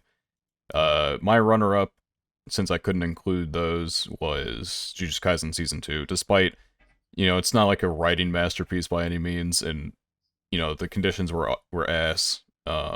It was a work of art animation-wise. Oshinoko was right behind that as well.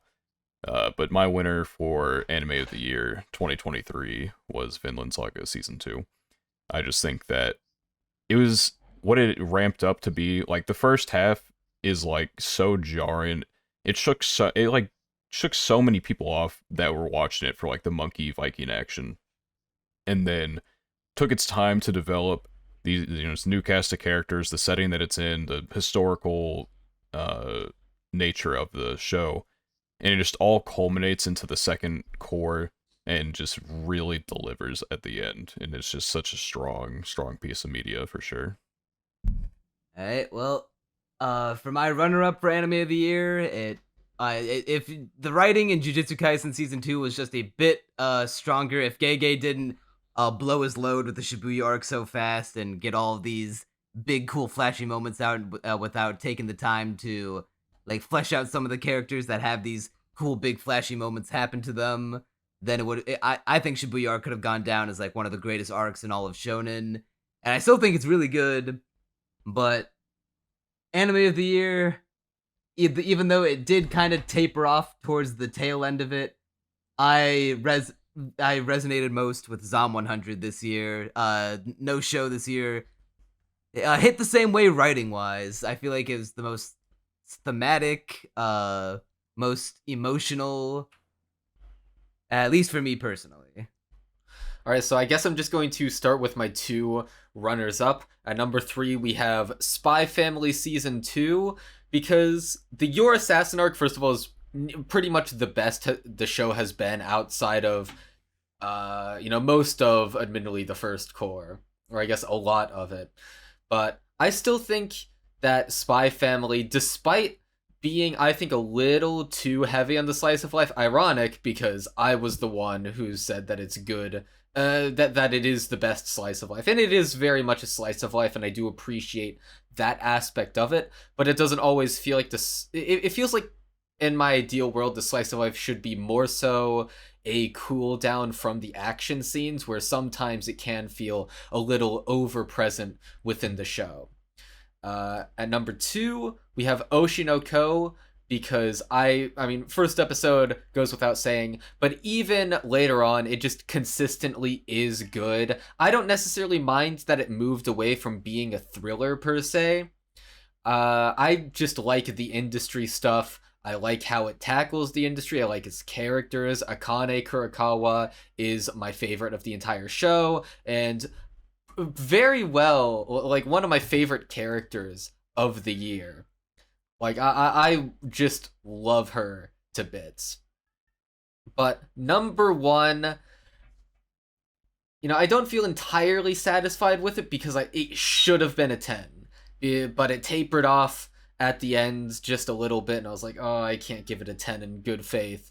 But I'm gonna have to agree with Neon on this one. Zom 100 is so damn good. I love every moment of it.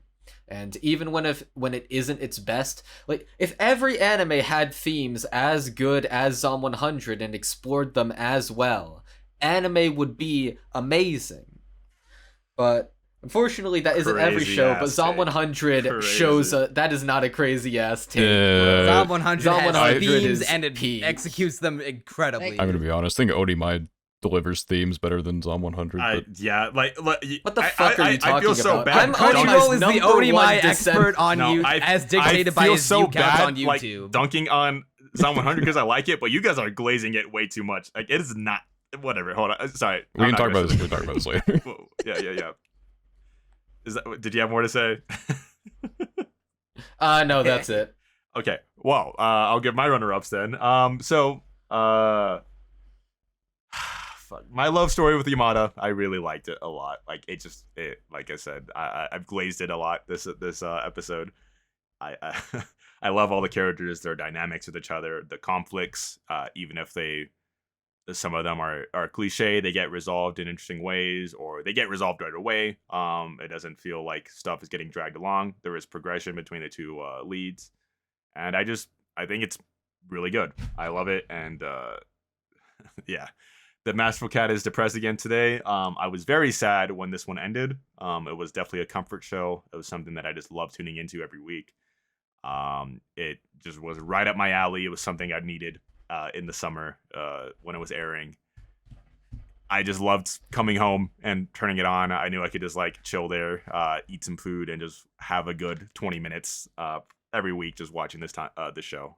I loved it. But I think for what Daniel mentioned Vinland, I just started watching Vinland 2 weeks ago, the second season. I mean, I for whatever reason put off watching it. I think if I watched it and caught up, I probably would have agreed that it was the best, seeing the direction it's going. But I didn't. I'm unfortunately barely at the beginning. So my pick is JJK. And come on, Shibuya is one of the best shonen arcs, and in terms of being adapted to anime, it's almost has no competition from what I've seen so far. And like anime arcs, it's unrivaled almost. This was a weird year for me. Usually I have a standout anime of the year, but probably because I watched a lot less than I typically would. I don't really have that. There was like, for example, no one's mentioned this show yet, but Dark Gathering was a fantastic show. It had a lot of production issues though. I did watch it. But it just did fucking change the horror game, and it flew under a lot of people's radar. Wouldn't give it anime of the year. I just wanted to give it a shout out. But other stuff like when it comes to stuff like Vinland, I'd say Vinland, Dr. Stone, and even Bleach to an extent, though that one's a little bit weird because it's a new season of something that already has 300 some episodes. I don't like to give it to season 2s because Vinland it would easily go to, but I'm just like I feel like it's disingenuous because it already had an entire earlier season to build up to, whereas it should go to something that aired and premiered and finished its season anyway this year and impressed you to such a degree that you're like, oh yeah, this was easily one of the best things that aired. That's also why I wouldn't give it to JJK. Well, there's other reasons why I wouldn't give it to JJK either, but besides the point. If you want my honest opinion, I probably would have gave it to Skip and Loafer if I didn't feel like it kind of like shit the bed later on. It stopped. It didn't die. Like it wasn't bad. It just didn't do what it was really, really good at, like it was doing in the first handful of episodes. Zom 100 I did really, really resonate a lot with. Don't think it was anime of the year because of a lot of the production issues. I will agree on the glazing, but I can see where the glazing is coming from. I think honestly my anime of the year pick would be Heavenly Delusion, but I didn't fucking watch the show. I just know it's probably something I'd resonate heavily with in the sense of like how fucking good it is. It looks like it's expertly written, expertly directed. The animation's always on point. Fucking Danyul and Scam, and it's actually a lot of fucking YouTubers that did really good videos on it. But just from what I've personally seen, without taking others' opinions into consideration, I'm like, damn, this probably would have been my anime of the year. But I unfortunately never got around to it. So I guess I'm gonna half-heartedly give it to Dangers in My Heart. I don't think it should get it, but out of everything, with my specific criteria, it's kind of the only thing that did it the best to where I would want to nominate it. But let it be known that if I had watched and finished Heavenly Delusion, it probably would have been that. All right. Well, there's unfortunately no chance for discussion here. Zom 100 has gotten 2 votes, so and saying the glazing award and a right dick now riding is crazy. Win. Doing tricks I on really it. did not The expect to anime come of in the here year today at and the you guys Casties gas like 2023. dare I say fucking mid. I'm sorry. Zom I'm not gonna 100. call it You're only mid, saying What are this you because you're talking upset about at them with like mid? glazing it. I get that. It is a good show, but there are you guys really like it for the themes and for the writing, right? But I think that just kind of speaks of what we value in like what you TV value more, shows. yeah, when it comes to anime. When obviously on the production front, it took a heavy hit. Even the writing front, it has a really bad pacing issue in the middle. I just don't see what they're seeing. Yeah, It's because I they don't know. resonate. I don't think it has a pace. They issue. res- I think it's paced perfectly. They that middle bit with those 2 episodes with the boss was complete dog shit. The comment about if every show like did themes and like portrayed Yeah, things like that's as a well as little Zom wild. 100 did. No, I'm like, ridiculous. that's Crazy. I'll insanity. stand by that No, one. in I Crunchyroll. stand by That that. is like actually like it does not do anything special compared I to other feel shows. like episode 1 What is the like the fuck are you only talking argument there. about? I think everything else it episode did was one, like kind of breaking Yeah. the bars, I getting would himself agree. out of that rut with the aspect ratio and all that. Yes, I agree there. think But they it's- didn't do that with the rest of the Yeah, show. I think it's kind of generic outside of that, Themes to is be like honest. kids giving back to their parents. I mean, you can have the themes. I just don't think the See, execution. I don't think the you talk execution about is jangling as keys. like. Yeah, I don't know. I mean, you know what? No, I hold don't on. be You know what? crossed Hold if on. you call Zom 100 You know what? jingling You know what? keys. I want to change my vote to Vinland Saga. Based. Did you watch it? You did. I finished all of Vinland Saga. I loved it. I just don't like to count season 2s. But in this case, yeah, I'll change it to Vinland Saga. Okay, so are we? Okay, Well, so I'm we're a having a tiebreaker. tiebreaker. So we I'm a have to have a tiebreaker, and I have watched some of Vinland Saga, and I will say the beginning of Vinland Saga that I've watched is better. Are we actually than gonna? Zom Are we 100. actually gonna rip Zom 100 This away is from a us? handshake Ah, moment ah. that we cannot Yeah. let this go No, down. I'm not even trying to do this out of spite. This like, is look, literally. Look. I like Zom 100. It's my Hold favorite on. episode of the year. But Vinland, on the whole, of the 4 or 5 episodes I've watched, is better. I think so far. I can't even. This is literally like the ending of Harry Potter Volume 1. This is where literally it's the just- Oscars It being says like, Slytherin, Slytherin. Oh, Slytherin wins, and then hey, Dumbledore here. I need to award you some bonus points. Hey, Gryffindor, you actually win. But to be fair, This had to actually, happen. Actually, it was Moonlight that wins Best Picture, not La La Land. to be fair, That's what you're doing right now. I think Vinland was a better show than Dangers in My Heart. It's just that I have a personal criteria where I don't like to count season 2s. I was not paying attention to the other votes though, because my headphones died. If I had known you two had both voted Zom 100, I would have just sided with Vinland just so we would have had a tiebreaker. That's rigging the vote. It's not So really are you, rigging are, you, it are, at you, all. are you keeping your vote? Or No, I'm what's keeping. going on I'm here? keeping it. I'm changing it to Vinland. Stop the count. Stop the count. I just said I genuinely think Vinland's the better show. I just originally went Okay, hold Danger. on. Let me think about this a bit more because I did love Zom 100's first episode. Like I said, best episode of the year. The direction was Yeah, phenomenal. but it just was amazing. It's just that Vinland one Saga, episode. I am more engaged where they're going with Einar. And when you basically, like, finish what it, you're Thorfinn gonna is. know it's Vinland. I don't. Are you- I've never are really you liked really Thorfinn as a character. Are you but really gonna award? Thorfinn is a much better award character. Anime of the Year to a show you No. have Season What I two. mean is, what I mean with season 2 is like I think it'll make me like him because I didn't like I understand that he's a very him in the first basic season. The first one. season is not It's as the point. nearly as good as season it's 2. It's just a prologue. Well, and it's the point. It's the- I mean, it's he's the supposed to be a build-up. one-note, angsty, pissed-off character, which I didn't like, but I get that. That's the point. But like I said, it's first episode is on 100. Like you can write so much about it. You can talk about it all day. Everything he does well. Like I said, the themes there. What you guys glazing it about how it portrays themes. I agree. In the first episode, I don't think the manga does it nearly as well. It's pretty much Shizuka just. is a great foil to Akira. It's like pretty much like the manga is just basically like, oh, here's all the bad shit happening, and Akira's like, oh wait, the zombie apocalypse is happening. Hell yeah! And the first chapter is fun, but the anime makes it like emotional. It makes it like emotional. Yeah, like it very Yeah, much that's makes it. It's like good. you want to see this guy break out of the cycle, and It like it's transcends. supposed to be. It transcends Yeah. the medium. Like it It's- takes what's good and it's like, yeah, let's make it really good. But then it Yeah, doesn't it's supposed do to be that for the tragic. rest of it. Yeah, it's like a zombie like series, like in any other zombie series, like where they realize the apocalypse is going on, you're like, oh no, this is bad. But like in this one, it's like a commentary this is- on society. Being it's like how- everybody is how dying. fucked up is it that this You're- guy is happy and the zombie is happier in the zombie apocalypse than he was at his shitty job? That's like not everybody though. Like I get that some of us resonate personally with the message of Zom 100, but not everybody has a complete dog shit black company job to the point where they're like, oh yeah, I wish zombies would eat everybody. well, and they make it Yeah, a point not- in the show too. Like there's other characters that have like normal lives, like Yeah, happy they lives, and hate they're just that this fucking happens. dying Yeah, left no and one right. show and like is a Akira's like, fit oh, all He's glove. kind of Akira painted sees as that someone happening and- insane. yeah, he like I actually don't even know what you guys are like talking about here because a lot of the things that happens that are like bad, like Akira, like I guess it's good that he has like a good like outlook on life, but like bad shit is happening and he's like, well, I got my TV. Dude, Yeah, that I like episode that a was lot. so fucked. Bro, like it was like this he really went on emotional and on moment. He's like, Oh I got no, to these die. people TV. died. Anyways, You're on a lazy Sunday. That's so endearing. I just don't like agree with you. They're like, yeah, with Akira and stuff too. Like it does not. He's I Okay, don't know. by the end of the season, he's made it his goal to fix the zombie apocalypse, thus making him one of the most altruistic people in the zombie apocalypse. yeah, at the end of the season, that There's it looks like literally, complete one of dog the shit when compared to themes- the rest of it because of the production issues and the writing on that. Like we've already touched on it, Higurashi is not that great of a villain, and all of his cronies are even worse. There's literally a guy. His whole purpose for existing is I want to shove my tongue down a cute girl's throat. It's like that's not There's even funny. more to it than that. No, that was basically all it was.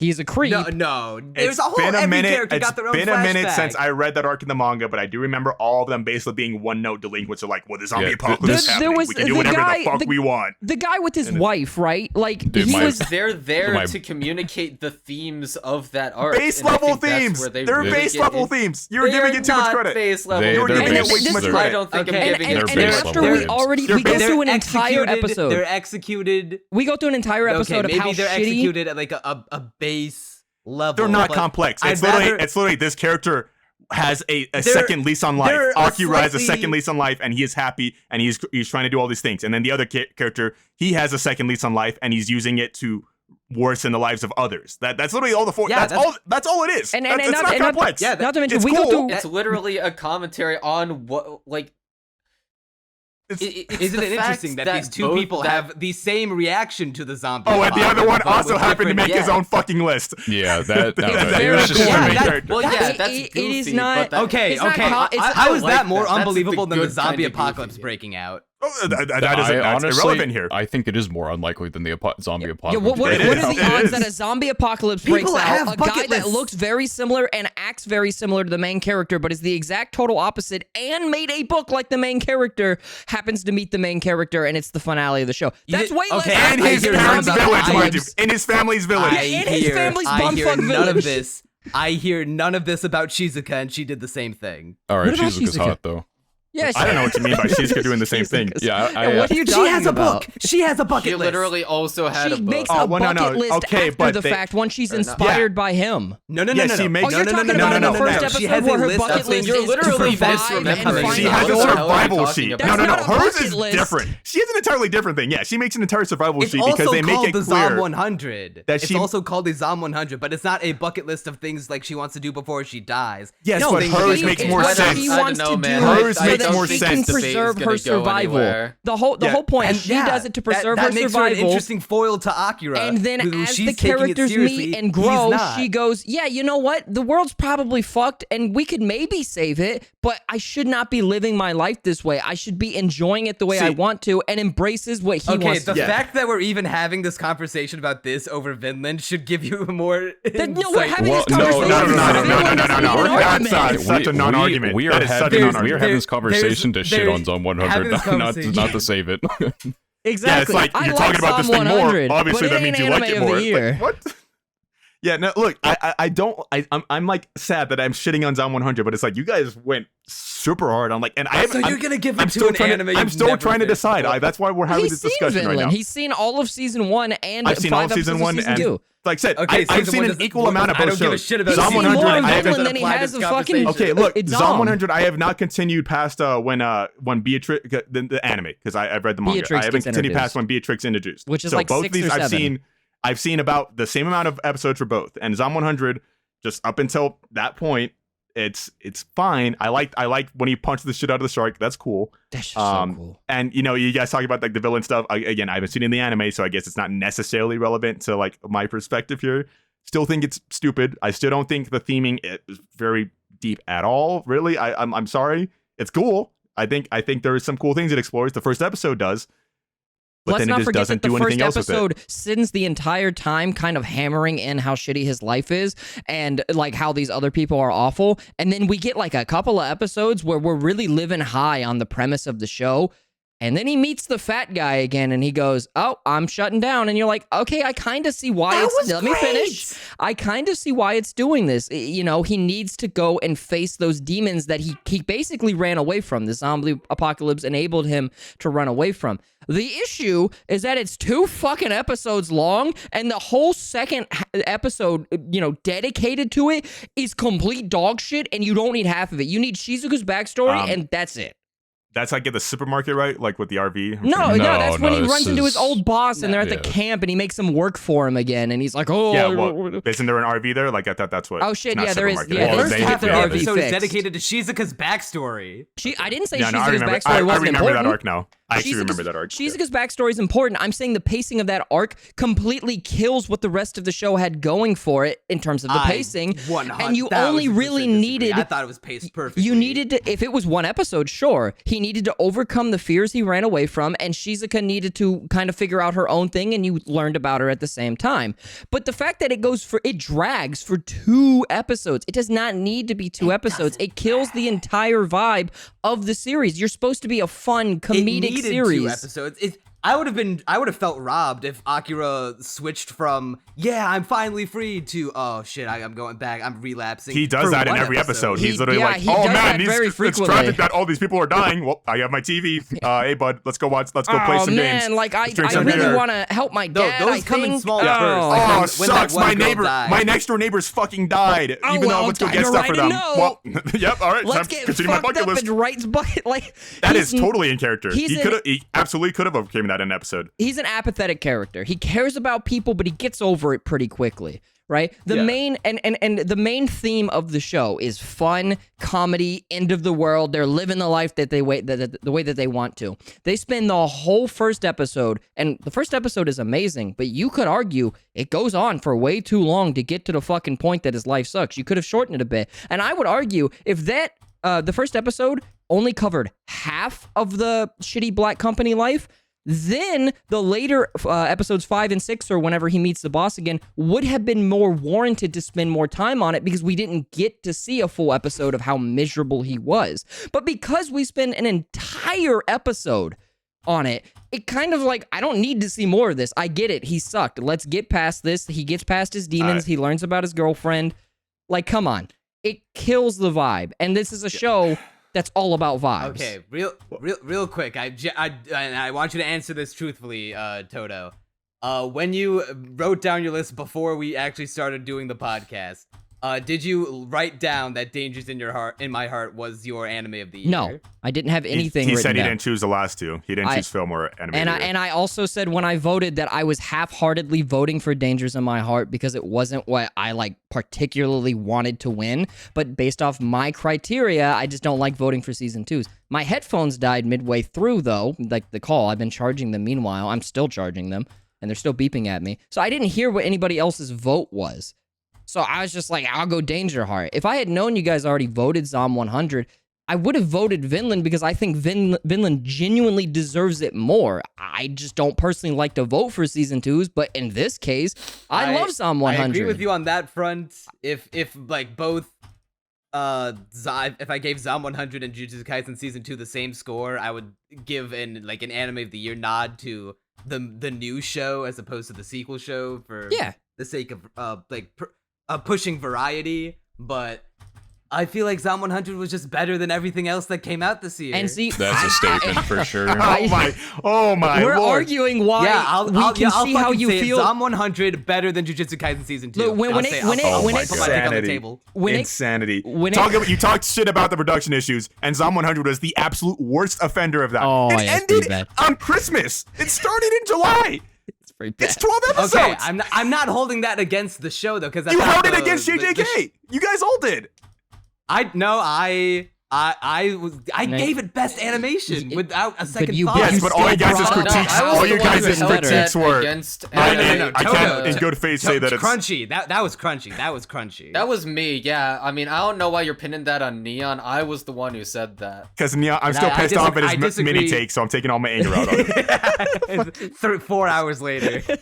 Honestly, the Psalm 100 didn't even make my top 15. It's not. Top Yeah. 50. Wow. I love that show, but it's just, I like it. It's just I don't if think you it's want to doing break best. things down to how you personally feel, again, I get why you and Crunchy are picking Zom 100 because I picked it for anime of the season. It wasn't, but I was like, damn, I really like this. But if you want to get more objective about it, Vinland is just the better there is no produced show. objectivity, but that's I mean, I guess there is an objectivity here, yes, but You can break that. You ultimately what you think is anime of the year is subjective, but you can break things down to their base parts and then determine objectively what has the better writing, the directing, we're not and the having animation. The We're not going to objectivity have versus this argument. subjectivity I'm just debate. saying. I've just tried saying. to debate Spuddle out of this. We won't have It this ain't argument. happening. I'm just saying. I get where you guys are coming from with Zom 100, but I'm saying I'm coming from the same place with Vinland. But I also think on top of that, Vinland is the better produced show. I don't want to. Was Zom 100 dealt the shittiest hand possible? Yes. Do I wish I could make it all go away and have it just had a normal release schedule and didn't get delayed? I don't even think it was just the release schedule. Like, I just don't think the content of the story is strong enough. I think what amplified the show so much for so many people was the director's work on the first episode.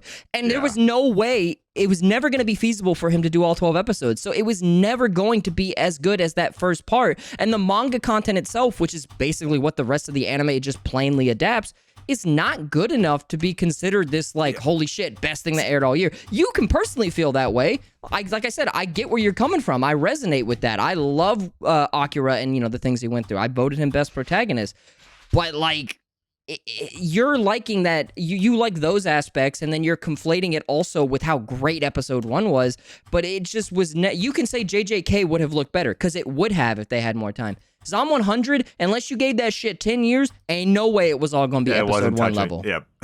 Because it was all on one guy. And it didn't have to touch Jujutsu Kaisen. I would never, I can imagine if I saw a version of Zom 100 that's for whatever reason had animation on par with Jujutsu Kaisen season 2. It's not even the animation; it was the direction. It's the direction that carried it. It was absolutely not just Look, the animation. If Zom 100 was produced over a 10-year period and every episode was directed by that guy, 1 through 12, yeah, I probably would have fucking considered it for anime of the year. But it wasn't. Content of the story still aren't strong enough. Yeah, the story itself is weak because it's just a fun, goofy comedy about living your life and learning to break free from the shackles that bind you. Most of us are YouTubers. I'm the deciding pick. To prevent this, I know we're gonna keep going on in circles. I'll say this and then you can have the floor, Kazu. To prevent this from going in circles, I guess we'll just leave it at Crunchy and I. Maybe we just value different things. I hate to take this cop out, but different strokes for different folks. But that is what it is. I mean, I don't know, man. I just think your guys' finger dash again. I kind of tapped out of the conversation. I think your guys' reasonings for it are just, I don't know, weird to me. And like I said, this is kind of an unfair tiebreaker I have to make. Because I said, the first episode, Jujutsu Kaisen season 2 have a better plot? Sure. But as far as the total package, I would give. Does it have a better plot? Yes. Does it have better characters? Animation, I say honestly, yes. Okay, animation, absolutely. Okay, fuck no. Better moments, yes, it does. A lot of things it does better, but we're not talking about JJK. We're talking about Kazu, Vinland. you like the masterful cat is depressed again. Whoa, I don't trust him. come on now. You like gushing over magical girls, so. Okay, I mean, I accept that some of the things I like just aren't for everybody. I'm you can fine with like that. something and know that it's trash. Who cares? That doesn't have anything to do with picking something that. All right, well, we've got. But so my entire thing here is just I have seen half of the same amount of episodes of Vinland as I have Zom 100. I read the manga for Zom 100, so I know what happens. I don't know what's coming later in Vinland, but I know that I will probably like it more. I know it's not necessarily a fair factor here. I will absolutely like it more than probably even JJK when I finish it. It seems like the narrative is going in a direction that I like. It just hasn't gotten to that point. The first episode of Zom 100 was obviously the best of the year. Amazing directing. Amazing animation. I do like Akira there. I think your guys' analyzation of Akira misses the mark, in my opinion. It's.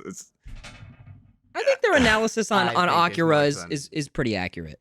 On It's Higurashi, fine. on the other hand, I think it's just okay. Well, I don't necessarily mean it like that. I'm trying to figure out what I'm All right, go ahead and make your decision. I'm trying to make my For decision the, here. for the sake of. I think mostly what's concluding. just getting at me here is because I do like Zom 100. It's just your guys' glazing and reasoning for liking it is just things I Just don't choose agree with. Vinland Saga, man. We already know. Well, like I'm just trying to figure out if it, if it's He's- fair. Zom yeah, 100's he's first episode trying is to- better than those 4 that I've watched. I guess I mean, if you individually. He's trying to if you organize haven't his finished thoughts. Either, if you haven't finished either yet, then I guess you have no choice but to go with the one you liked the most of what you've seen so far. Well, and that's what I'm trying to decide right now. Because on the whole, I have liked more. I've enjoyed every episode of Vinland that I've watched. Zom 100, come episode 2, I'm like, okay, well, this is happening now, I guess. Okay, we get to this. Oh, he's punching a shark. Oh, that's fucking awesome. God, it's so Okay, cool. we're moving on. So it's like, I guess it's gonna pain me to say this. After we just had this entire long argument, but like I said, that episode is fucking fantastic. It is amazing. So I'm very sorry. I guess it has to go to Zom 100. Unfortunately, Did you still vote Psalm 100? Yeah. That the is episode. insane. Yeah, I just Did because we of that, seriously I'd have let it that be known. entire Let it be discussion known is just just for him to choose one entirely anyway? because of that first episode.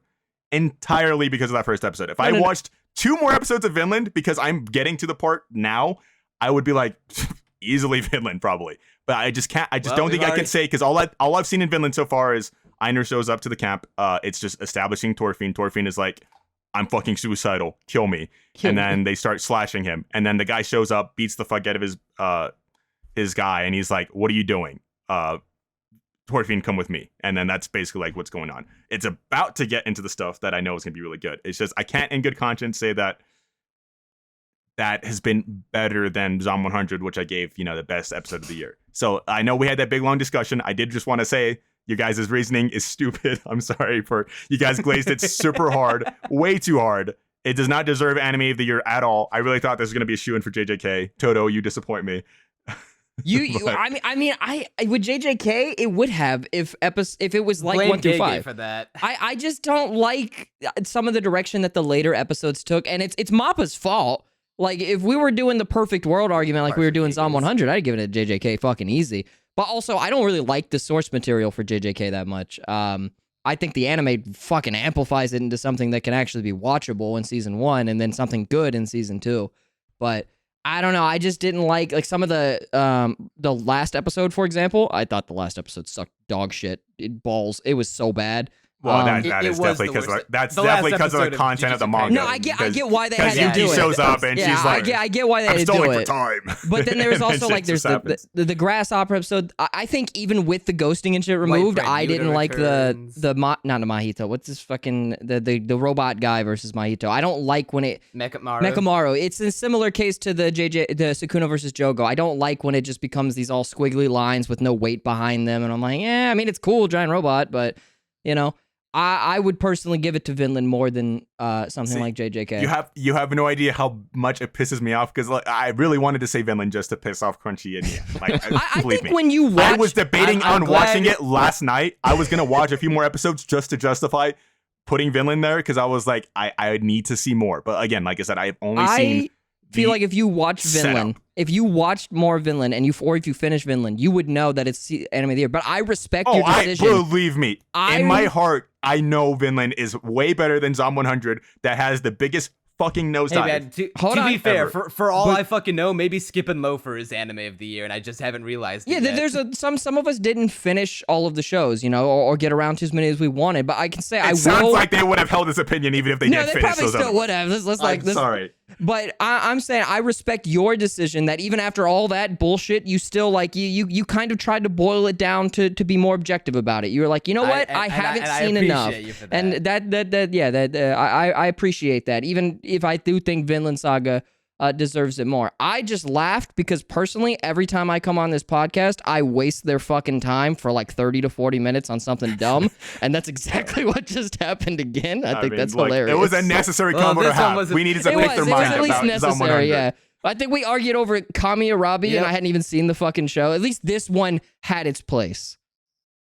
Yeah, you know what the best part about this conversation though is that now I can put up on the screen that changes my heart is not an anime of the year candidate. So thank you for changing your vote. I mean, I really don't think it's ever Toto. gonna be. Like, Yeah, you I can mean, say it I was Yeah, half-hearted yeah, about it was fine. So. It was good. It was good. best I did romance not think it was contender. anime of the year. I just was like, I mean, if I had to pick something, but it was really good.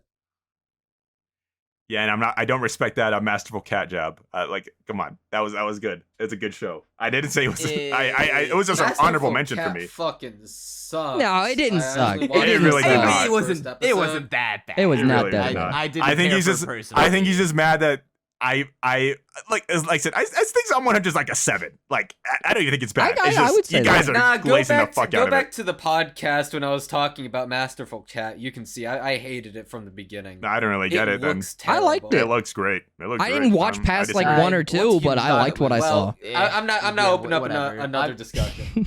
Yeah, There's enough. We're coming up There's enough on blood on the floor. 4:20, and we're at 1 a.m. So Yeah, we spent how long on that fucking anime of the year one? Like 30 minutes.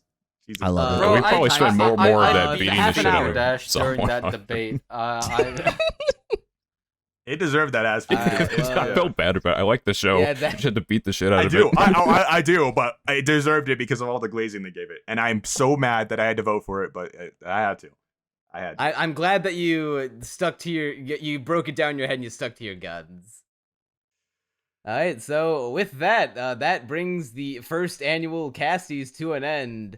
Want to give a big thank you to all three of you for coming on. Really appreciate it, especially sticking around for about an hour longer than I thought this would go on for. I mean, I really enjoyed this personally. I enjoy when I come on I had a lot for of the fun. podcast with you guys, but this specifically, I had a blast. I didn't think I would because again, I was like, man, I didn't watch as much as I normally would have. I'm like, I feel like I could have had better picks, but this was hella fun. I mean, the average fuck only probably watches like 4 to 5 anime Yeah, but to me completion personally, a I year. take pride in watching all of this garbage.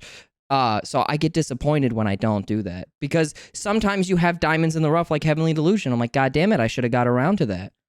Or fucking Insomniacs After School and so on and so forth. Yes, I have to wade through a lot of garbage to get to those, but I enjoy that process anyways. That's how I feel My- a lot my- of the time with it. Yeah. Yeah, good. No, I mean I was just agreeing with him. Like I wade through a lot of dog shit to like maybe find like a hidden gem. Like something may look generic on the surface. And then you watch and you're like, that's pretty good. Yeah, like today well, I guess it was yesterday now because we've been here for so long. But today I watched the first episode of The Weakest Tamer's Journey to Pick Up Trash or whatever the full title is, and And it ended up having really good animation for no reason. It was really good, and I really hope it keeps that up and doesn't fall off. The Witch and the Beast look hella generic to me. I watched it. I was like, wow, it was better than I thought it was going to be. It wasn't amazing, but it was decent. So yeah, I mean, a lot of the times I like watching dog shit anime too in general. Like I'm still watching the one from this season with the fucking the instant death ability, which is complete ass. Just kind of hate watching it, but I just like watching anime. So when I get asked to come onto a podcast where it's like, you know that thing that you did like every other year, but this year, yeah, can you vote on this year? It's like, God damn it. Yeah, I know. No, that's same with me. My biggest regret is not finishing nearly enough shows from last year. I watched maybe around 50, maybe 60-ish shows. I finished 9 of them. So it's like, I really should have. Fuck. I wish I got to see more because I know that Vinland probably would have been my choice. I know that I would have loved Skip and Loafer. Insomniacs After School, I loved the first episode. I read the manga after that, at least like 30 or 40 chapters. Like there was a lot of good shows last year that I just kind of fell off, and I really only stuck with like one favorite from each season because the other shows I finished weren't even necessarily favorites. Like Magical Destroyers was okay. I was upset with how it turned out and stuff like that. So same thing. I was kind of like the I got asked to be on to do the awards on the one year that I shot They the bed kind of on like completing slacked, shows. yeah. And I regret not doing. Continuing. I low key only finished most of the anime that I watched in a year For the podcast. because of Castaway Anime.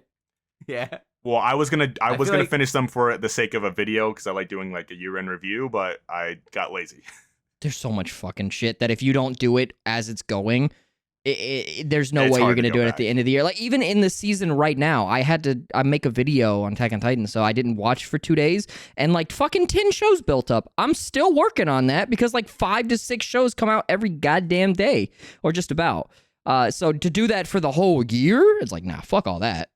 And you guys are insane for doing that, like 30 fucking shows a season. I can't do that. Yeah, 30 is too much. Like that's when you have to like really delve into the dog shit. Like We pride ourselves. I used to be like, I watched past the episode 1. I used to be like Daniel. I used to finish it all, but after you see enough dog shit anime, you're like, yeah, this is not going to get any better. Like 6 episodes. I had a rule where I'd always watch the sequels as well, but then I watched it was the worst anime from 2023. We didn't have that category, but the Kizuna anime, that one sucks too. I wanted to die every moment watching that, and I looked at season 2 and I'm like, "Fuck, dude, I have not started this," and I changed my rule. I no longer have to watch the sequels because fuck that show so much. Yeah, save yourself. You gotta save yourself. I never fucking even bothered with the sequels. I feel like maybe I did at one point, but there was some shitty fucking isekai show. Like halfway into the first episode, if I think they suck. If I don't think it's gonna get any better, because I was like, no, I have to finish everything so that objectively I know it was dog shit. No one can tell me it got better in the 11th episode. It's gonna be done right.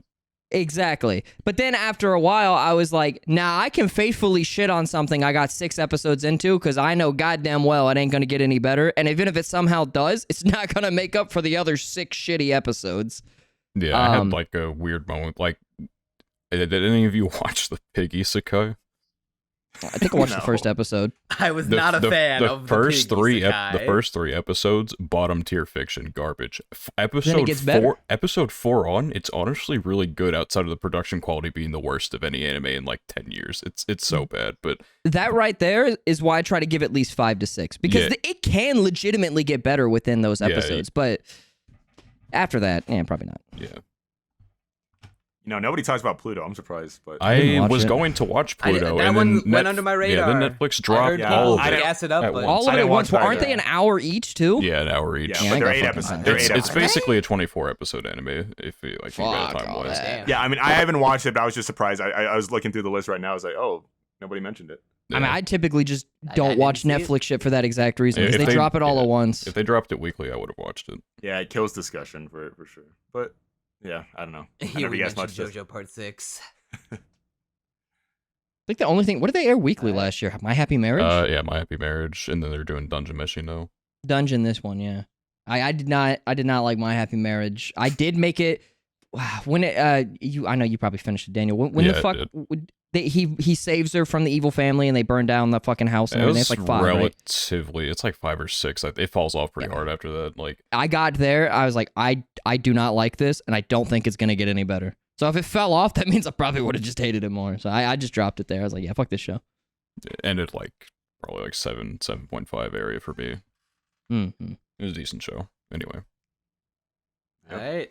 Well, I think that'll just about wrap it up here for this first annual Casties. Why don't you go ahead and plug where you guys are from? I guess I'll start since we did alphabetical order earlier. My channel is Danyul, just DANYUL. Do YouTube videos on anime, obviously. I also have my own podcast, is the Order an Anime podcast. Weekly videos, but we don't watch like you all do your podcasts, like you watch an anime and you talk about it. We just talk about whatever the fuck for however long. So it's a bit of a different, shoot the shit for a little while. It's a bit of a different structure, but yeah, I do that as well on the side. You can find me on YouTube at Kikazu, Kikazu. I also do like anime videos. Sometimes it's analysis, sometimes it's weird sarcastic things so that you can't tell that I'm being sarcastic because of my voice. I also got a podcast, kind of. I don't know. We always start it back up. Anime Safe Space. Yeah. Yeah, you can find me on YouTube at Crunchy Bagels. Sometimes I really like to talk about stuff that nobody cares about, but I'm super passionate about. Currently, I'm working on a Zarigoto video. That shit's goated. Tomozaki as well. At least I should be, Sometimes I show my hands in my videos. I've been told I'm feminine. Hit me up if you're interested. You showing your hands? Oh, you have. Yeah. He did one time. I was gonna say Crunchy's been oddly quiet these past 10 minutes. Dog, I've been looking at art on Twitter once the discussion He's checked out. on Zom 100. I completely He's checked done. out. Well, we killed his honestly. motivation. He doesn't want to do this I anymore. sort of lost motivation halfway through the Zom 100 argument when I realized it was just going nowhere. And since He then, went I've been from on either Crunchy to geometry. That's the Dash or- best part. I love Yeah, arguments I like went that. Chewy. His bagel went soggy. Man, you can It find was in me fact a soggy bagel. at Toto. No one knows how to fucking spell Totoellini. I'm gonna be real with you guys. I don't fucking know how to spell Totoellini. I forgot. I just type in at Toto and it fucking pops up. I think there's an E in I think it's Totoellini. I don't fucking know for certain. I think you're right. But yeah, I mean I make anime videos like everybody else here. I do it a little bit more frequently, but that's honestly about it. Yeah, so yeah, thank you very much. Subscribe to all of our channels. Links will all be in the description. Be sure to like the video, leave a comment telling us what your picks for every category are. I want to see every single comment have one of each of the 20 categories. I'll be deleting all the ones that don't follow this criteria. It would be very rigidly monitored 24/7. Yeah, that'll do it for the 2023 Casties. I'm Neon Manta, And I'm Crunchy Bagels. and you'll see us next time.